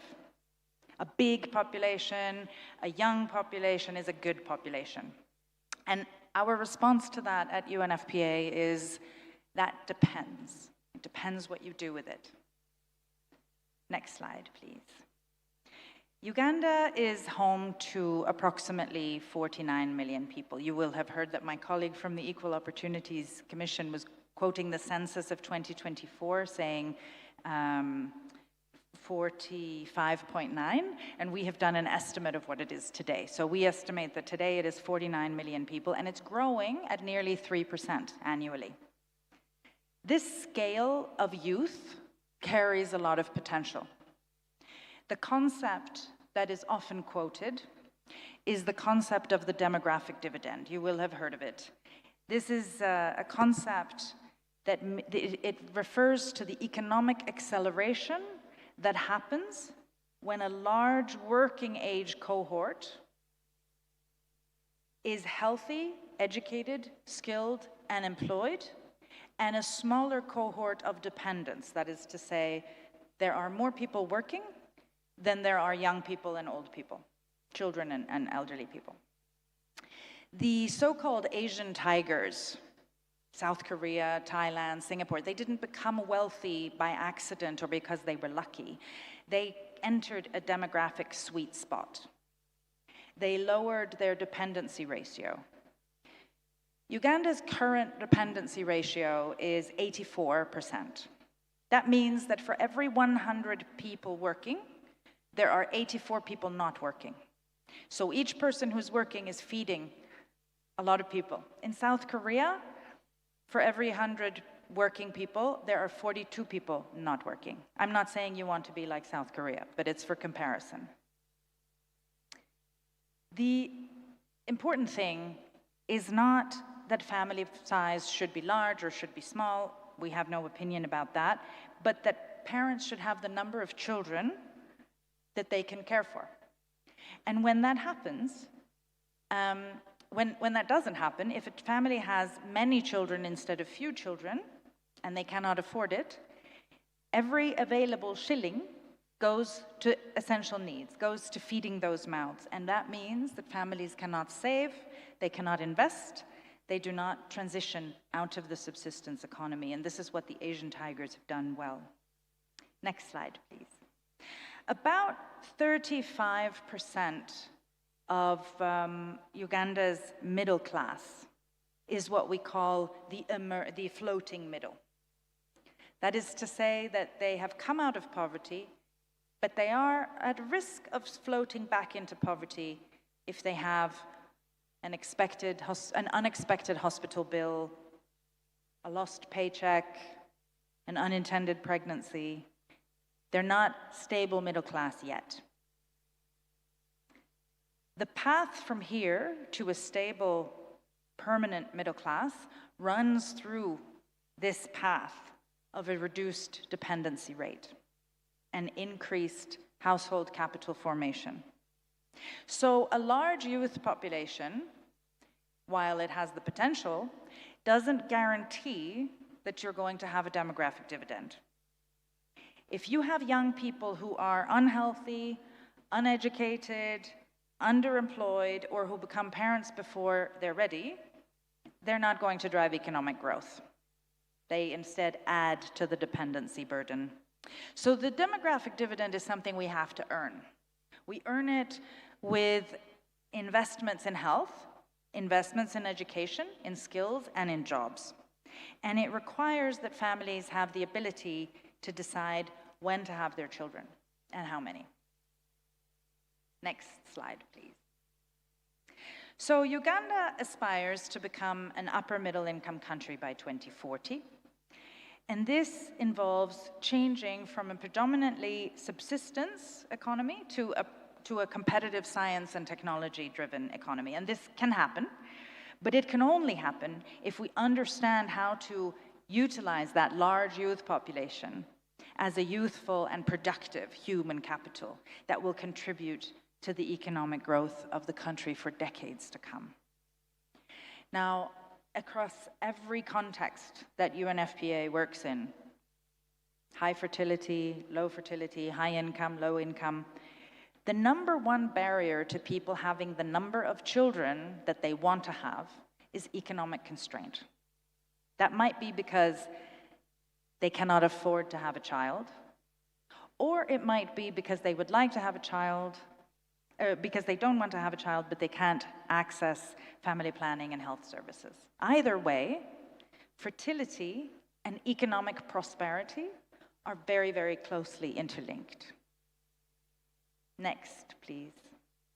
So, currently, 1 in 4 Ugandan girls becomes pregnant before she's 18 years old. That's approximately 1,000 girls every day. Every time a girl leaves school because of an unintended pregnancy, she's effectively written out of the formal economy. She's unlikely to enter the money economy at all, or at least in any meaningful way, and she's unlikely to be a taxpayer, she's unlikely to save, she's unlikely to invest, she's unlikely to become an entrepreneur. So that's a quarter of the female labor force that's lost every year. And if we are to achieve that upper middle income status, we cannot afford to lose anyone. So this requires attention. Moving on, please. Teenage pregnancy costs this economy $182 million every year. That's healthcare cost only. It is not the cost of lost incomes. It's not the cost of lost dreams and aspirations or anything theoretical. It's just the healthcare cost of those teenagers and their healthcare costs. So I reiterate what I said before. A bigger population can be good, but it is not necessarily better and more productive. It is not necessarily a bigger market. A population that is growing fast because of teenage pregnancy is not a market where the consumers have disposable income, creative investment ideas. It's not a market where people have hopes and dreams and aspirations and have the healthcare and education to pursue those dreams. Next slide, please. So investment in education, and my colleague said it earlier, investment in education is one of the higher impact interventions that we have to achieve the demographic dividend. Uganda has achieved gender parity in primary education. This is a big achievement. Teenage pregnancy remains a major reason why girls drop out of school in secondary school. So keeping girls in school, keeping boys in school and keeping girls in school. But it's the girls who are dropping out because of teenage pregnancy primarily. And so this is one of the most impactful interventions if we want to achieve the demographic dividend. And this is why at UNFPA we always say that we plan from the perspective of the 10-year-old girl. What is the environment, the policies, the investments that she needs in order to reach her potential? And when we talk about the potential of the girl, what we're really talking about is the potential of the nation. Next, please. I want to congratulate you all. Uganda has made strides, impressive strides. It is much, much, much safer to be a woman given birth in Uganda today than it was just a couple of decades ago. It's 44% more safe, to be precise. Under 5 mortality has also dropped very significantly, and this is thanks to the policies and the investments that have been made. Life expectancy in the 1990s was 47 years. Now it is 68. It's a really real achievement. And these gains represent thousands of families that have kept their mother. It's not nothing.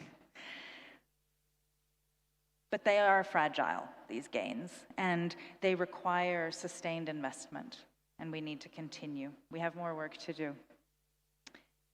So, next slide, please. Honourable members of Parliament, the role of Parliament in advancing evidence-informed legislation, budgeting, oversight, and accountability mechanisms that contribute to Uganda's development aspirations. I'm going to make just 4 suggestions of things that can help with the demographic dividend and with bringing the youthful population of Uganda really to work on building the nation and the economy. There are 4 things I want to suggest. Number 1 is investing in health systems, sustaining and extending the gains in maternal and child mortality, ensuring access to reproductive health services. Number 2, girls' education and retention. Keep them in school. Whatever the cost, keep the girls in school. It is the most impactful thing you can do. Decent employment. The formal economy has to be able to absorb all of these young people. A big youth population where the young people are uneducated, unemployed, and unhappy doesn't lead anywhere good. We want them to be working, we want them to be healthy, we want them to be educated. And then social protection. That floating middle class that I talked about, those people that have become middle class but risk falling back into poverty, protect that because we need a stable middle class. I can have the final slide, please. It is not UNFPA's mandate to prescribe. Our role is to support the government of Uganda in its pursuit of its development goals as prescribed in the 4th National Development Plan. That is what we are here to do. Now, for those of you who have listened to what I have said and you're thinking, I still believe that a big population is better, let me reassure you. This population is going to continue to grow. For 40 to 60 years, it will grow, no matter what you do. Even if every Ugandan woman woke up tomorrow and said, I will only have 2 children, there is what we call in technical terms the inbuilt population momentum. So the population is growing. It's a mathematical certainty, regardless of any policy decision that is made today. The question, therefore, is not whether the population grows. It's going to grow. But who are those people going to be? Will they be healthy, educated, skilled, and equipped to build the country? Will they have enough left over at the end of the week, at the end of the month, to save a little bit, to invest a little bit, to accumulate access, to accumulate assets, to access credit, to build their lives, or not? This future is not guaranteed, but it is very achievable. And now is a moment for Uganda's population pyramid shows us that now is the moment to make these investments. And the decisions that you make as members of parliament will determine whether Uganda in 2040 is simply a country with more people, or whether it is a country where those people are more prosperous, more equitable, and more stable. Thank you very much for your attention, honorable members.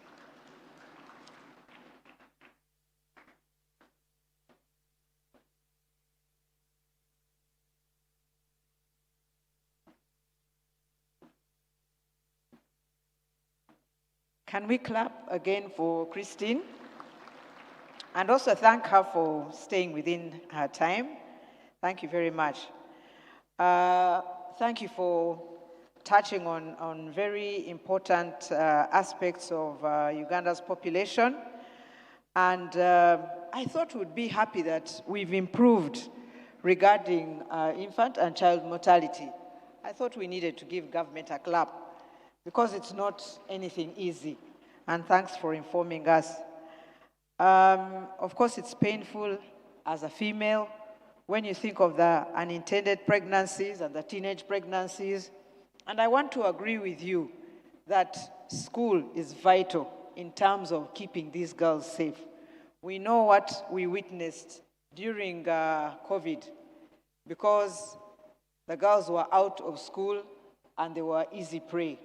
So I really want to agree with you, and we applaud our teachers, we applaud the parents who take the children to school. We also applaud the children that stay there. We must concentrate on the education system. I know that for formal employment, government may not be able to provide everything, but people nowadays educate their children and have them work sometimes in their own businesses, or other self-employment places. And so I don't know how much we can demand from government, because the jobs are not really as many as we think they are. I wanted to recognize the presence of Honorable Minsa Kabanda, one of the ministers that came in when we were deliberating, Honorable Ntabazi, Harriet, and Honorable Hanifa Kawoya. I don't know where she's seated. I also saw Honorable Ruhindi, who was one time the Deputy Attorney General. I also saw him come in. We recognize your presence. Like we've been saying, the questions have been going out to the presenters. We're really running out of time because we've run into your lunch time, and I don't want your sugar levels to go low. So I'm requesting that each of the presenters be given about, say, 5 minutes to handle each of their questions, and then we can proceed into your lunch break. Thank you very much. Thank you very much. Can I start? Yeah. You can speak from there if it's more comfortable for you.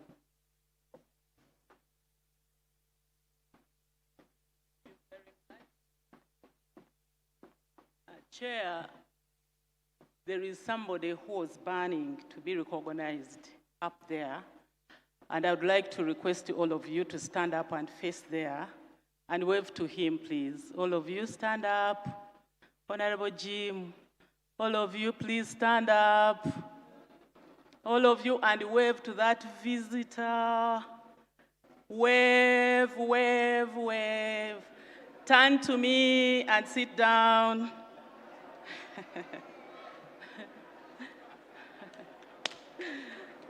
Yeah. I'm coming from the background of safety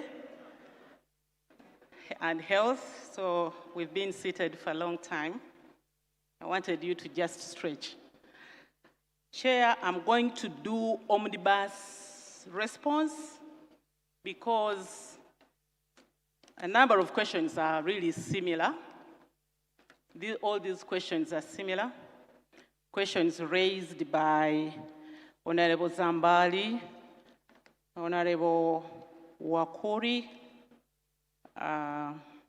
Geoffrey from Bungoho, Honorable Omodi from Leader City, Honorable No Name, Honorable Siranda, and Honorable Seki. There are questions trying to understand how to balance the interests, the interest of the people we are representing, the interest of the party, and then me as independent, when it comes to decision making, which way? I just want to draw your attention, first of all, to the Constitution of the Republic of Uganda. I told you, legislation rotates on sovereignty, sovereign legislation. So when you are taking your votes on a bill, that's what you have to look at. Secondly, the Constitution recognizes multi-party democracy. Thirdly, the Political Parties and Organizations Act, which derives its mandate from the Constitution, which is the mother of all the laws, guides you as you are taking decisions. Your independence in legislation, when you are representing a party, is not absolute. It's not absolute. Your leader of opposition can punish you, deriving his or her powers from the Political Parties and Organizations Act. Those who wanted to be absolutely independent chose to stand as independents. So therefore, you have to be cognizant of that fact. Somebody in these categories referred to bad laws, bad intention. The Political Parties and Organizations Act does not allow that. When you are going to register, you have to be bearing in mind that you are a party whose objectives are for Ugandans. So there is no such a thing as a bad intended bill. And when it comes to lack of consensus, the Speaker can detect that because the rules of procedure give the Speaker discretion to detect and determine as to whether they send you back to the constituencies or they send you back to the committee where the committee opens up for further discussion, calls public to submit. Lastly, on this category, you must know the difference between being a representative of the constituency and a delegate. They are two different things. Those who attended and promulgated the 1995 Constitution were delegates. Constituent Assembly delegates, who were called delegates, because we were carrying views of the people. Odoki Commission went around the country asking you, and each one of you who contributed, your name and your view was written down. That document was the one we were carrying. To change it, go back to the people and ask. Honorable members of parliament, you are not delegates. You are carrying your head to represent the people.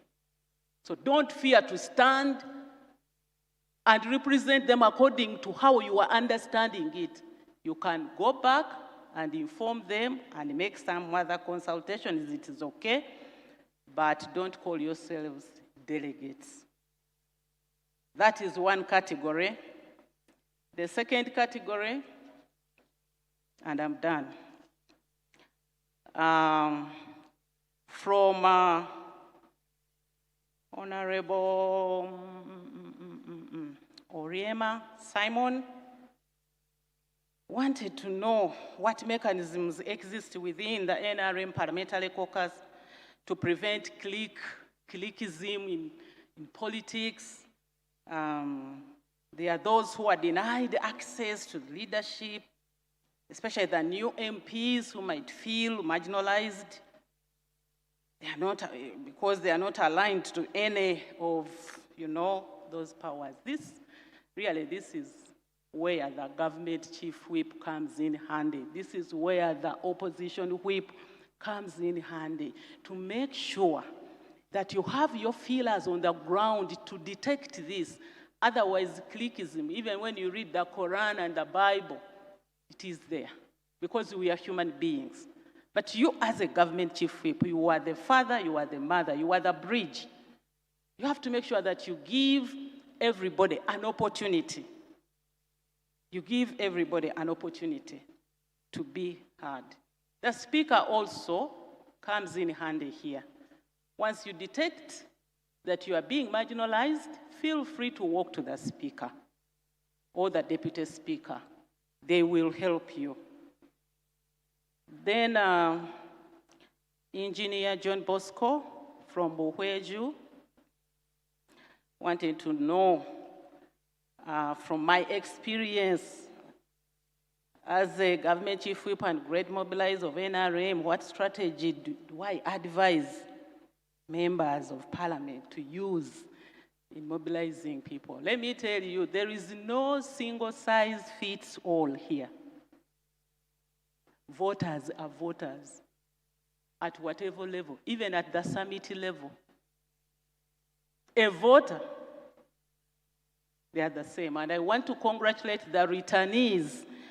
Sorry to call honorable members of parliament returnees, but I'm calling you for that reason because I'm really happy for you. Honorable Fungaro, Honorable Ruhindi, Honorable Chionga, Honorable Ntabazi, Honorable Amelia Chambade. Oh, congratulations, you people. You, Honorable Yoda, you respected people's choice. They tested them. You're now back. So I cannot give you a single formula, but just to tell you not to get lost from your constituencies. At least that helped me. Even where I was serving as a Minister of State for Defense, at the most difficult time when Joseph Kony was really disturbing us, I used to communicate to my constituents. 2, please try to pick your phone calls yourself. And please return missed calls where you saved the number. Save the number of those most influential people deep down there. When they call and you are unable to pick, find time to call back. That's what I do. My phone is always in my hands or my bag. I've never left it in the hands of anybody else. Maybe it works for you to have a helper who answers your calls. That is dangerous, very dangerous. Communication is key. You must have a powerful PA, but of course risking that PA will torpedo you. Yeah. For me, I used to have a male PA because he cannot stand against me. I empowered the person so much.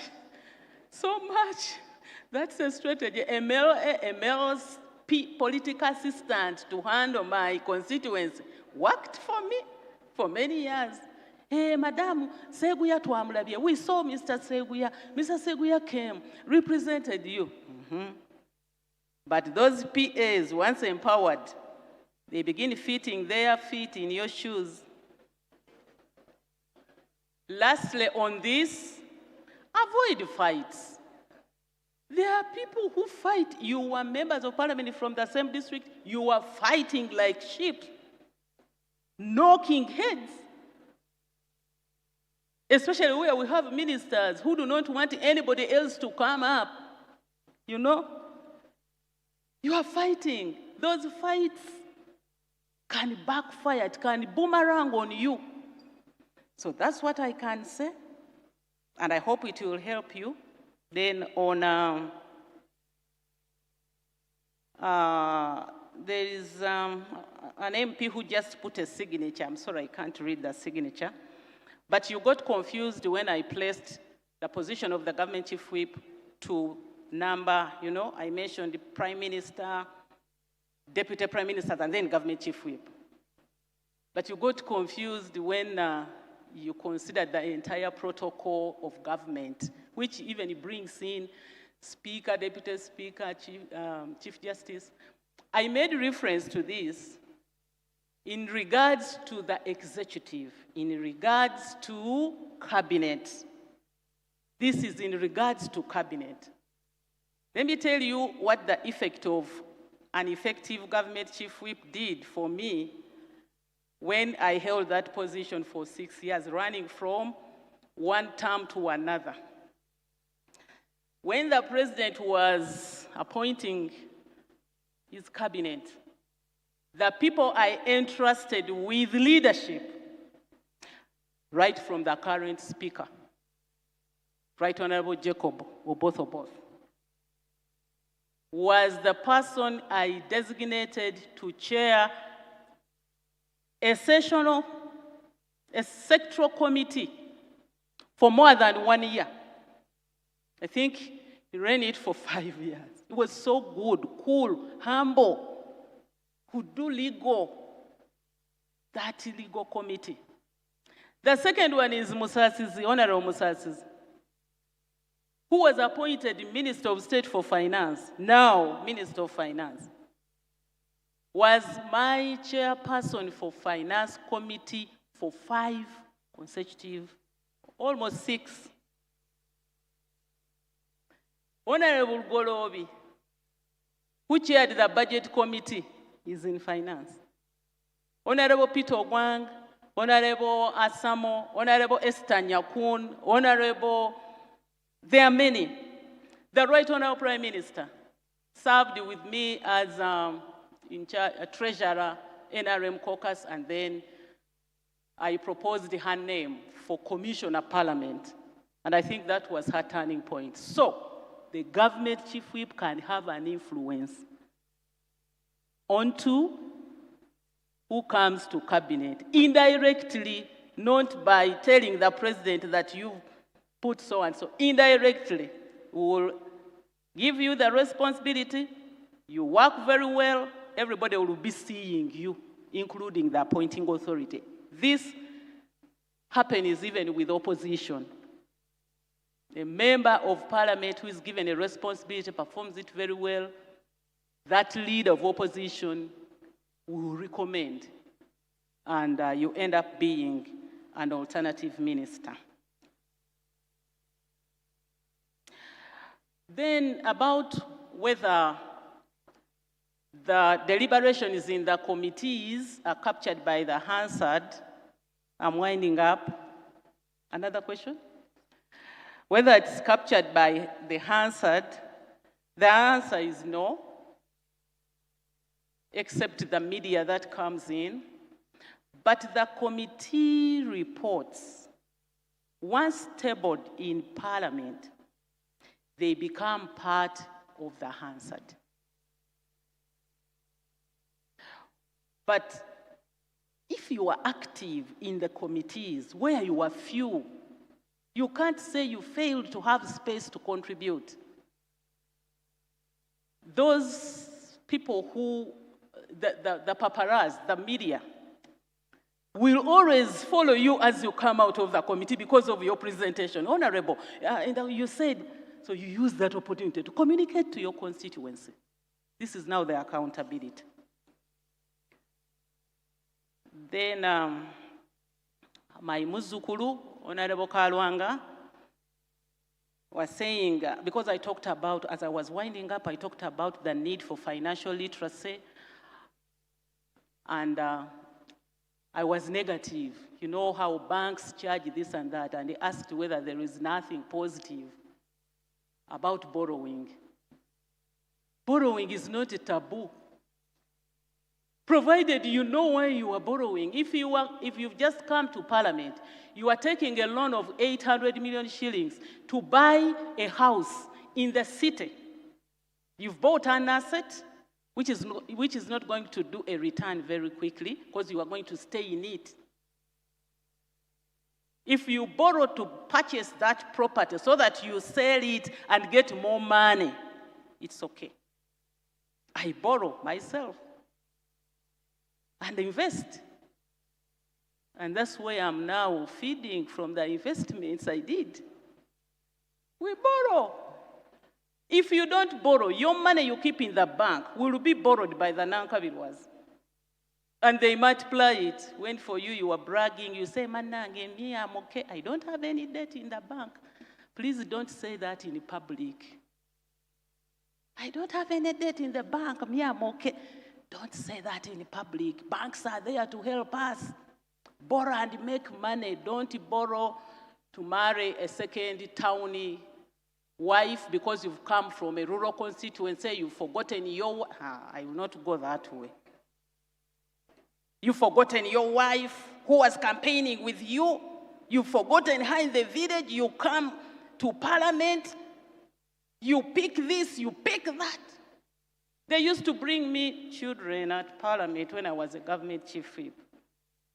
And I used to act as Senga.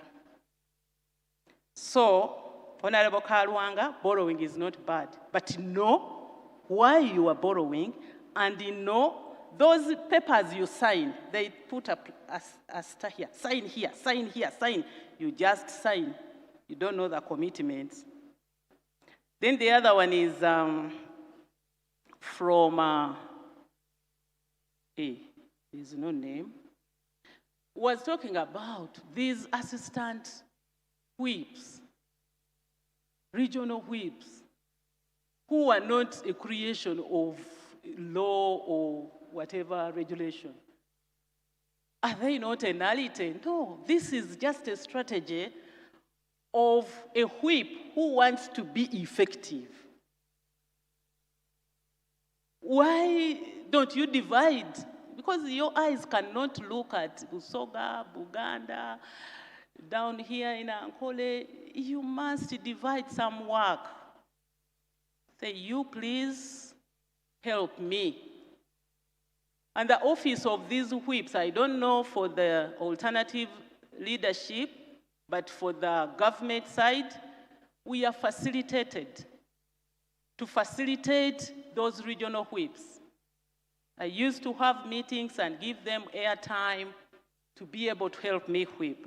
So that's a strategy. It's not in the law that the regional whips are elected or what, but it was my strategy, and I was recommending, for effective whipping, I was recommending it. Some are going to be my souvenirs. I'm not going to read this, but thank you so much, Honorable Jovrin Kalisa, for appreciating me. Then the other one is also thanking me, and she's bringing out the conflict between ourselves and our spouses. And she's requesting me to really engage the spouses. I must say that as a former government, when I was a government chief whip, I did that. In my lounge, in my home, I used to invite the husband and the wife for tea. And some of them find me and say, "You, Bwebaja tea. Please call us again for Bwebaja tea." Bwebaja oye. That Bwebaja tea did wonders in bringing people who are conflicted together. I am still doing it. So the speaker, who was a lady, you know ladies are good at this. Now this male speaker and the deputy speaker, the chief whip is a lady. Maybe the chief whip can help us do that. Because it is majorly the male spouses who really make the work of the female spouse, the MP, more difficult. But the leadership has to. Maybe WOPA will also add on that. Honorable Nathan Byanyima, about copies of the MP, the ministerial policy statements, you wrote to me saying that they give one copy to the committee, and yet you members of parliament are supposed to follow what is happening even in other committees where you are not members. What I remember is that we used to ask for soft copies. Soft copies. Once parliament gets the soft copies, you just upload on members' iPad so that you receive all the ministerial policy statements. This is what you should demand for if it is not happening. And now, with the gadgets around, you can't say you can't get access to these ministerial policy statements. The problem I will see is that they come late. Ministers lay on table in a hurried manner. I used to whip them, but the sickness emanated from Minister of Finance. Honorable Minister of Finance Emeritus is here. That system which they introduced, I don't remember. That system, Honorable Matia Kasaija, which could not make our permanent secretaries move to the next stage because you are waiting for finance, and we end up producing the ministerial policy statements very late. It is so embarrassing. And the alternative leadership just takes us for the day, rightly so. When you move in a miscoordinated manner, it is music to the alternative leadership. As I wind up, more questions come in. So I don't know what to do. What is the difference between the chief whip and the commissioners? Well, I explained that the government chief whip is established by the Administration of Parliament Act to do what? Because we are in a multi-party political dispensation, we tore political lines because every party submitted a manifesto to the voters. Every flag bearer of that party was riding on the manifesto of that party for which she or he is holding the flag. Once you were elected, that means your manifesto is the one that is elected by the people. So the chief whip is that person who is supposed to whip, mobilize you to toe the political line. The opposition whip does the same. But the Commissioner of Parliament is a member of Parliament to sit on the Parliamentary Commission. I thought that there was a presentation that talked about what Parliamentary Commission does. That's why I didn't go into that. But given opportunity, try to tell them what the Parliamentary Commission does. It is very powerful anyway. It's very powerful to see the running of the institution called Parliament. Issues of issues of jobs, issues of welfare of members of parliament, these are the commissioners. And they are supposed to be elected by you, members of parliament. But for NRM, through SEC, through the party, and also the alternative leadership is supposed to present their candidate for you. The last one is, in most cases, the speaker tend to always give chance to opposition leaders to submit on the floor of parliament, and the public take it that NRM members do not talk. It has happened for many years, and the signature, there was no name. You know, the alternative government always outsmarts the government because they know their weakness, they know their challenge, especially on numerical strength. They are few, they cannot afford not to be in the house, they cannot afford not to read, because the government side, they have the numerical strength, they are many. Even if I don't go, even if I go to the lecture, to Makerere or whatever, and studying is not bad, but you have to choose your schedule very well.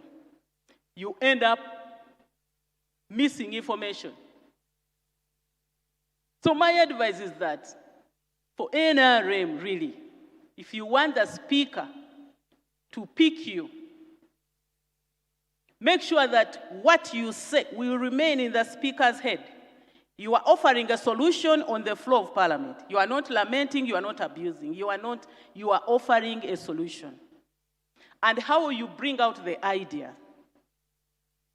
You are talking something which is likely to be negative to your own party. How do you bring it out? Because the speakers normally belong to the ruling party. They are NRM.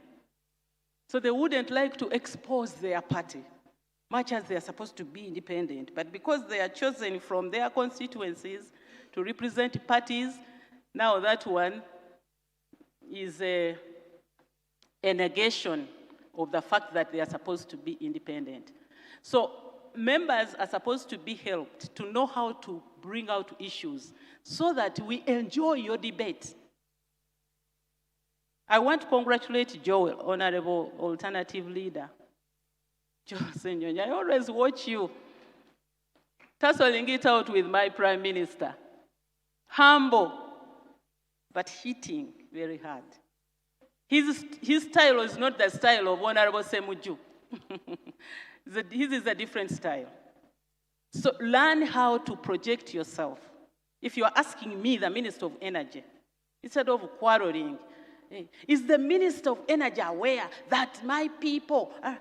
First, thank the Minister of Energy or government for the lines in your constituents, and end up by saying, but my people would like to remind you that this sub-county and this one are waiting for you to be connected. You have done your message very well. The speaker who doesn't want his or her party to be embarrassed will always pick you. So it is important that you know how to project yourself in parliament. I don't think it is that the speaker is interested in picking only the opposition, no. Those people from the alternative government always attend, and they are quick to stand. If you are the speaker, you can't ignore them.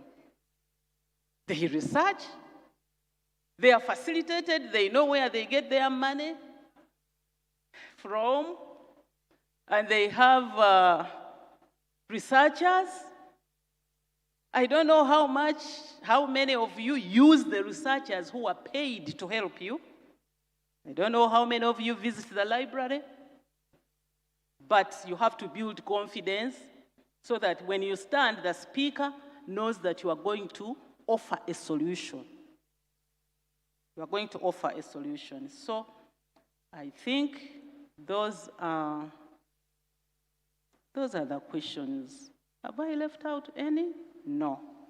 I beg to stop here by thanking you very much and pledging that I love what I'm doing.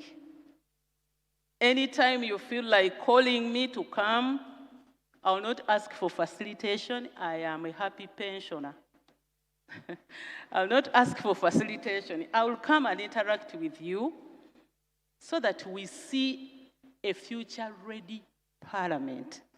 Thank you, and I wish you all the best in your deliberations in the 12th parliament. Thank you very much.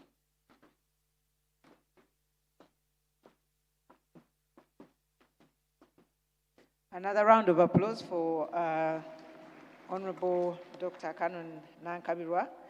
We are now going to go on to Dr. Shaft, and after that we'll go to Christine. Sorry about the time. It stretched from morning, but it didn't mean that really it should continue like that. We're about to finish, so let's really have our 5 and 5 minutes and have members work on their sugar levels thereafter. Thank you. Thank you, Madam Chairperson. I think I will answer from here. I have a number of questions, but most of them are similar, so I will try to answer them together collectively. But the most interesting one is from Honorable Tebandeke, MP Bale County in Kayunga, who is concerned that this panel is full of people from the Mbogo clan. He is wondering why Nankabirwa and Mukwaya are there that this is a sign of inequality. That are there no other clans who can be here?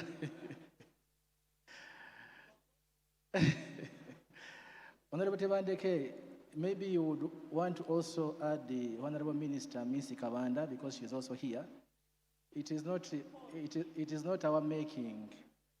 It was a beautiful and sweet coincidence that we all found ourselves here. Perhaps it reflects the historical contribution of this clan to the liberation of this country. But I take note of your concern. Honorable Harriet from Obongi, thank you for your correction. You corrected me that Aliba, Reli, and Gimara minority groups are not from Germany, but they are from Obongi. I think you are right. Then Honorable Efe Naluima, the Minister of Gender in the Shadow Cabinet, is concerned about child marriage, and she wanted me to share the statistics. Honorable Betty, we have the statistics, and it says that children aged 10 to 17 years in Uganda, amounting to 533,379 are actually involved in cohabiting or child marriage. We have half a million children in Uganda who are involved in child marriage, and most of them are found in Buganda, Busoga, West Nile, Lango, Ankole, Karamoja, Bokedi, and Acholi.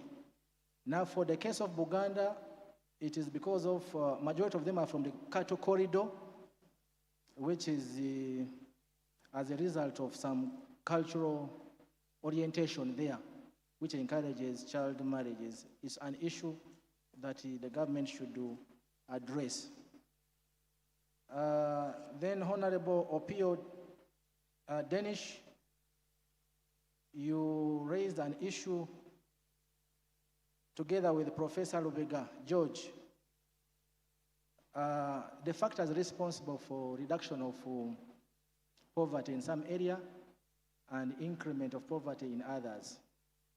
I would like to say that these statistics, we got them from UBOS, and we are going to carry out a comprehensive study to establish the factors responsible for that state of affair.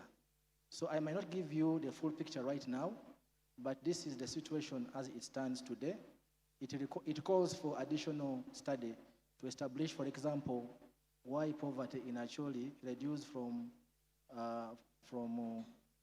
that rate to the current one, and why in other areas it has increased. Someone is even worried that why has poverty increased in Bunyoro, despite the fact that they have oil?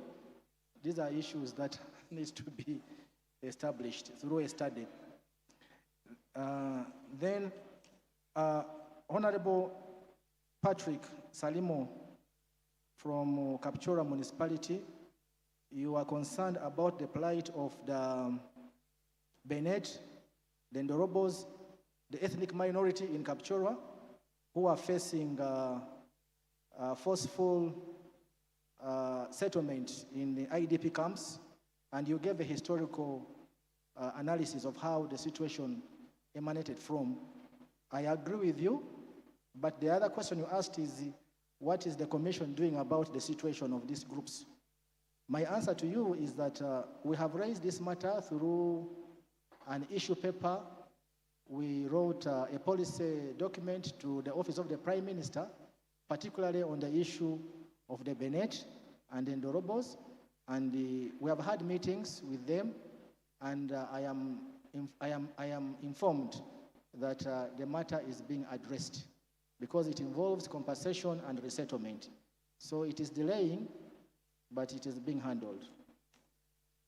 Then Honorable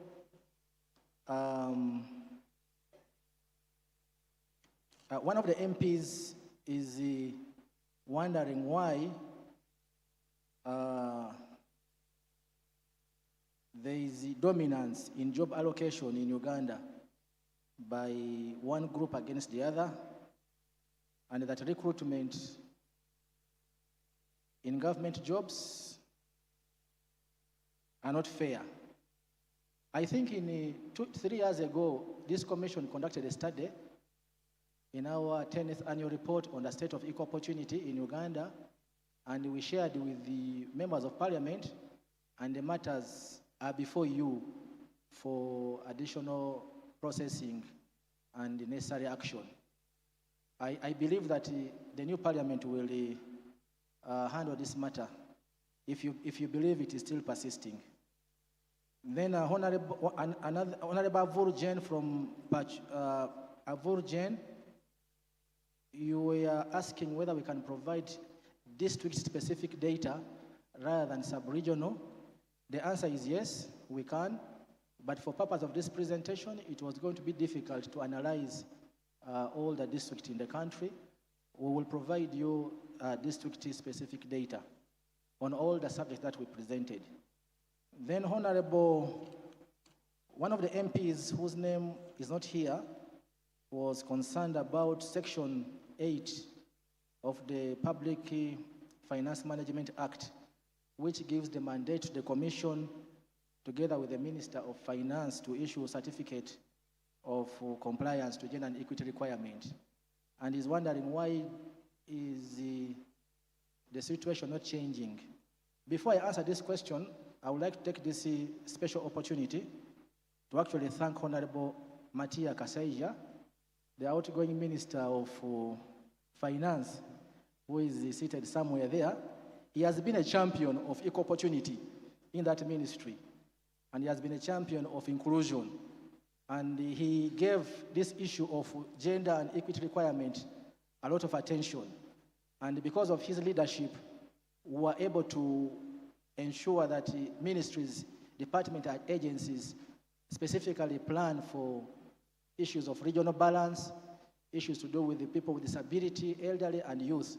Unfortunately, of course, there are others who are slow, but generally the response to gender and equity requirement has been up to 67% from the previous 62%. So the performance of 67% is not bad, and that was away from 62%. But I like your recommendation that we should be more assertive and more aggressive in doing this function, and I want to promise you we shall continue to improve on that particular function. Another MP, Honorable Robert, MP for persons with disability, you are concerned about the issue of poverty in Karamoja. Together with a number of you are concerned about the poverty situation in Karamoja and West Nile.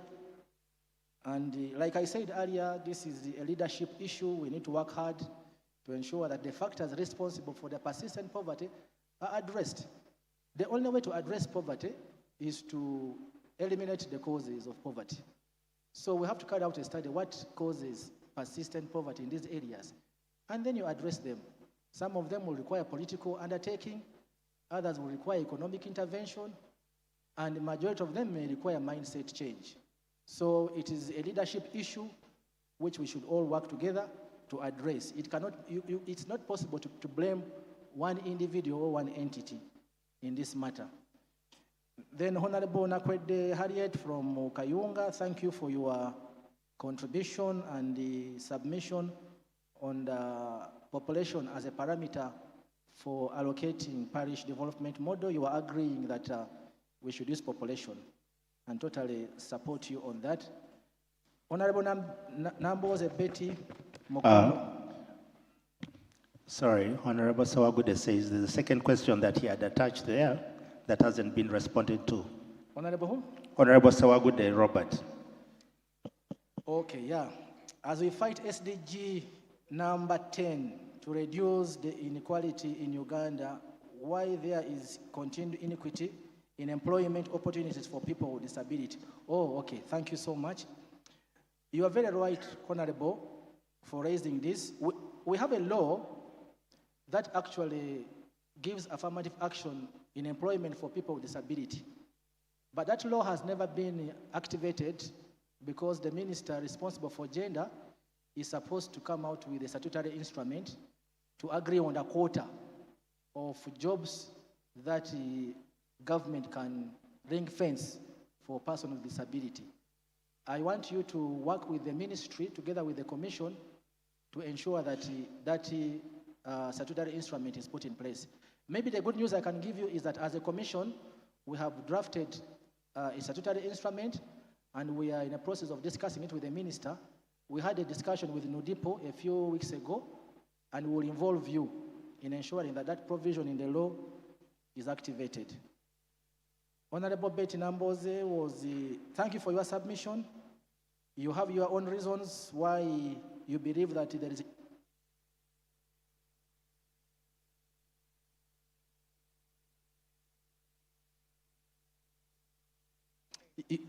you have your reasons why you believe there is nepotism, sectarianism in Uganda, and that the reasons for inequality is because of these factors.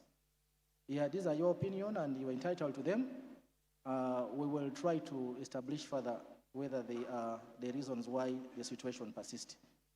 Honorable Ndezi Alex, MP for Person with Disability, together with 3 others, are concerned that EOC is doing a good job. However, there is a threat to merge it with Human Rights Commission, and he wanted my comment on the matter. And I would like to respond by saying that RAPEX was a government policy, and as a commission, we are bound to respect whatever government has agreed. But on this issue of EOC being merged with Human Rights Commission, I think it's being reconsidered, given the fact that they have discovered that the functions of the two are not necessarily the same. That's why the law hasn't yet been presented before you. But thank you for your support and your acknowledgement that the commission should exist as a standalone commission. Madam Chair, we have a number of questions from the other members, but I don't answer them, but I want to promise that Honorable Auma Janet, Honorable Wokori Geoffrey, Honorable Sech Toleko, Honorable Lobowa Javira, Honorable Rufina Amudat, Joseph Ogwal, Honorable Avur, Honorable Tom Aliti, Honorable Kirungi Annette Kabarole, Honorable Wellborn Odia, Honorable Mwiru Paul, Honorable Obong Peter. I have received your question and we will respond to you in writing. But some of them are part of what I've answered. But we shall come back to you in writing and respond to all your questions. Thank you so much. Thank you very much, Doctor. Allow me to recognize the presence of Honorable Minister Chemtai Phyllis, Honorable Mile Babalanda, and Honorable Alioni. Please, Christine, go ahead and answer your questions. The members are rather impatient. Thank you. Thank you so much. And yes, I am indeed very conscious that I am the person standing between you and your lunch. So I shall be brief and try to summarize. I just want to say I'm quite touched by your thoughtful questions. And I think the way that you have phrased your questions indicate a lot of care for your constituents. I was really rather touched. We will continue, I will try and answer briefly, but we will of course continue this conversation through the regional caucuses and the parliamentary committees. So if you don't get a full answer now, we can talk later. I got some questions relating to family planning. How do we expand it for those who are needy? I think we have to look at both supply and demand side.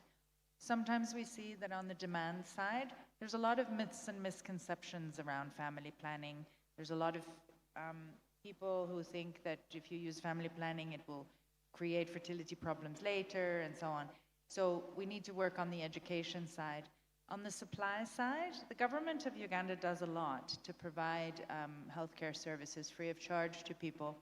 So it's actually quite well in place. But we do still have some supply chain issues and other things that need to be looked at. So it's really looking at both sides of the coin. I got a question about fertility decline. There's a well-known fact that in my part of the world, young people are having fewer children. And what I would say about this is that sometimes we can be worried about a situation of declining fertility, or a situation of, there's also countries where they're concerned about having too many people, and they try to control it. Our advice as UNFPA is that the real crisis isn't too many people or not enough people. The real crisis is when young people cannot realize their ambitions for the kind of family they would like to have. And so what we see is that that's often an economic constraint. People would like to have more children, but they can't afford to. Or they would like to have fewer children, but they can't get to the services. And so what we need to do, I think, is to make sure that people are able to realize their dream for what their family should look like. And we trust that when the services are available and the information is available, people make quite good choices. Women make good choices in partnership with their husbands, their doctors, their God. They can make the decision and we can trust them to do that. When it comes to why, somebody asked, one of the honorable members asked, why is it that Uganda is enjoying increased life expectancy? There's much better access to health than there was just a few decades ago. And there's better nutrition, and there's better quality of life. And I think also a very important factor is that we've had peace, and that really makes a big difference to life expectancy. I also had a question about my own country, Norway's experience, and I can share with you that it's not that long ago that Norway was the poorest country in Europe, or one of the poorest countries in Europe. And in the 70s, we found oil. So I share this because we have this in common, Uganda and Norway. Norway became quite a wealthy country after finding oil, and it's the perception that it was because of the oil only. But they have since done analysis that has shown that while the oil was important, an even more important factor was that women came into the workforce in large numbers. We're not a big country. We need every person working. And so when women started to come into the workforce and there were policies to encourage that, that's what really led to economic growth in my country. Finally, to the honorable member from Kitgum district who asked me about how do we protect girls with nodding syndrome from sexual exploitation and abuse. I think I will answer that more broadly. How do we protect vulnerable young people from exploitation and abuse? The laws exist, and we have to implement them. We have to have accountability. at local government level, there's different actors that have responsibilities to take care of their young people. So really it comes down to the nuts and bolts of local governance. Is the school system coordinating with the social protection system? Are they referring to the health center? Is it all connected? And in my experience, is it connected also to access to justice for people who need it? In my experience, what I would say, and I'll end on this note, what makes the difference is leadership. Where we see the greatest successes and the greatest, it's not about, resources aren't needed, money is needed, but it's really mostly about leadership. It's about the people who turn up and are present and ask for the accountability of their colleagues at the local level. And from your question, Honourable, I can see that that will be the case. UNFPA does work in Kitgum, so I hope we'll continue our conversation. And finally, one question also, sorry, I forgot, from West Nile about UNFPA's operations. We do actually work in West Nile, and yes, we have chosen to work there in part because it's a refugee hosting district and we want to support the government system, which we know to be a little bit under pressure. Our approach is always to work through the government system, to support the government health centers, to make sure that we're not creating a parallel system with humanitarian funding, because humanitarian funding runs out, whereas the government system is there to stay. So we want to create that sustainability. And we are in West Nile and in many of the other districts that you come from, and we're looking to expand. I'll end there, Chair. Thank you so much. Clarification through you, Madam Chair. Thank you very Just a much. critical question here for the last presenter on this matter. I am Honorable Fungaro Kaps Hassan, Member of Parliament representing Obongi constituency and the Chairman of the West Nile Parliamentary Caucus here in this 12th Parliament. Thank you for your presentation. In my understanding, the core motive, explicitly stated or not, or implied, of the UNFPA is to reduce population, to make population smaller, as a formula of making life good through sharing of resources for fewer people, working people, caring for few people. But now I would like to ask you, you heard from the previous presenter before you that there are minority communities here in Uganda with the smaller populations to the extent that they are almost disappearing. Does UNFPA have a program for population increase rather than population reduction? Family planning, for example, the giving of contraceptives is a formula to reduce population. But there are countries like Japan, which are already waking up to the reality that their population is becoming smaller, people are becoming older. They are giving incentives for people to produce more children by adding, for example, that if any woman or any couple produces any additional child, their first child, they are given money to the tune of about $10,000.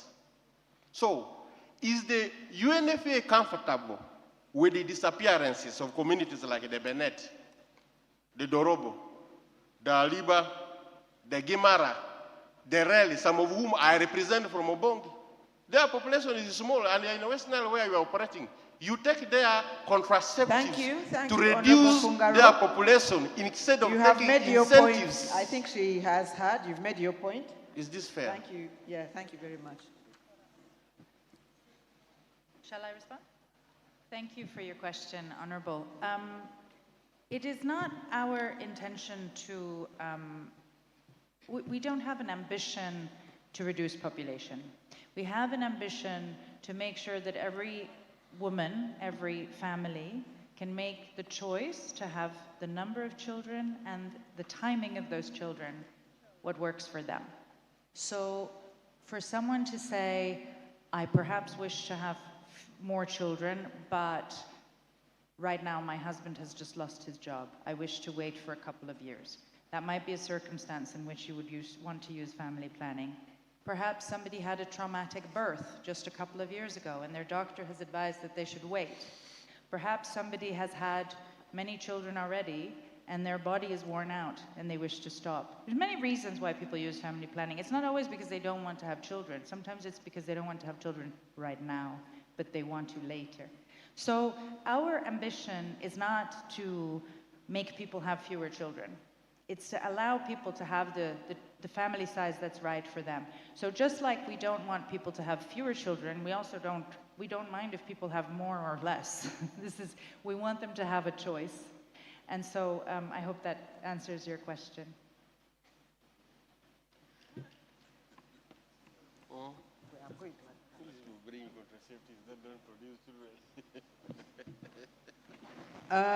Thank you very much, members.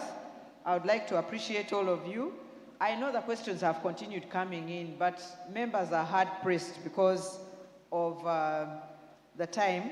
I know that the session before this went about an hour late, and I didn't want to continue that.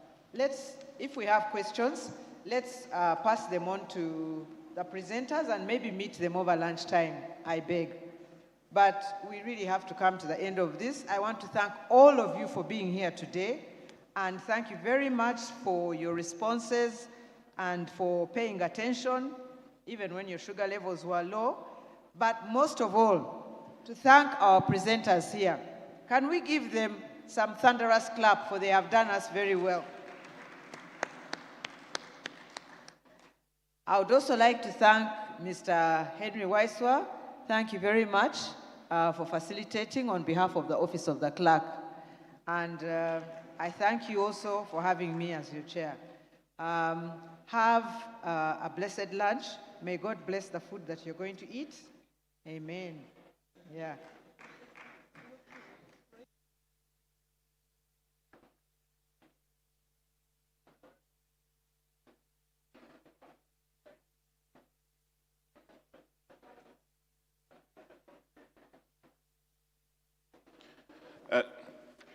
Thank you very much, Honorable Robina, for steering us through.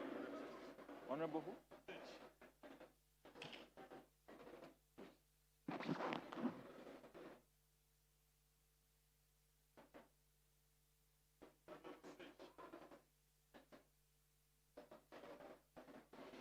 Thank you very much, honorable members, for sitting through this very important session. As we're having a photo moment and as we go for our lunch, let us keep mindful that we have some key presentations still happening after lunch. So we would like to use just 45 minutes for lunch, and we reconvene here. We reconvene here in the conference center. We'd like to invite Honorable Sechi to come and have a word with Mr. Waiswa, our Deputy Clerk.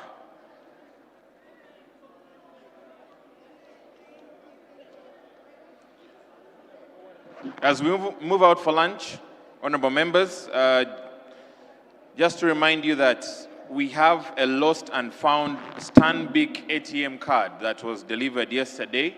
In case it belongs to you, please get in touch so that it can be returned to you. Next week, members of parliament are invited to the East African Community Week, the ESC Week, that will take place in the Parliament Conference Hall from 8th to 10th July, from 9 a.m. to 5 p.m. Honorable members of parliament are invited to be present for that activity. The Parliamentary Catholic Chaplaincy invites members of parliament to the High Mass that will be led by the Bishop of Nebi Diocese, the Right Reverend Constantine Rupin, starting at 5 p.m. in the conference hall. That will be 2 Thursdays from now on the 16th of July. All honorable Catholic members of parliament are invited to attend that High Mass that will take place at Parliament on 16th July. That is this month, 2 Thursdays from now. So honorable members, may we please use some 45 minutes for lunch. That means we shall return at 4:30 p.m. 4:30 p.m. and we shall drive the program very quickly. We have our honorable members of parliament representing the persons with disabilities who have key insights for us. And then we also have the MD of NSSF is already here with us, ready to speak to us about the roles and responsibility of you honorable members of parliament in social security and national development. And then we shall also listen in from Dr. Vincent Bagambe from the Uganda AIDS Commission. So, honorable members, we have still an action-packed afternoon, but we are looking forward to expediting it so that we get all the information and we can also be able to leave in good time, not very late. So may we please have lunch and return in 45 minutes. We will kickstart as soon as 4:30 p.m. Gets here. Enjoy your lunch.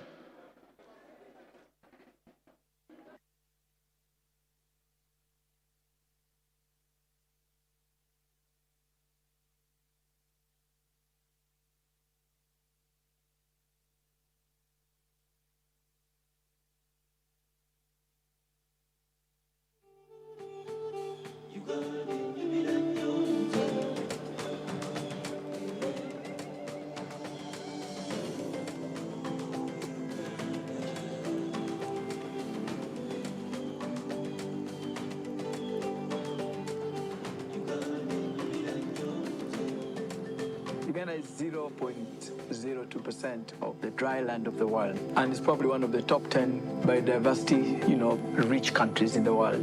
Uganda has got 165 water bodies, and that makes it extremely very unique country. There's no country on the African continent that has much water, freshwater bodies than Uganda, and including a big portion of the world's largest tropical lake, Lake Victoria, hosts some of the most beautiful islands in the world. Those islands have been named by Lonely Planet as some of the top 10 most hidden treasures of the world. Uganda hosts about 11% of the world's species of birds. Mugahinga and Bwindi, which host 54% of the world population of the mountain gorillas. And the number one place to see chimps in the world is in this country. There is nowhere in the world that you'll ever find water gushing through a canyon. Mason Falls is the whole of the Nile, struggling to pass through 7 meters, falling 43 meters deep, cascading on an area of about 120 meters long. This is Uganda, and I am proud to call it my home.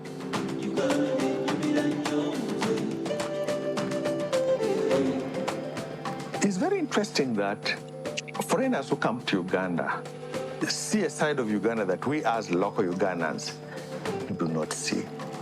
Winston Churchill comes to Uganda and he says, this is the pearl of Africa. Uganda is the 13th most beautiful country. Our weather, it's either dry or wet, but sunshine. No other country can boast of that while staying near the equator that also has got snow. No other country can boast that you have the largest freshwater lake in Africa with the longest river in the world starting from there. No other country can talk about that. Our hills are green, our lakes are vast, and our sunsets are golden. Privilege is invisible to those who have access to it. And probably when you're living in Uganda, you can't see